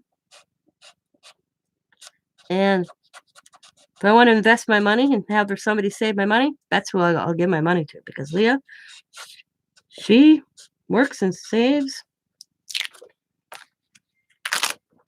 her money. She wants to go on to school. She just hasn't decided what she wants to go on to school for. Yeah. Well, you know what? I get rape. Them are the circumstances I'm talking about. Rape. Yeah, I get that. They're like up to a point. You know, a drug addicted baby. I have a stepdaughter that was a drug addicted baby. I would give her up, but that there are circumstances. I just don't think it should be freely as a birth control method because you had safe sex, you went on and had sex, and you got pregnant. And, oh my God, I don't want a baby. But like a rape, and I get it. There's, like I said, there's just, like I said, it's pro-life, but I don't think it should be in 9 months. You have a certain period of time, and then done. I was hearing some horror stories from people. It's like blew me away. But yeah, I get if you're raped. I don't. But then I look at it this way: a rape child. Yeah, you would have to carry that rape child for 9 months, but that rape child, that baby could go to a family that didn't want a child, that wanted a child and couldn't have a child. You know, I get it. But I don't want people doing in back alleys and having illegalized abortions either. I totally get it. Like I said, but there's a time limit when you can have the abortion, And a lot, I don't. Does that make sense, Candy, what I'm saying? I mean, I have not a friend of mine, but a friend of mine. She's been pregnant 6 times. And it's had, all right, Tina, and it's had 6 abortions just because she went out and had sex. I'm thinking, I don't know how she can live with herself, but whatever. But yeah, I know. It's crazy.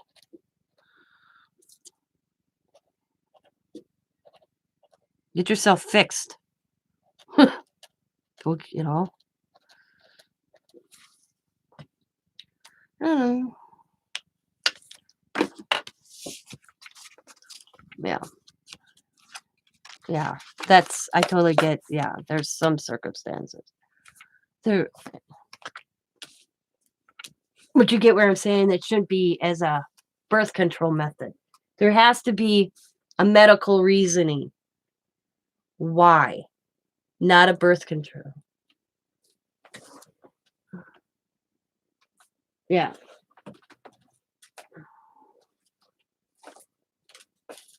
Does that make sense? A medical reason why? I mean, into the second trimester or whatever. But when you go beyond that, that's not right. I think it's too freely. Too freely. I never even, when I got pregnant with Emmett, I never even thought of it. I didn't. Emmett's real dad did though. He pushed it big time on me. Pushed me. And then I told him I couldn't do that. So then we ended up in an adoption agency. He was pushing for that. We went from one extreme to the next. And I remember the lady in adoption agency asked to speak to me alone. So I sat down with the lady in adoption agency. She goes, "You don't want to give this baby up, do you?" I'm like, "I haven't even really sunk in that I'm pregnant." And she was the sweetest lady. She told me this choice had to be my own, that it was my baby. I mean, it's your baby, but you're the one that has to carry it.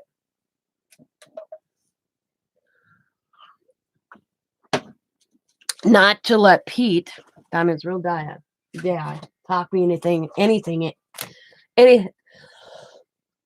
not to talk me into anything I wasn't comfortable with. that I had to make this choice for my body and this baby by myself.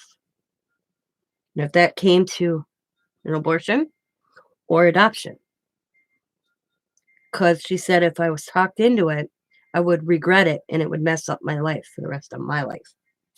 She said she's seen it firsthand. And then it hurts. Like she said, for instance, if I would have said, yep, give me the papers, let's start working out an adoption. And I all of a sudden, 9 months down the road or 8 months, but I don't remember how far along it was, I changed my mind. After birth parent or adopted parents are picked, I'm only not affecting me, I'm affecting them from having a child that they hoped they were going to get.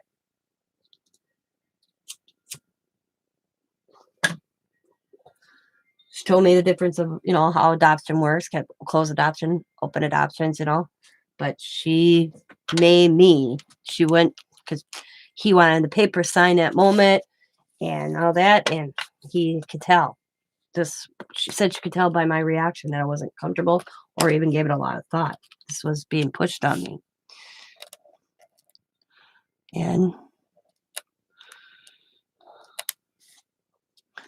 I kept my baby. That's my daughter. And I've not regretted it any day since. Not one iota.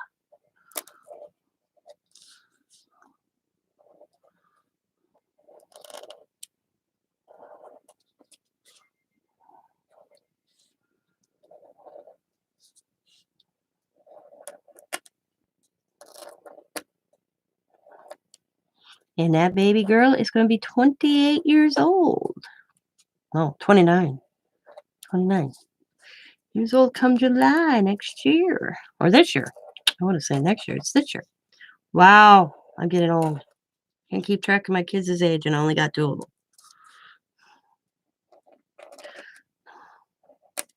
Hard to believe my kids are.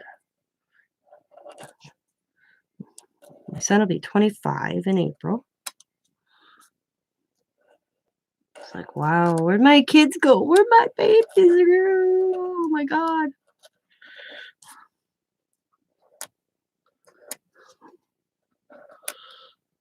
Time flies, I tell you. I can remember bringing both of them home from the hospital.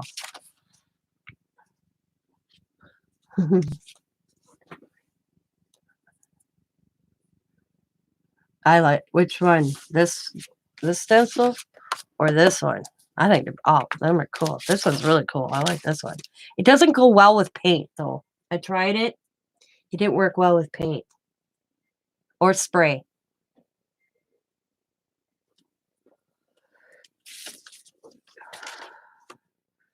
I'm actually gonna put an extra loop.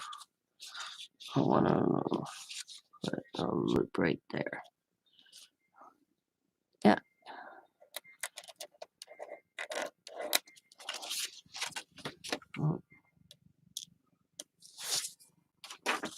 My husband raised my daughter. He pretty much was in my daughter's life by her first birthday. My husband was one of my closest friends. And we went from friendship to a relationship, and we'll be married 24 years. Together, total of 28 years. And he raised my child.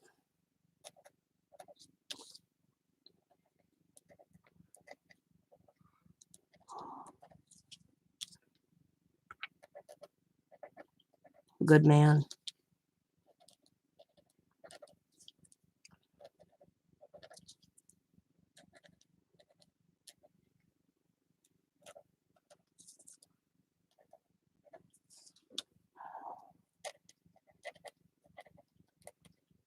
I just think there's better options in the world than killing a child.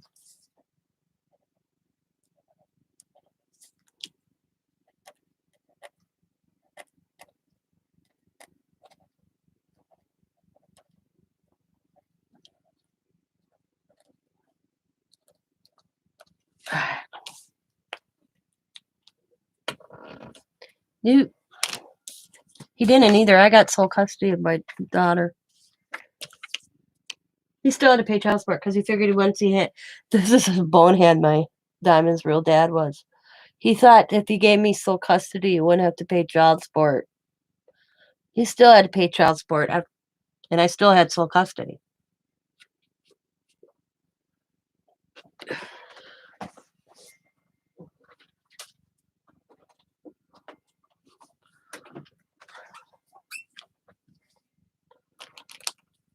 I giggle about it today. Because then he thought he would be a butthead and not pay it. He just finished. Let's see, my daughter's 28.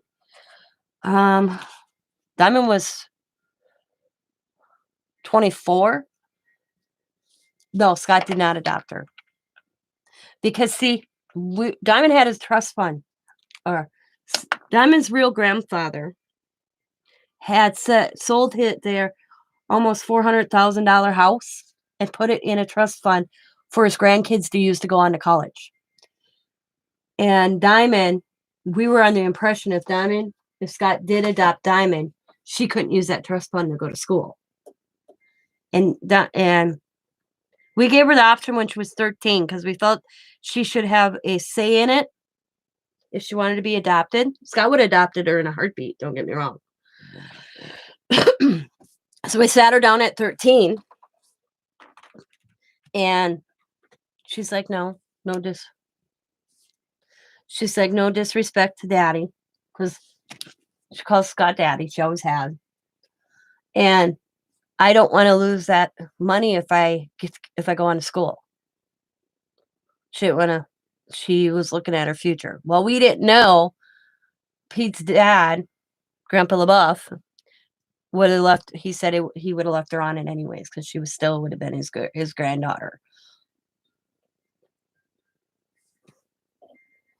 And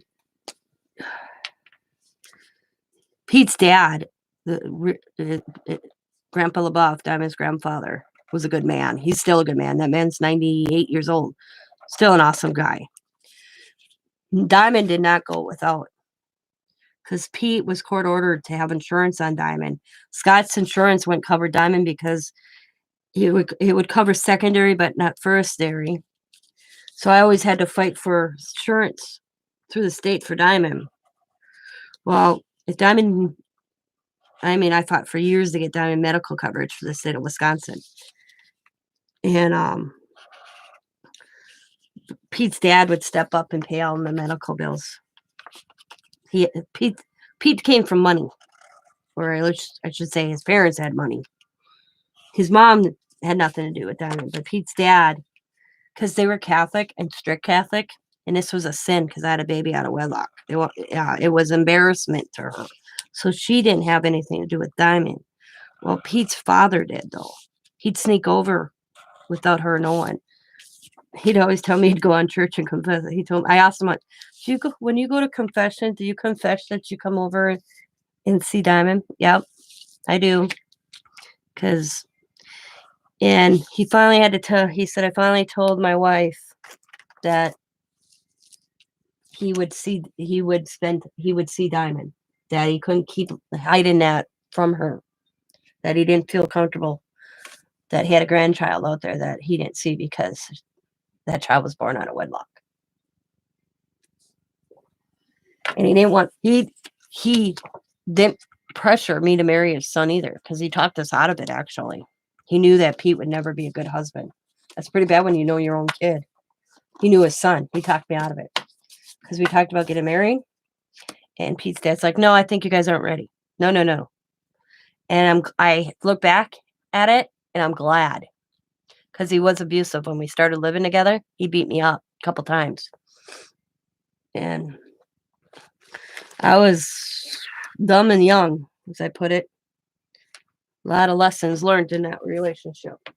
I never let another man ever touch me or hit me.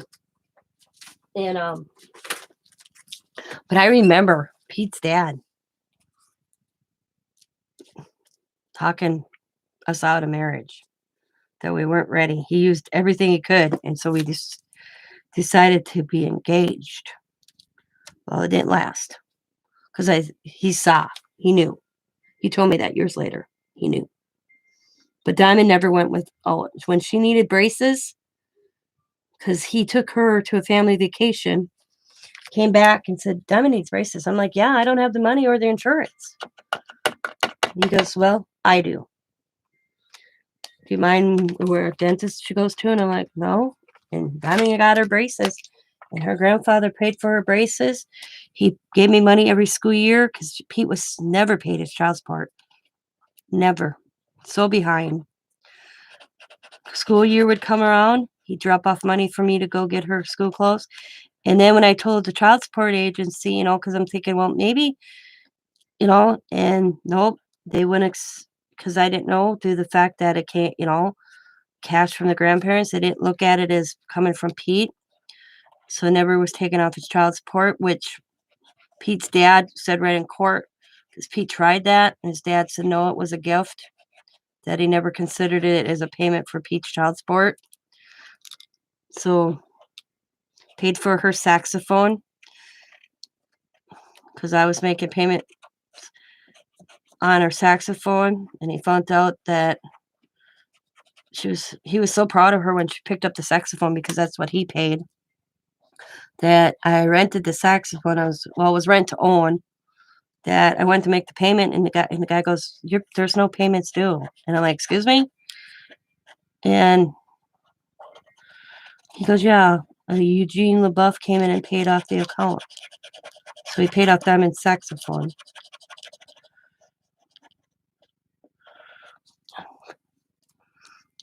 Yeah, he was a good grandpa. Good grandpa. Still is. Diamond, when Diamond went to Florida not long ago, because he lives in Florida right now. She went and saw him with the great grandkids, and they were all down there. The only one that he didn't see yet is Riley, but the other two, Allie and Coda, he's met. But he doesn't come up here. The guy's 98 years old, but he was skydiving at 88 yet. The only reason he ain't doing it now is because it's finally kind of caught up to him. But she sends him pictures. They talk. He's a good man. So but she said I may have ended up with not a good dad, biological father, but I ended up with an awesome grandfather.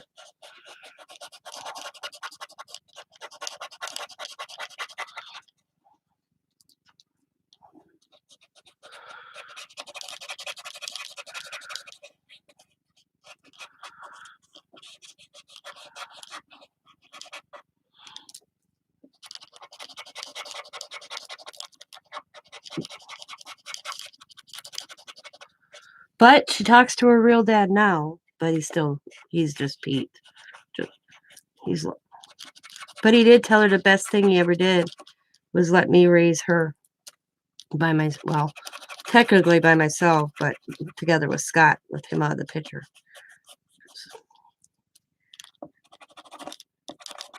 That her expectations, he would have been a letdown.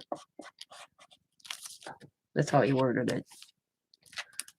I asked her if she bought it, and she's like, no. Because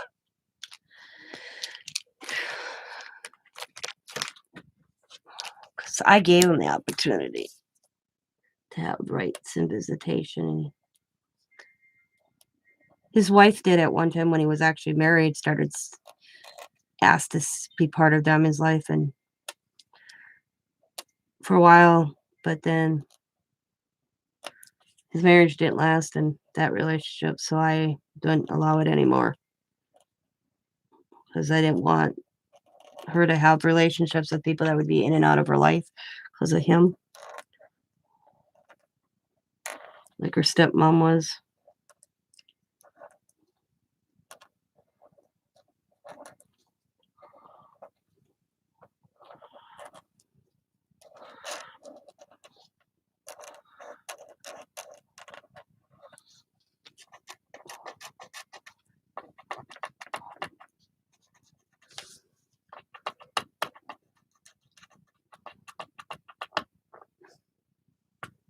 Oh, come on, get out of there. I'm on it. Tweezer time. Is that what I'm going to take? Yep. I have to get my tweezers out. Oh. Tweezer time. Tweezer time. Oh. I just have to find them.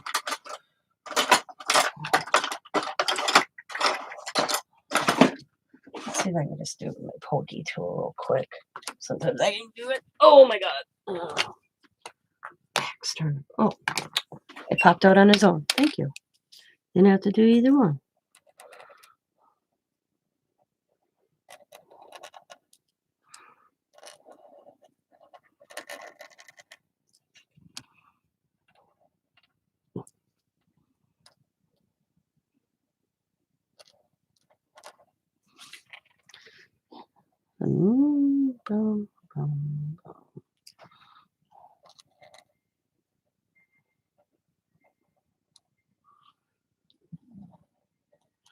What am I going to make for dinner? Anybody got any suggestions?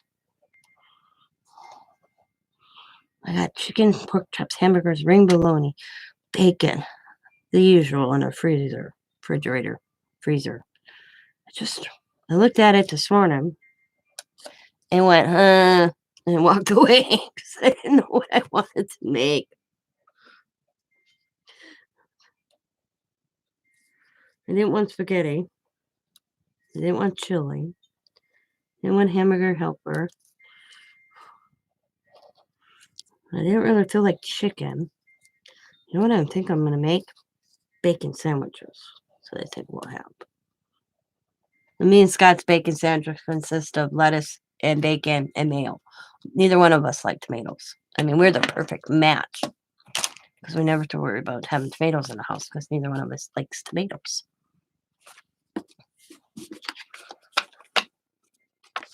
I'm going to go check my mail real quick. I'll be right back.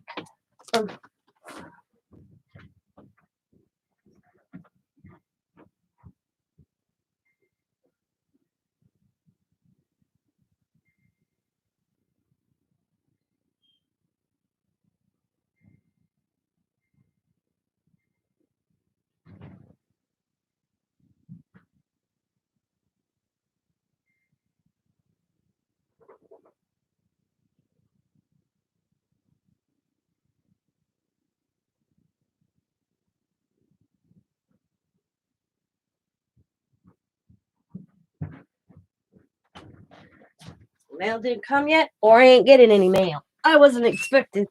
Well, I am expecting something, but I don't see that coming until next week. Anyways, let me see. I went to check my informed delivery because I got informed delivery. That is the closest thing they have. It wasn't loading earlier. Oh, hang on. Let's see. There it shows up. Yep. Okay.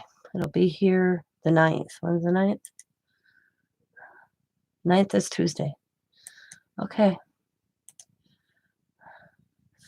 I don't like fresh tomatoes either, but I enjoy growing them in the garden. See, I love tomato sauce. I love tomato soup. I just don't like tomato. Yeah. My grandpa eat them like apples. A little salt on them. He'd pick one off, take the garden hose, rinse it off, carry a little salt shaker, little thing in his pocket, and I'd be like, ugh. I don't like radishes either. I like radishes cut up, but I can't bite in a radish. These you break out. Yep. I don't. Nope. I'll take a whole tomato and I'll smush it up before I'll eat it. And then, it's weird. And I like V8, but I don't like tomatoes. I know. My mom said I was always weird. But I'm the kid that grew up with a mom and brother that ate ice cream going out of business, and I don't like ice cream either. We'd go to Dairy Queen and she'd be like, what would you like? And I'd be like, I want the one where I can just get the brownies in it. So she'd ask them that she could just buy the brownies without the ice cream. Because I didn't eat it. I didn't like ice cream. I don't like milkshakes. I don't like, nope. And not that I was that kid. My brother'd get ice cream and I'd want a Kit Kat. So she'd Yeah, I was that kid. I remember she, my mom going, I don't know what, but see, I think it had a lot to do with my teeth because I'd eat anything cold and I'd just go through my whole body. I had really bad teeth. And that's where I think it stemmed from personally. I lost all my teeth. I had popped. My teeth were so bad when after I got pregnant with my daughter, they got worse. I popped two popped out during labor. Literally, that's how bad they were. Tomato plants make you itchy. Ew. So by the time I was 24, all my teeth were pulled. I have dentures.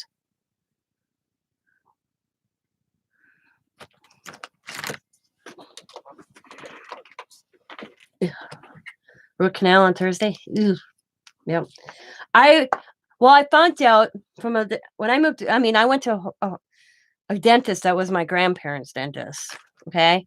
In the small town I grew up with. When I moved to Green Bay, I got a new dentist, and he couldn't believe the work they did on me. First of all, I had gingeritis, and I'd brush my teeth, and my gums would bleed. That should have been a first sign. My dentist up there in O'Connell, sorry, never took that in consideration. That and I said that nothing was ever considered. Why I would have because he was looking at all my files. Um, I was allergic to the filling they would put in my teeth. And I was just a money train is what this small dentist in a town probably is lucky to get 25 patients, 30 patients, you know. Um Daddy didn't realize that I was allergic to the filling because I'd have a filling put in and it'd eat away my tooth. And then they'd go back drilling in that tooth, put more filling in. Yeah, I mean, I had such bad teeth. Some were capped. And it wasn't until I moved to Green Bay and got it. Matter of fact, Scott, my husband's family dentist, that he's the one that realized it. And he said he said if I came in earlier, he probably could have saved my teeth. But we decided to pull them. That he wasn't going to drill anymore or do any more work. They were so bad. And it's not like it's just that I went in and he goes, you know what it is? You don't have cavities. And I'm like, I don't have cavities. He's like, no, you're allergic to the filling they used in your teeth.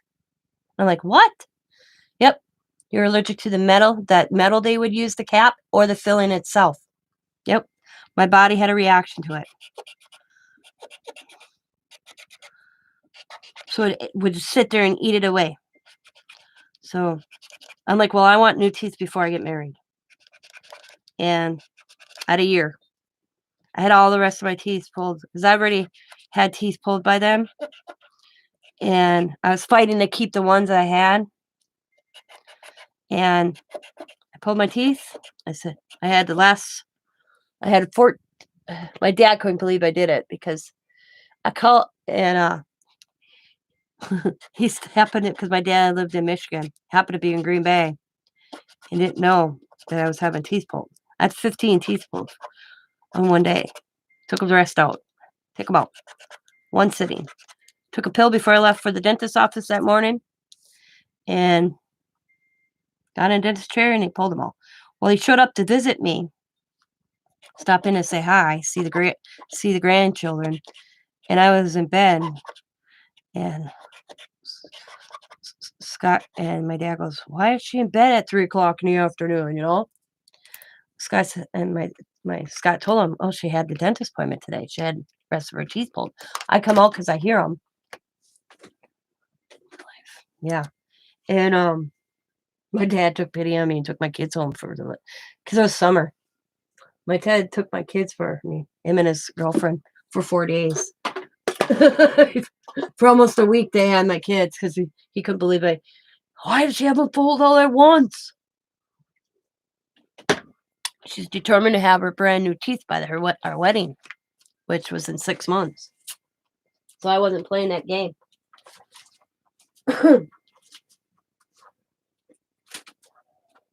Because I was on assistance at the time, and I had to have I had to have it done, had my teeth pulled by that year.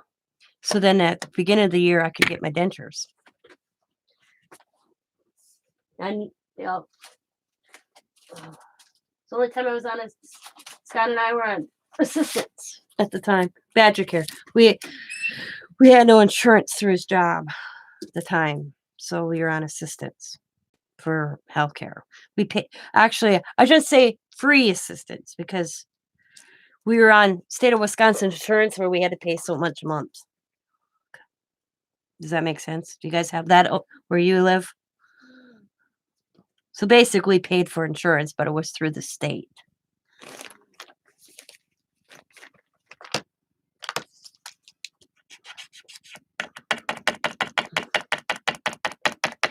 I have bad brushes because I have really arthritic shoulder. Oh, I've had bad dentists, so yeah. My new dentist has a heavy French accent. Nice. Thank you, Canada. Hello, I can't even do a French accent. Open your mouth and say ah. Oh yes, ah.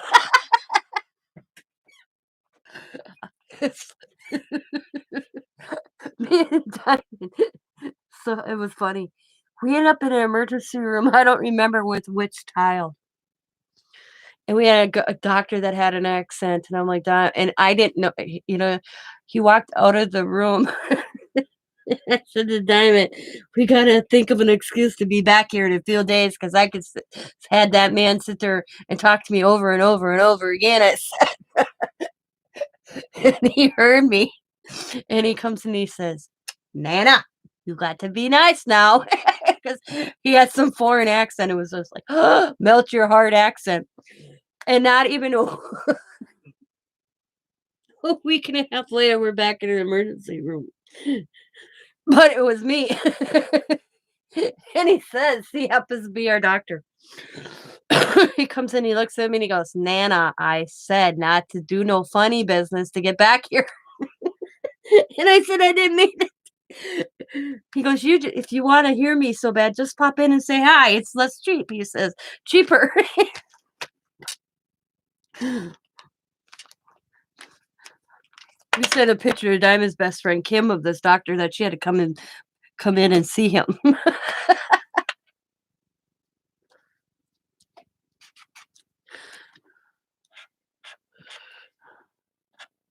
I used to laugh. I used to laugh at my daughter's pediatrician. I was bad, really. Oh, my doctor I have now, Dr. Kawasako. For the longest time, I couldn't say his name, so I call him Dr. Lawrence, because that's his first name. Because I'm like, what is your first name? He goes, Lawrence. And I'm like, okay, Dr. Lawrence, because for some reason, I couldn't get Kawasako out. My eyes were tear from holding the laughs in. Well, before they figured out my gallbladder had to be removed, they were running all these tests on me, because I didn't show them symptoms of your gallbladder going. Every symptoms I had was nothing gallbladder related. Okay. It was weird. So they were running all these tests on me. I was there for hours. Even ran a pregnancy test on me. And I looked at the doc. I'm like, what?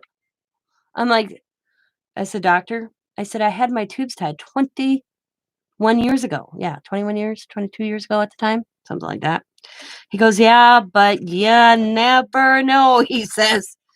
So, and I was there, and I'm like, Doc, I am so thirsty. Can I get something to drink?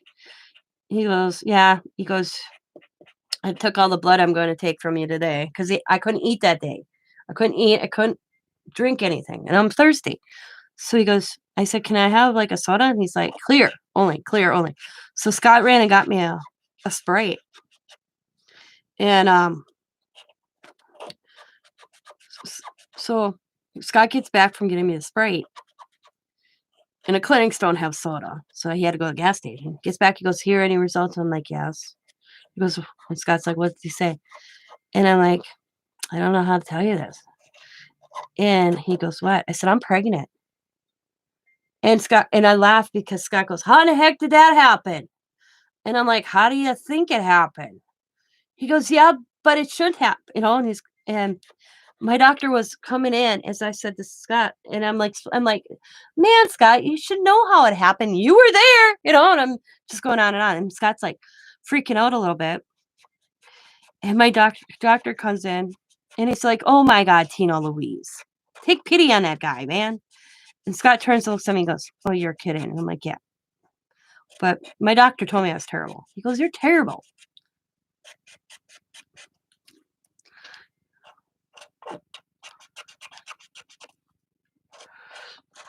So that's the day they discovered it was my gallbladder. Cause I said to him, I had a or a CT scan. He's like, "What? When?" Told him. They never sent my CT scans over to my doctor.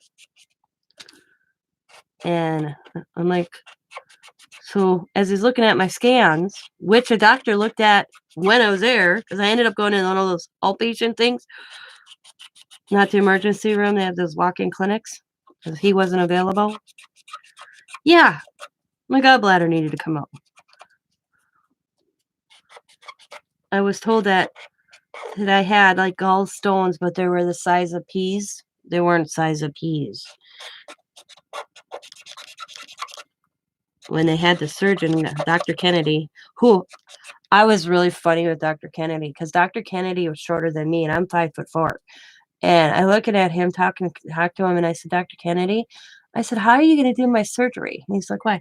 I said, "Because I'm sorry, but you're really short. How are you going to reach the surgical table?" He goes, "It does raise and lower, Tina."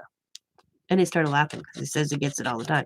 Plus, he looked like Doogie Howser. Remember Doogie Howser? And I asked him, "Are you related to Doogie Howser?" Because he looked young and he was older than me. I'm like, "Well, I said, "I should have had children by you." I said, "Your gene pools are fantastic." Yeah, he's in his 40s. I was like, "No way."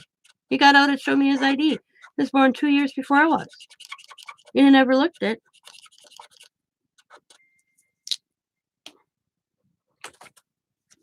But he laughed. I said, "All you need is the high top tennies and you'd be right up there in the movie star."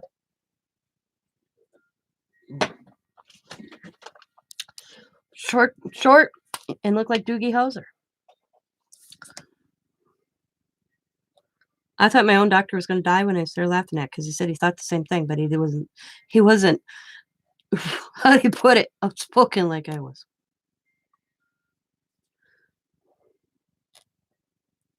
I said to my doctor, "If I can't be outspoken with your doctor, then I shouldn't have you as a doctor." That's a relationship. It should be open.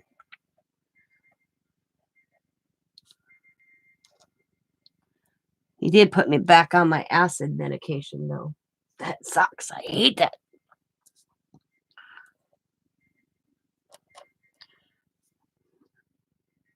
Not actually, it's a vitamin. I didn't have to get the prescription one. I just had to go get the acid something, blah, blah, blah, again.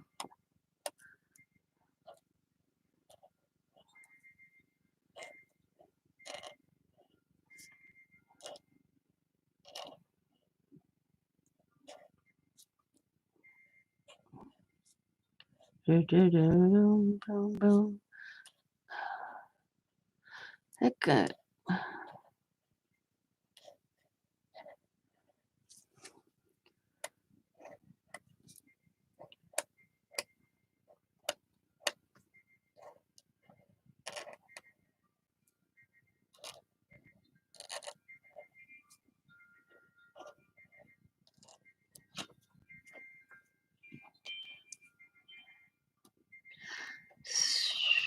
Well, I think I'm going to call it quits here, because it's 3:30.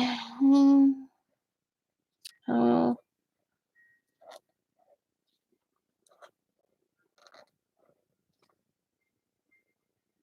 gotta be home in 4 hours. Not to make dinner yet. I haven't decided what to make for dinner. Still in a toss up there. Doom, doom, doom.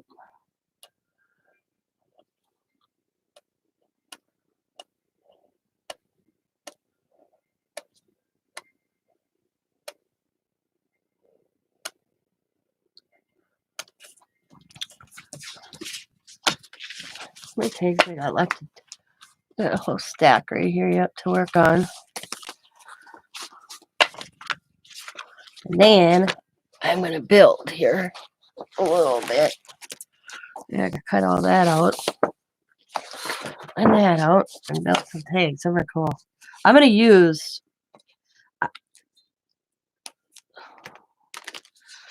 the pieces also. Come on. From these and use these body. I'm just going to add some different post holes. I think it'd be cool. I don't get the afro thing going on there though. But I think it'd be kind of cool. Kind soul. This print is, and this is a print in clip art. Yep. I like the little flower headband. So I'm going to finish the tags. Probably cut these out. And then I did the small ones. I printed. So I'll do them too. Finish decorating the tags and have them back as backgrounds. And funky backgrounds. And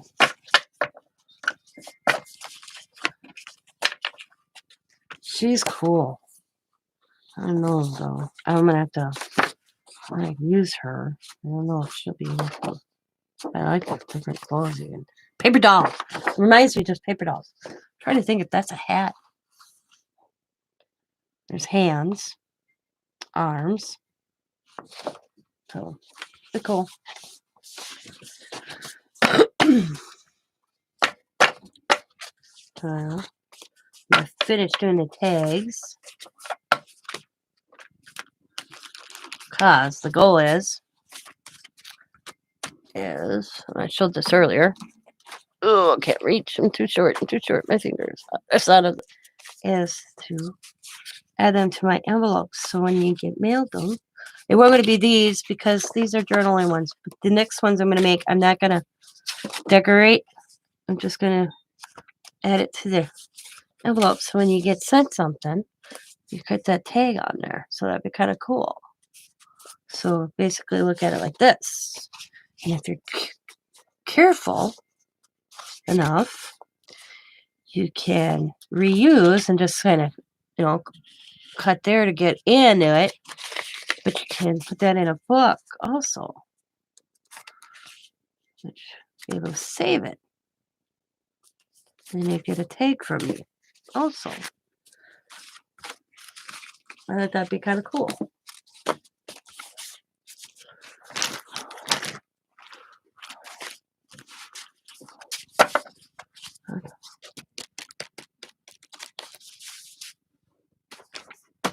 That's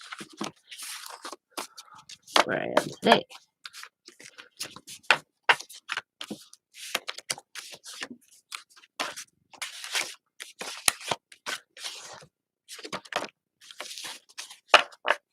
I got the stack to work with yet. I always try to add. See, this one I just did red around it. I still think it needs something. I just don't know what. So I'll put that back in the pile. That one's done. That one's done. This one is done. This one is done. That one is done. That one is done. This one, maybe not. I don't know yet. I always add more and more to them. So I am going to let y'all go. Probably go have a late lunch here. Figure out what I'm going to make for the hubs and myself for supper. Actually, I might as well call it my supper because it's almost 4 o'clock here. And call it a day. I want to thank each one of you that came in, gave me 5 thumbs up, listening to some weird conversations I had today. And I will talk to you all later. As always, be happy, be kind, be safe, be funny, be crafty, and bye for now. If I don't see you tomorrow, I'll see you Monday. Oh, speaking of Monday, Mixed Media Monday is going to be earlier. I'm not going to do it in the afternoon. I'm going to just, Mixed Media Monday is going to be whatever I choose to do it. It's just going to be on Mondays. I'm going to try to come up with a time that works best for everybody and myself. I just have to figure that out. So I will talk to y'all later. Bye, everybody, and have a good rest of the Saturday. Bye.